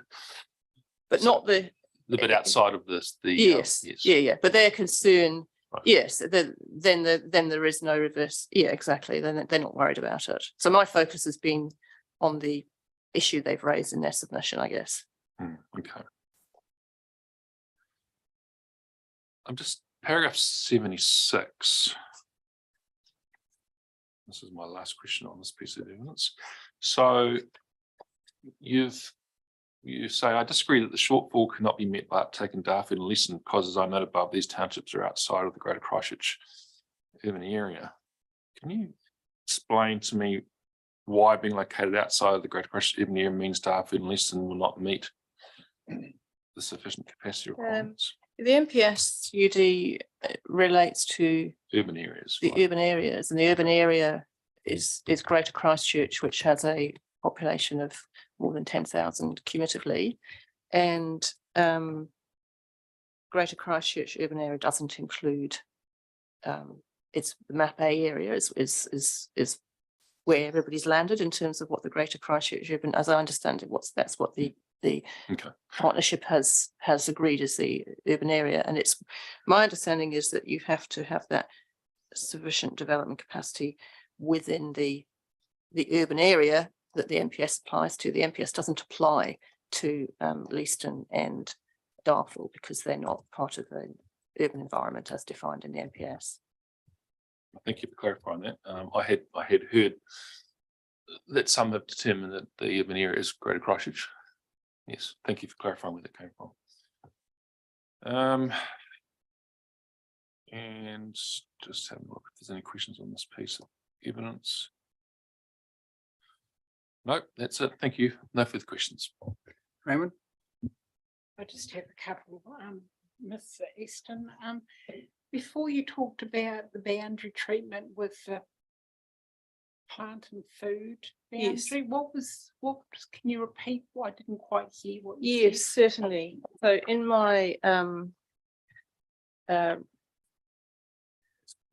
the legal submissions, and it's also, I think, again, that Appendix F of the planning rebuttal, where I list the amended district plan rules. But essentially, the ODP refers to a number of different boundaries, and then there are rules that connect to that. And on the southern boundary, which is the one with plant and food, there's a 10-metre building setback minimum. Yes. And within that setback, there needs to be a continuous 3-metre deep planted strip of mixed native trees and shrubs. And they have to be a minimum of 3 metres high. And then in addition, there will be one tree planted every 10 metres within that landscaped area, which has to be a minimum of 8 metres high. And then there's also retention of existing planting where possible, and a 2-metre high deer fence on the boundary as well. So it's a mixture of planting, building setback, and fencing. So did plant and food, did they accept that boundary treatment? Well, we did try to engage with them and talk to them about this, but they declined any offer for consultation or discussions. They declined. This before the application for rezoning was made? This was in response to their submission. before I wrote my rebuttal as part of sort of the consultation with submitters, but they declined our request to discuss it. The mitigation that we came up with was based on, I'd been involved with, I mentioned the Deco large lot residential zone in South Lincoln, and that adjoins Lincoln University research farmland as well. And they raised a similar submission, but we did consult with them, and we did come to an agreement, and they withdrew their submission. And slightly different mitigation was suggested. In that case, it was just a 5-metre shelter belt and a 1.8 metre paling fence. I also looked at some international advisory information about mitigation along boundaries between farming and residential activities, and took that into account. And I think I've referenced that in the mitigation that we came up with. But no, we didn't. It would have been great if we could have talked to them about it, but they. Did you consider consulting with them before you made the application to rezone? Well, at the stage that we made the application to, I don't think it would have necessarily made any difference. And at that stage, we hadn't firmed up all the details of how this was all going to work. So it's as Mr. Lachlan has said, it's definitely been an evolving proposal. Okay. Well, just on that, so is Ms. Gordon and Mr. Thomas a submitter in opposition to your proposal? I think they live at 1137 Springs Road. Yes, they are the two properties that are excluded from the industrial option B. Yes, so they're those two corner properties. Right. Yes. Yes. Okay, got it. Thank you. Thanks very much. Anything else, Malcolm? Yes. I'd just like I'm pleased you brought up the Lincoln Structure Plan, Aston. You were very correct from my memory of the uses that were anticipated within that light industrial zone. It certainly went for quite some time being undeveloped. Do you think that Plan Change 7 was a result of the fact that there wasn't any demand for that style of use on that land? I think Plan Change 7 implemented the previous regional planning scheme and the Greenfield priority areas. So Plan Change 7 applied to Rolleston, Lincoln. Oh, sorry, I mean the plan change for LLD for Vertigo Park. Oh, so they retained they proposed residential large lot zoning around the 12 hectares, but they left the 12 hectares as industrial with some appropriate buffers. So they didn't propose to rezone it to residential that time. They left it for another day, really. Right. Yes, but I mean, I don't know what I can say because they are my clients, so it's sort of, confidential information, really. Yes, very interested in your comments about reverse sensitivity and the mitigation measures you put into Vertigo Park. Because maybe of note that Lincoln University is struggling with reverse sensitivity issues with those very residents. Okay.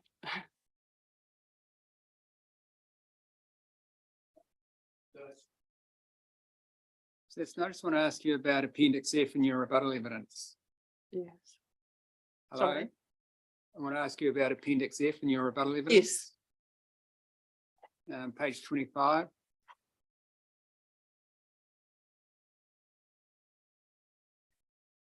Yes.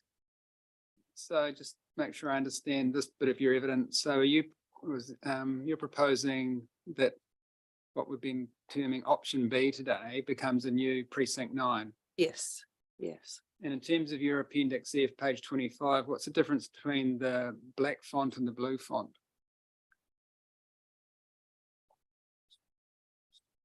I think it's links in the plan, that the definitions in the plan.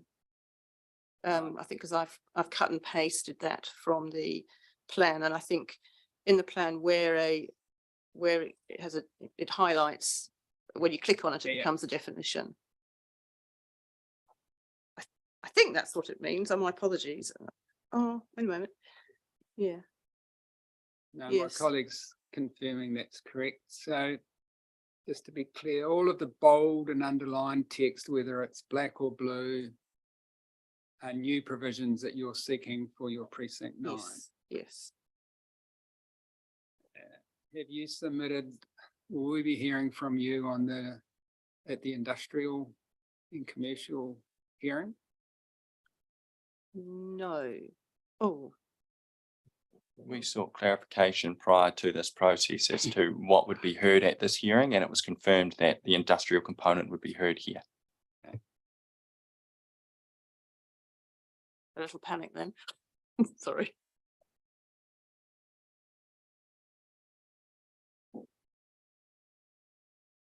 And so again, just following on, so from your appendix F, page 25, so these are provisions required to give effect to the outline development plan and the agreements you've reached with various parties on the way through. Is that Yes. Yes. okay?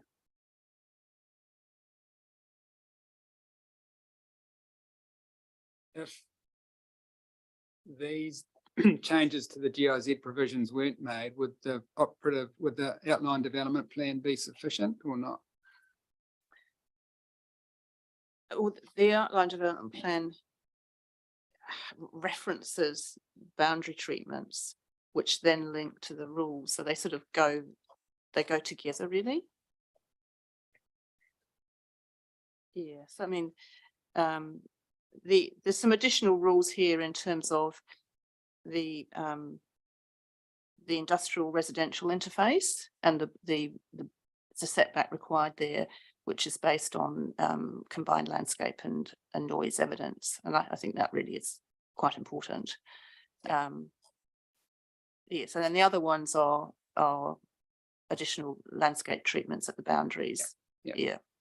Some of those are sort of a bit more generous than maybe at other industrial general rural boundaries, but they are based on the advice from the landscape architect. Yeah, I don't understand that. necessarily think they're all essential, to be honest here. So if we were to find in favour of option B, yeah, and to include within our recommendations to the council, the outline development plan,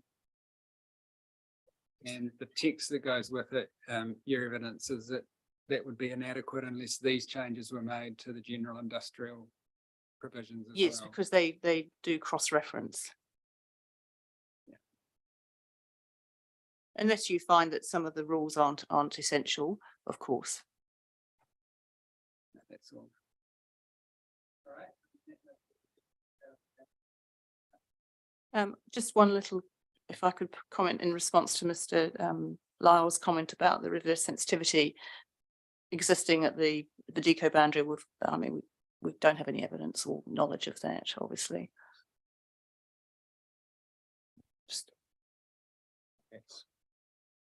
If there are no further questions, that's our presentation to you. No, I don't think we have any further questions. Thank you very much for your legal submissions and your evidence. You presented a comprehensive case, and obviously we've got a lot to think about. So thank you very much and enjoy the rest of your day. And we will reconvene at 1:45 where we hear from Mr. Barry Moore. Thank you.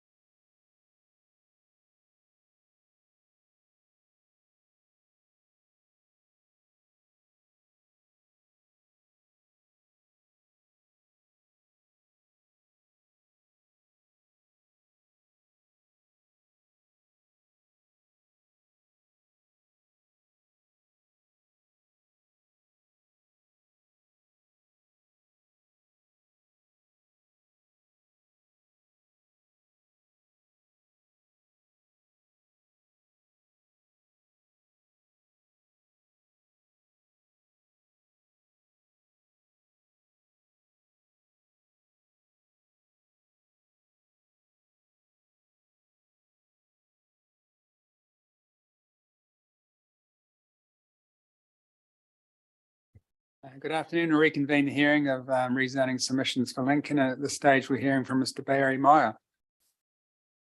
Good afternoon and welcome. We've received your information, including your updated evidence. And now you've presented another diagram to us today. So we're very happy for you just to talk us through your material and for you to outline any key points you wish to make to us. Oh, thank you. So I have to push that button to be recorded, do I? Or sorry. Yes. So thanks for the opportunity. I've left in a bit of a situation where I am because of what's going on around Lincoln, and I was told to perhaps put a submission in to for the greater good of what I think is the greater good of Lincoln in the long run, given what's happening around me. As you would have read, I hope you've read that we are sandwiched between what's going to be Plan Change 69, Lincoln on the northwest corner, and on the east of me there is Inner Plains. And this map that I've just given you here indicates, just gives you an idea quickly of what's surrounding me. If you look at point A, of course, on that map, that's the Liffey Fields subdivision. Point B, there is within a 800 metre or 600 metre radius, there's 10 houses. Down at the bottom of my property, point C, within a 600 metres radius, there's 11 houses.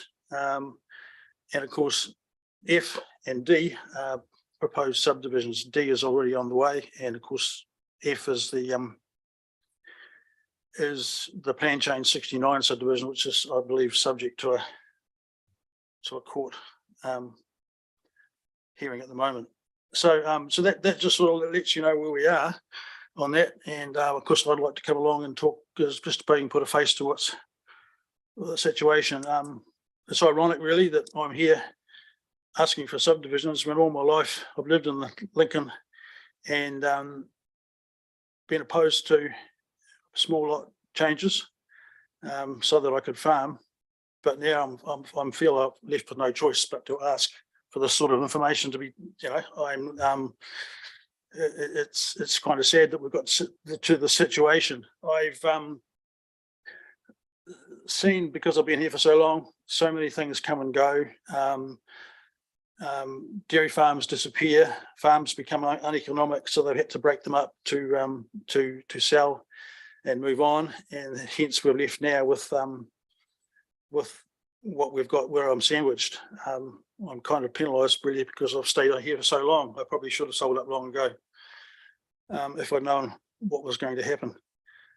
Anyway, so that's me. I was hoping that in my submission that outline might be a benefit to the long-term benefit of Lincoln. And I stress long-term. I did not expect it to happen in the short term. It's a long-term thing, and obviously Plan Change 69, which is part F, which is going to have a main arterial through my property at Moyers Lane, which is proposed to have a lot of traffic, certainly will change where I am and what we've come to enjoy as a rural lifestyle.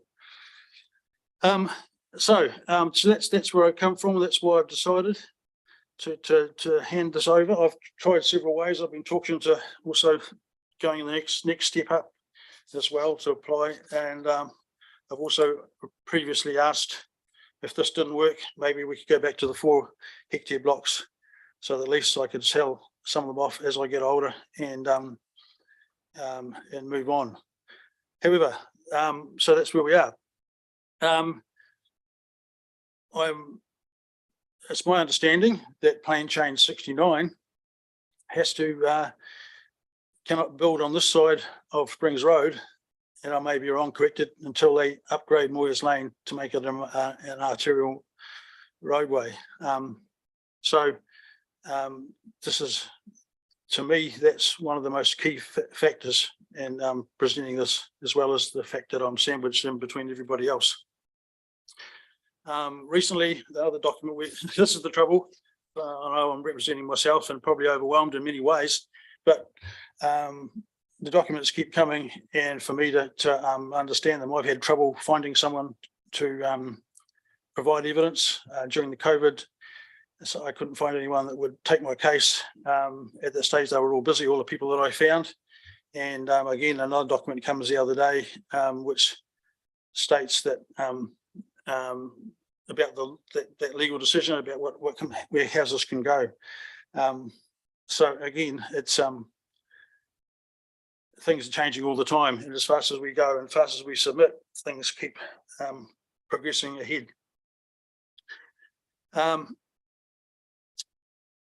As indicated before, Moyers Lane at the moment is a dead-end road. It is a low traffic count, and because of the Liffey Field subdivision, when it was first granted, the rail trail was supposed to come down the Liffey subdivision and join up to Moyers Lane at the back there. Then the subdivider dug his heels in and wouldn't let it, and I was approached by council. Could I please lease council the land that's above Moyers Lane, which I do, for a rail trail. And it's had different effects. Already a lot of traffic and far more foot traffic than we expected passing through the farm, and also a lot more dogs passing through the farm. So that's that point there. I've approached the council planning staff on various occasions, trying to work out what the best way to tackle this, and they've always said to me that I needed to provide evidence. So the evidence that I provided was what I had at my disposal. The trouble is with a person like myself, I have not the resources that a big planner, a big subdivider has, and nor am I trying to be. I'm just setting out what I think might be an alternative for the greater growth of Lincoln in the future.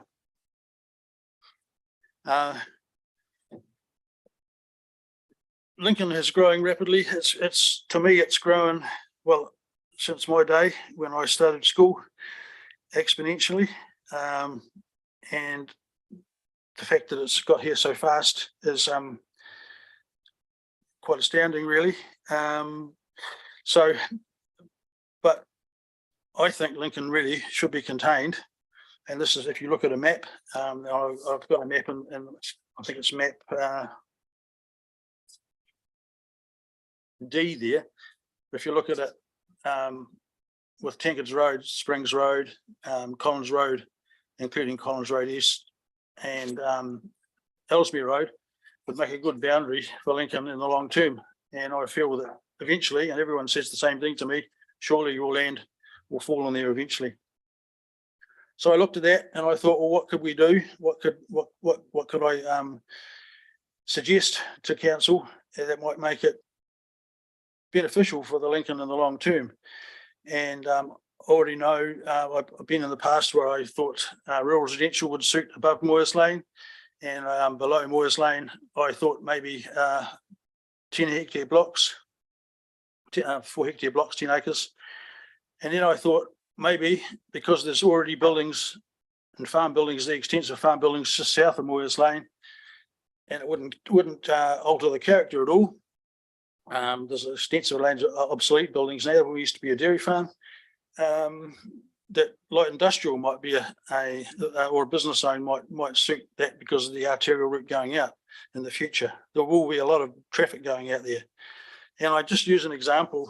I didn't put it in the evidence, and I want to make it quite clear that I have not approached them and they have not approached me. But Travel On Coaches in Lincoln, for example, bus company, they're in a similar situation to me. They're surrounded by houses, and this could be an opportunity for something like them to relocate out there to an area outside Lincoln. That's why I suggested maybe the business zone might be handy for them. And as I said, they didn't talk to me and I haven't talked to them. It was just somebody spoke to me off the street and said that that would be a good idea. And I still think it is. Some of the evidence that's come up against, and of course, the government and its well-intentioned legislation about productive land, which 10 years ago or 20 years ago or even 30 years ago, I've been saying the exact same thing until I've got cornered, is to try and keep the land from being swallowed up into houses. But of course, you have to build houses somewhere, and eventually any kind of land, wherever you build a house, is going to be productive land going underneath. My land at the moment is, because we've downsized so much, even though it looks like it's a productive block, has so many limitations to it because it's bounded by the L2 river, or the L2 river. And that's why I put in the green space in that first map there, where I think council could retain, especially if Plan Change 69 goes ahead, the green space would put that back into public hands and be able to manage that environmental and cultural values of the river back into public hands. I already know, what I've been told, that council are looking at putting a walkway down the Aorera to Lake Ellesmere or Te Waihora, and this may be an opportunity this could be an opportunity to use that land for that, and as well as perhaps put a green space and also a stormwater retention area, as Plan Change 69 will do it over to the side. As for the productive capacity of the farm, I believe that, and I just say this with all due respect to everybody in the room, I believe that if you're in my shoes, you would be asking for the same thing, because really it is hard to make a living off that. I only make a living, I can stay there because I have some off-farm income, and all smaller blocks, down to 50 acres that you see around, every one of them, just about every one of them, is surviving, not self-sufficient. They have to survive with, people I know anyway, with one of the partners or somebody else doing off-farm farm income, as I am. I have leased mine out now, and the only lease I could get was $25,000 a year, and that's about the going rate at the moment. And it doesn't take long to work out the maths that's not going to pay very many bills. This is what's happening around the Selwyn, is because what the person that leased it has leased several blocks around. He has the infrastructure at home, he has the equipment to shift around, which I don't have, and he can make a living by taking up these blocks. I believe, the way I had it before, grazing cattle is better for the environment, even though cattle are a dirty word, because of the proximity to the Aorera River, and it has a chance of leaching into the river, only in the winter time, but especially if the river happens to get too high and go across the paddocks at a level of about 2 or 3 inches sometimes, as it does. The drainage issues, because I'm on the council drainage committee, one of the council drainage committees, and I've just recently sat with Living Waters to try and work out some kind of long-term drainage plan for the Aorera and L2.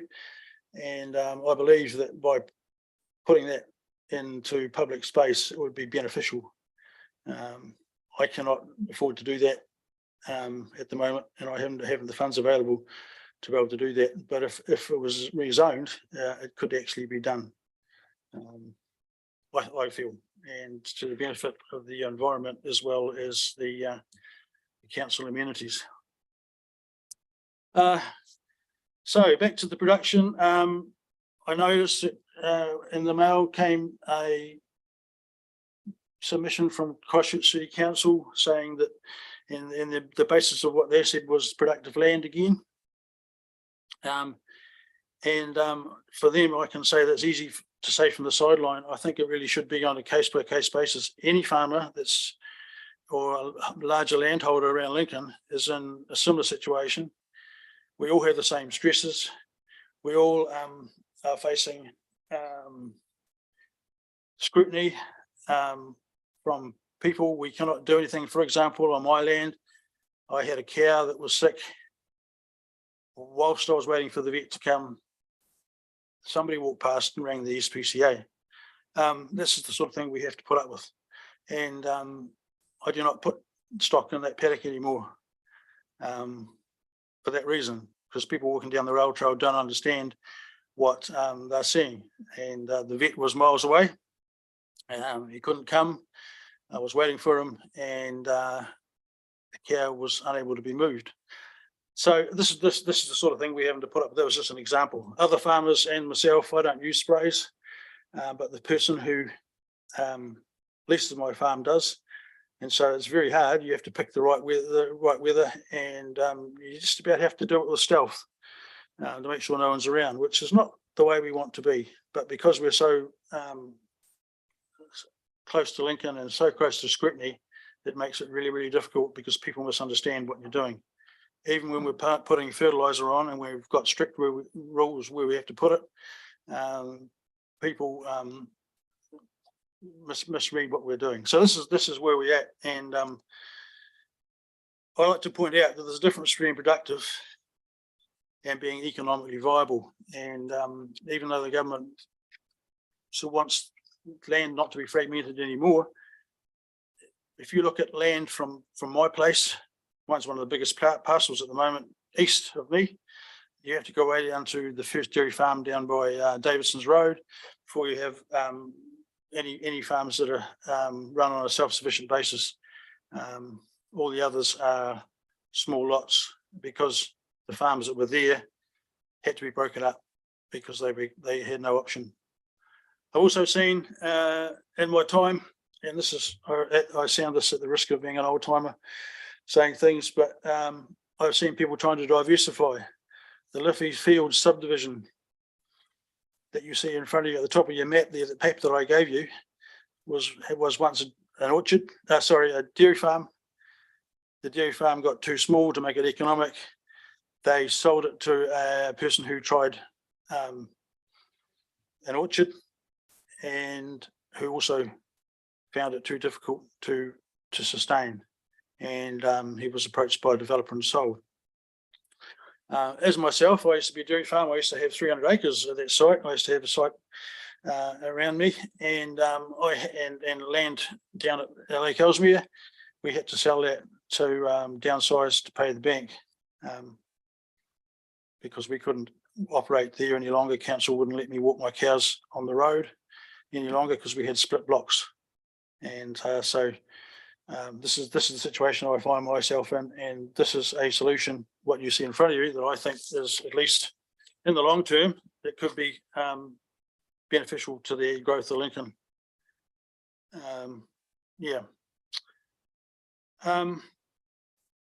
So that's really the rest is in here that you've seen. The one I've got here, I just changed it. Really what I want, the purpose of this map here that I've got to here was to show you that I'm surrounded by residential activity anyway. And so lots of rural lifestyle blocks. Somebody might say, what's the evidence to say that houses can be built there? All those houses were built there recently. They're building, there's 3 houses being built down Hudson's Road right now.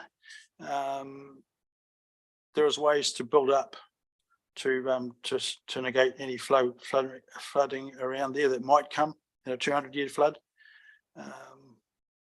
So yeah, that's where I am at. So this morning, Vicky kindly sent me through. I asked. This is one of the reasons why I wanted to come originally, because I thought that they perhaps didn't have my evidence, and because the map was wrong in the section 42A. And she's kindly corrected that, so I appreciate that. Thank you very much. At least we now know where we stand. But I did to meet the deadline. I didn't have a lot of information, and but I did send what I had. And you will notice that on the page that she sent me there, I did send the site investigation report by Malika Environmental, which we got done for that block there to see what we're at. In hindsight, probably should have got it done for the whole farm, but at the time I didn't. As we were trying to build a house for my son next to mine, and so we needed that. There's a risk area there that you can see there. That is actually an old house. So the risk, I am assuming, I haven't had it tested, but I would guarantee that it's remedial, as it's probably lead from lead paint that they used to paint the houses in. So that's there. The rest of the farm, it's been owned 3 generations. So on that map there you see in front of you, you can see the farm buildings at the top left-hand corner where the Moyers Lane bends, and the rest of the farm has been not built on. But you will see across the middle of the diagonal there, 2 lines, that is where the railway line used to be to Little River from Lincoln, which we purchased, and all the shingle was removed and taken off-site by contractors to use elsewhere. So it's not on the farm at all. So the north of Moyers Lane, there is a residence there, just above the words there. That's an old, it's title on its own. It's been back in when my father got married, he built that. Other than that, there's nothing built on the site at all above that. So there will not be. I'm pretty confident there will be not any other risk areas other than perhaps the farmyard that you see there.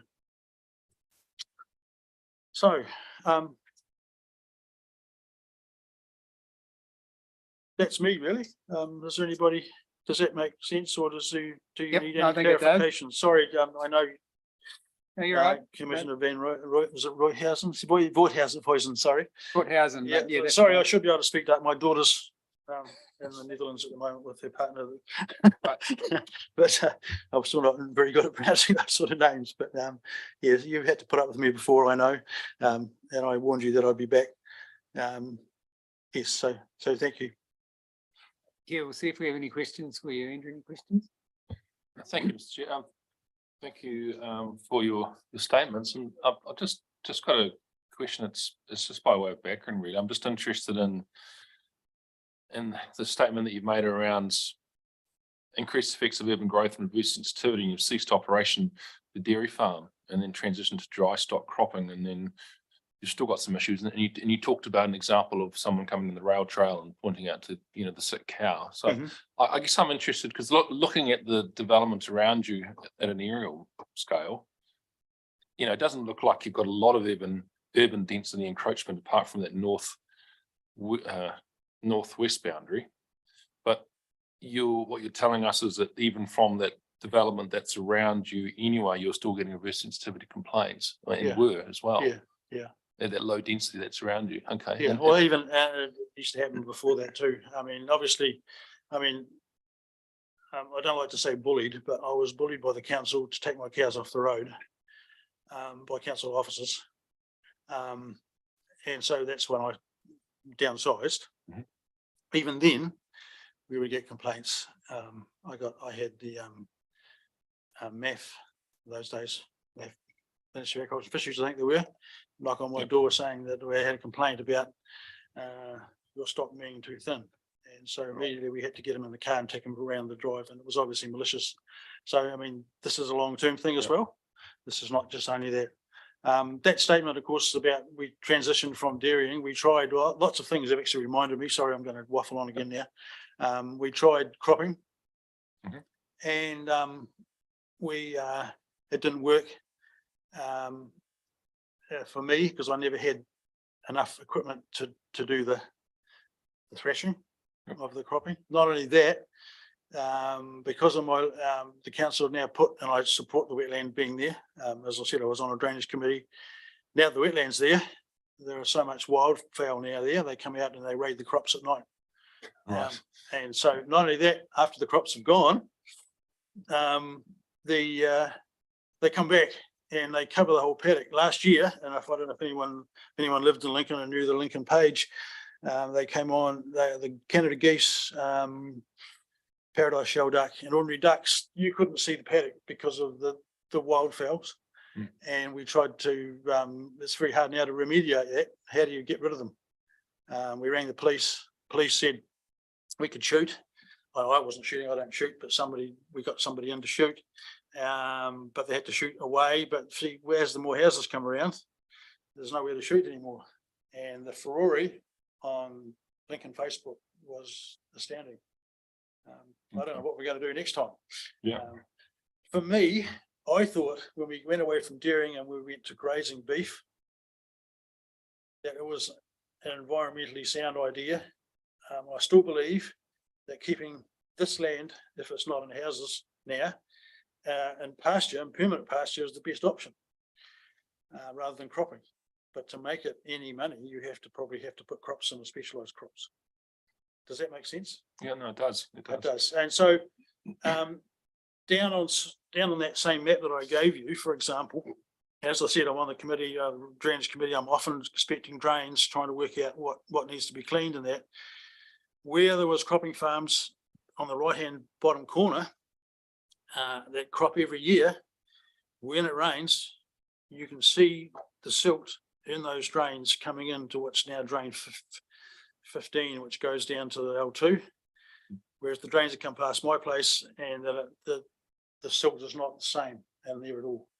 So the cropping moves the soil around, it's too loose. When you get heavy rain, it moves into the river. And so I believe that I'd be better off if I could keep cattle here, but keeping cattle out of the river is important, away from the river. So we removed them and we've gone into sheep. Well, I haven't, the guy that released has sheep and cropping. So, and even then we have to watch it. I'd mentioned dogs walking around there. I forgot to clarify that. They come down Moyers Lane, and I'm not opposed to dogs. I have dogs myself, but we don't know whether what the people are feeding them. I'm hoping they're feeding them the right kind of food, because when you've got sheep measles is an issue if they don't pick up after their dogs. So we're having I see a lot of that along Moyers Lane now, which we never did before. So yeah. Yep. And so just looking at the maps that you've submitted, so not the one that you've given us today, but I think it's map 1. It's got MDRS at the top, and it's got the green space. Yep. Yeah, that was just an idea that I had. Map A. Yep. That I put down. It's only indicative only because it was just as yes and yes. Yep. Yes, I mean, is that your ideal outcome? What's my ideal outcome? What's your ideal outcome from this? Yeah, that was my ideal outcome would be obviously to stay there as long as I could, but having some kind of future. And so this, the housing above Moyers Lane would be quite good, because then I could retreat into the top right-hand corner below that, and then that was what I would like to see. Business zone, I think, is a good idea. It doesn't have to be a business zone. I just thought, seeing as it's going to be an artery, and I know that I don't know where else there's light industrial around Lincoln, other than near the Crown Institutes, Lincoln University. So I just thought that might be a good idea. Because the high volume of traffic. I may be wrong, but I'm assuming that the traffic, then there have to be some kind of upgrading at the Ellesmere Road, Moyers Lane corner as well. And so there'll be a lot of traffic coming down Ellesmere Road and coming back in. And it might be a way or maybe, I don't know, for people to set up some kind of businesses there that they could call on the way home. From my original readings of Plan Change 69, it's mostly houses in there, and I haven't seen anything. I might be wrong. They've only provided for houses, so in that area, I mean. Sure. Yep. You will see also, and I feel sorry for these people as well, above Moyers Lane there, you'll see the numbers in that map I gave you. It says 33, 27, 21, 17. There's 10 acre blocks. They're also trapped in there as well. They have moved there. They're not original owners, but that used to be a dairy farm as well. As Te Whariki used to be the Lincoln University dairy farm, which is on the top left-hand corner there. So if anyone's that's my that would be in the long term. I'm talking about long term. Yeah, I think that would be quite a good If you had to build in there, you'd have to have some kind of stormwater anyway. And that would be where it would sit in that lowest patch. That's the lowest patch. In actual fact, when it's actually on the riverbed in some places, because they changed when they did the river, it's a man-made river. It used to be a series of springs which are in connecting, and the river used to flow over the top, and it used to change all the time. And then when my grandfather was there, the farmers all got together. This all used to be gorse. It all used to be willows and gorse, and infested with that. And they've removed all the gorse to farm it. And so when they dug that river or deepened that river and joined it all up, they didn't know where to go. They didn't have the sophisticated data that we have today. And some of the riverbed is in my place. Some of it's in what's going to be Plan Change 69, and I have a wee bit of land on the bottom there at Collins Road East, which I can't get to. It's not much, but I thought, well, that's a good outcome for that, and the council will be a winner there in the long term. I'm talking about. This is not something I know will happen 2, 3, 4, or even 5 years time, but at least my idea was to get it in the council plan of sites as something that can happen as it goes on. Sure. Thank you. You've answered that question. No further questions. Raymond? So Moya, has the area got lots of springs? Lots of springs? Yes. There are. I asked because there's schools called Ararira Springs, Liffey, Liffey Yes, Street yeah. Springs. Yeah. So when I was on Living Waters, yes, the answer is yes, there are 2, 3 fully functioning springs there, which I've got. One of them is fenced off, and I'm trying to develop. It's not on that map there. It's probably near the M and the MRZ on that map A. Yes. There is another one. If you look at this map, the house area, there's one in the corner there right by the road, which puts a lot of water out. And there's one other one which appeared after the earthquake, which is also on a fence line, which would be all fenced off. I mean, and developed. I'm trying to, as I said, I'm trying to plant one out now. So the rest are all just wet patches. Yeah. But yeah. But the Liffey stream used to be made up of spring. That's right. That's why it's called Ararira. Yes. Okay, got you. Yeah. So that's why it's done that, and it was a series of. Now, before they, a bit of context here. Sorry, I'm holding you up, but a bit of context here. Before they deepened that river, yes, though, every time it rained in the wintertime, all this land used to go underwater all the way down the river. All right. Yeah. And then when they joined all those series of springs together and made the river, then that opened up all this area and below me as well for farming. And that's why the river is important. Great. Yep, and it's an ecologically important river. There's lots of eels in there, or tuna. There are have been flounder up there, and as well. So now, because we've put the wetland in, we are seeing more wildflower, including things like spoonbills. But we're also getting the pests as well, like the black swan and the Canada geese. Yeah. No, all good. Thank you. Malcolm? Yeah, thanks for coming along. The area that you've got on your map A, the MDR, is how many hectares is that? It's 30 acres. What's that? 16 or something? Is the Yeah, hectares? 30 acres, that'll do. Yeah. Sorry, I'm old school still, and I'm still around. I can work that out. It's 30 acres, and originally, back,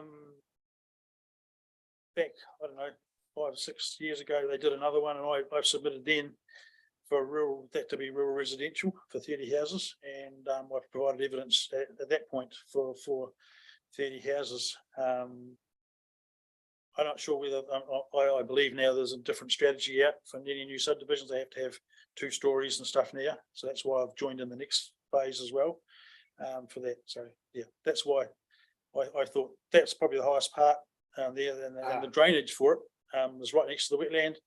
And the whole thing is really when plan change 69 goes ahead, I'm real not far away from the amenities. So the stormwater is above me.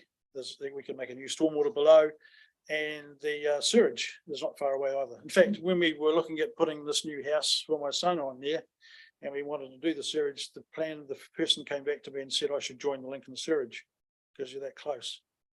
I didn't do that because it scared the hell out of me with the cost, but at this stage. But that's what he suggested. That's the way going. So you've answered my question there on the 30 acres, and you've also said that's the highest piece of ground you've got there. Yep. So if we look at the bottom of the map down towards Collins Road, yes, we're heading downhill towards Taora, and so we're getting a bit damper down there. Yes, so that's correct. The further you go south, that's why, and especially that corner which I put in is the wetland that is often if the river gets high, that's where it comes over. Comes up, yeah. Yep. And but the weather so far, the water level, maps are hard to read when you get them because the water only sits about that deep and it doesn't stay long. I'm very familiar with the area. Yeah, good. So I've seen water there over the years so many times. So. Yes, yeah. So it's usually ponding rather than flooding. Yeah. And that's why it's a good idea to get cows off now. To put cows back on there or to go back, you need a feedlot, and obviously feedlots aren't welcome. So, great, thank you. Just want to explore a matter with you. So currently your whole block is zoned general rural. Yes. The northern portion of it from just below Moores Lane north. Yes. Is what's called SCARD1, and so you can have lots down to 4 hectares in that part. The bottom part of your block, just below Moores Lane down to Collins Road, is SCARD2, which has a minimum lot size of 20 hectares. Yes, that's right. Yeah. Now, I heard you say early on in your presentation that map A in your attachments is your preferred option, but you did say that you'd at least like to be able to subdivide down to 4 hectare lots. Yeah. So would a fallback position for you be to on the southern part of your block to make that SCARD1 instead of SCARD2, which isn't a zoning change, it's just a lot size change? Yes. Would that be a fallback? Yes, it would be a fallback, and originally that was my idea, but I was talked in to going forward to take this path because that might be an appropriate path as well. And in a logical sense, to anyone looking at a map, if you sit down and that's that map, again, maps D on mine, contain Lincoln in with Ellesmere Road, because Ellesmere Road is anyway an arterial, it's going to be an arterial to Christchurch. There is a possibility in the future of maybe, and I'm talking 20 years away, that Collins Road and Collins Road East could link up and go all the way down Hudson's Road to Akaroa. Yeah. So if that land in the southern part of your property was changed to SCARD1, which allowed a 4 lot minimum size, then all of the issues in relation to flooding and drainage and transport and wastewater, that would all be addressed at subdivision stage. Yes, they would. So if I was going to do that, I would put all the houses. There's already 1, 2, there's 3 gateways. Yeah. On Ellesmere Road already. Yeah. So that would come in there, and you'd build your house on Ellesmere Road if I was wise. Now there's already a no build area against the river anyway, because when we built a house, because it's one house was 50 acres, to get another house I had to surrender that in the short term. So that would be lifted, of course. I presume if you change that when the time comes, but I would never advise anyone to build a house down there, because unless you are prepared to put it up quite high. Yeah. And it's not impossible to do. I mean, all those houses along Collins Road East there that you see on that map that I gave you, they're either built up high on high pads, this high, off the ground, or they're on poles for that reason. All right. Well, look, that's the only question I had for you. I just wanted to clarify that matter, but otherwise, thanks very much for coming in and presenting your material and answering our questions. Appreciate it. Well, thanks for the time anyway. It's it's an ongoing process, and as I was talking to doing the next step as well. I don't know where I'll have to, yeah, it's all very, so thank you for indulging me. I know it's a bit overwhelming for me, but we try the best. No, that's fine. It's a very daunting process. Cheers. All right. Thank you. And now, Ms. Barker, do you need any, sorry. would you like a brief break before we hear from you? Yeah. How long would you like? 5 minutes. Oh, we'll give you 10 minutes, eh? Or thereabouts. We'll come back at 25 minutes to 3 unless you tell us you want some more time.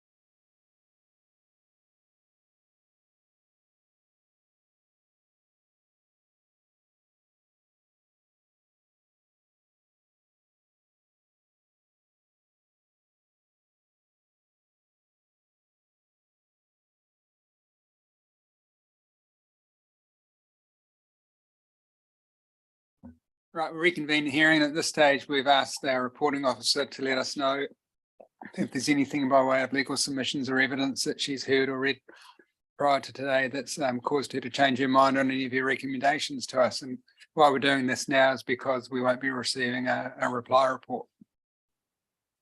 Okay, thank you. So I'll just go through these submissions from today in turn. So starting with Manmeet Singh 209. So the key issue there from my perspective remains around odour and the setback.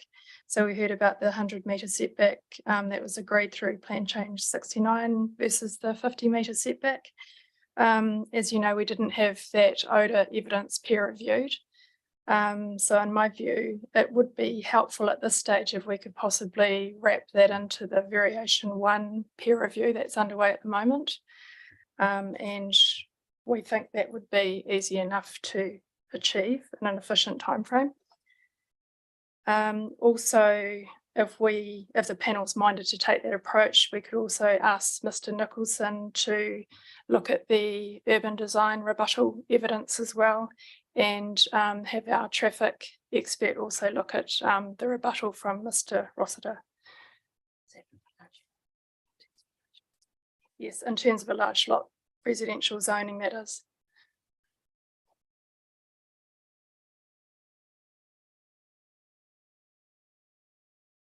Okay, just moving on to the next submitter, the Stewarts. So just in terms of option B that's been presented for the industrial development, so council only received that revised proposal on the 3rd of February.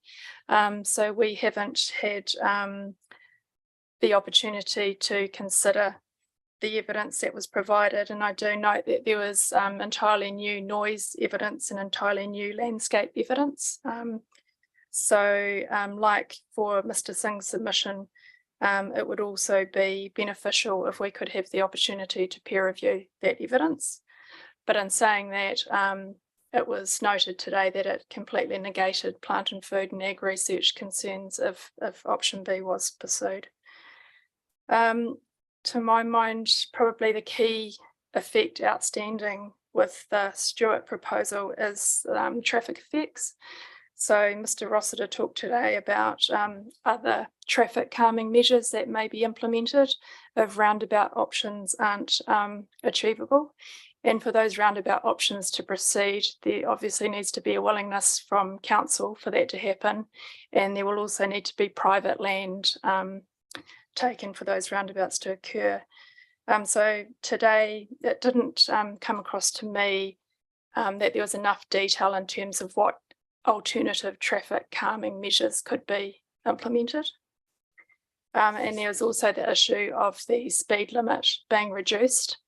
And I covered that off in my section 42A, that's not a simple process, and there is impacts on the wider network of reducing from 80 down to 50, as was recommended by the submitters.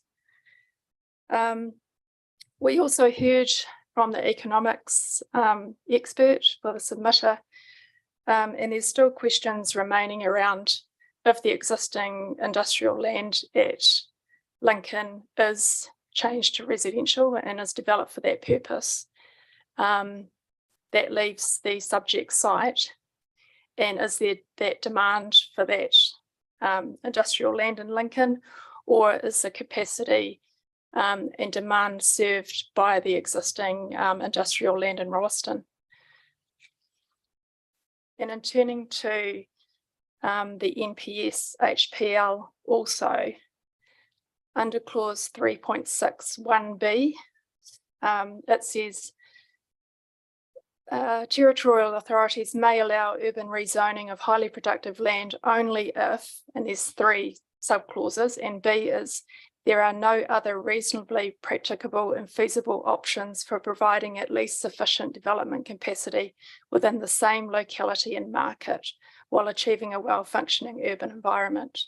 So the question remains is, are there other feasible options available? And I don't think that matter has been adequately covered off to date, and potentially that's something that our economics expert could look at in rebuttal peer review. And then turning lastly to Mr. Moyer. I just wanted to note there that his land is subject to class 2 and 3 soils under the NPS HPL.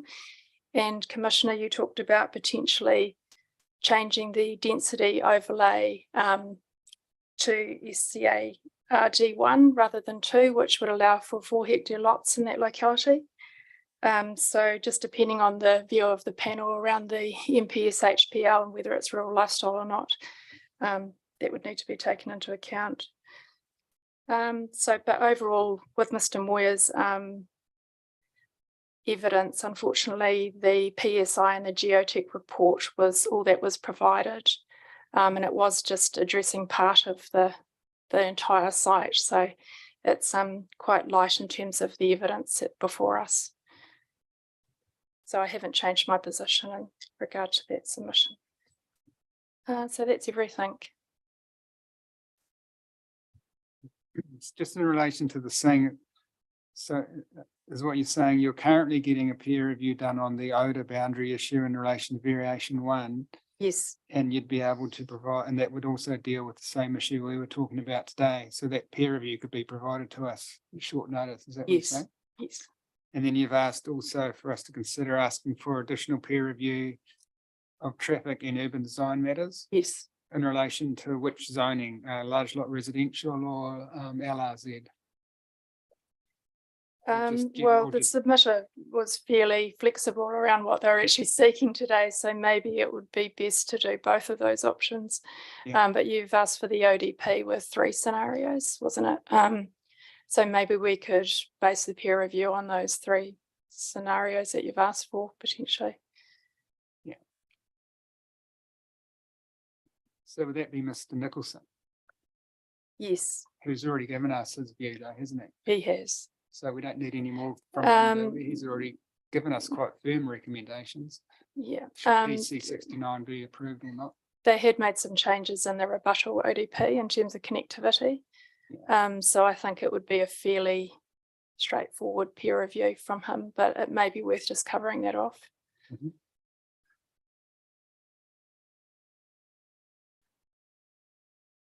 And traffic wasn't peer reviewed at all, and neither was odour. So yeah.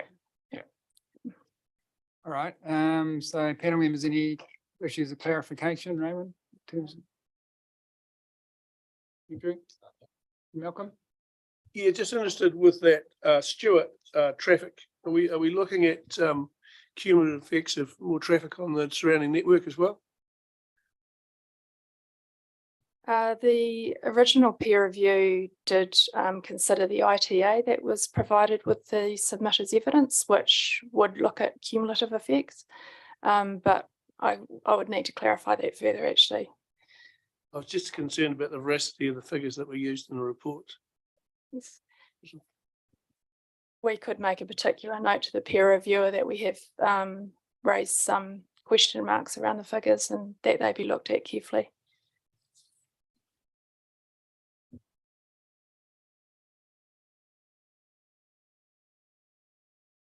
All right, thanks very much. Well, that brings us to the end of the hearing for today, and we reconvene on Thursday at 9 AM when we hear from Next Level Developments Limited. Thank you very much, everyone.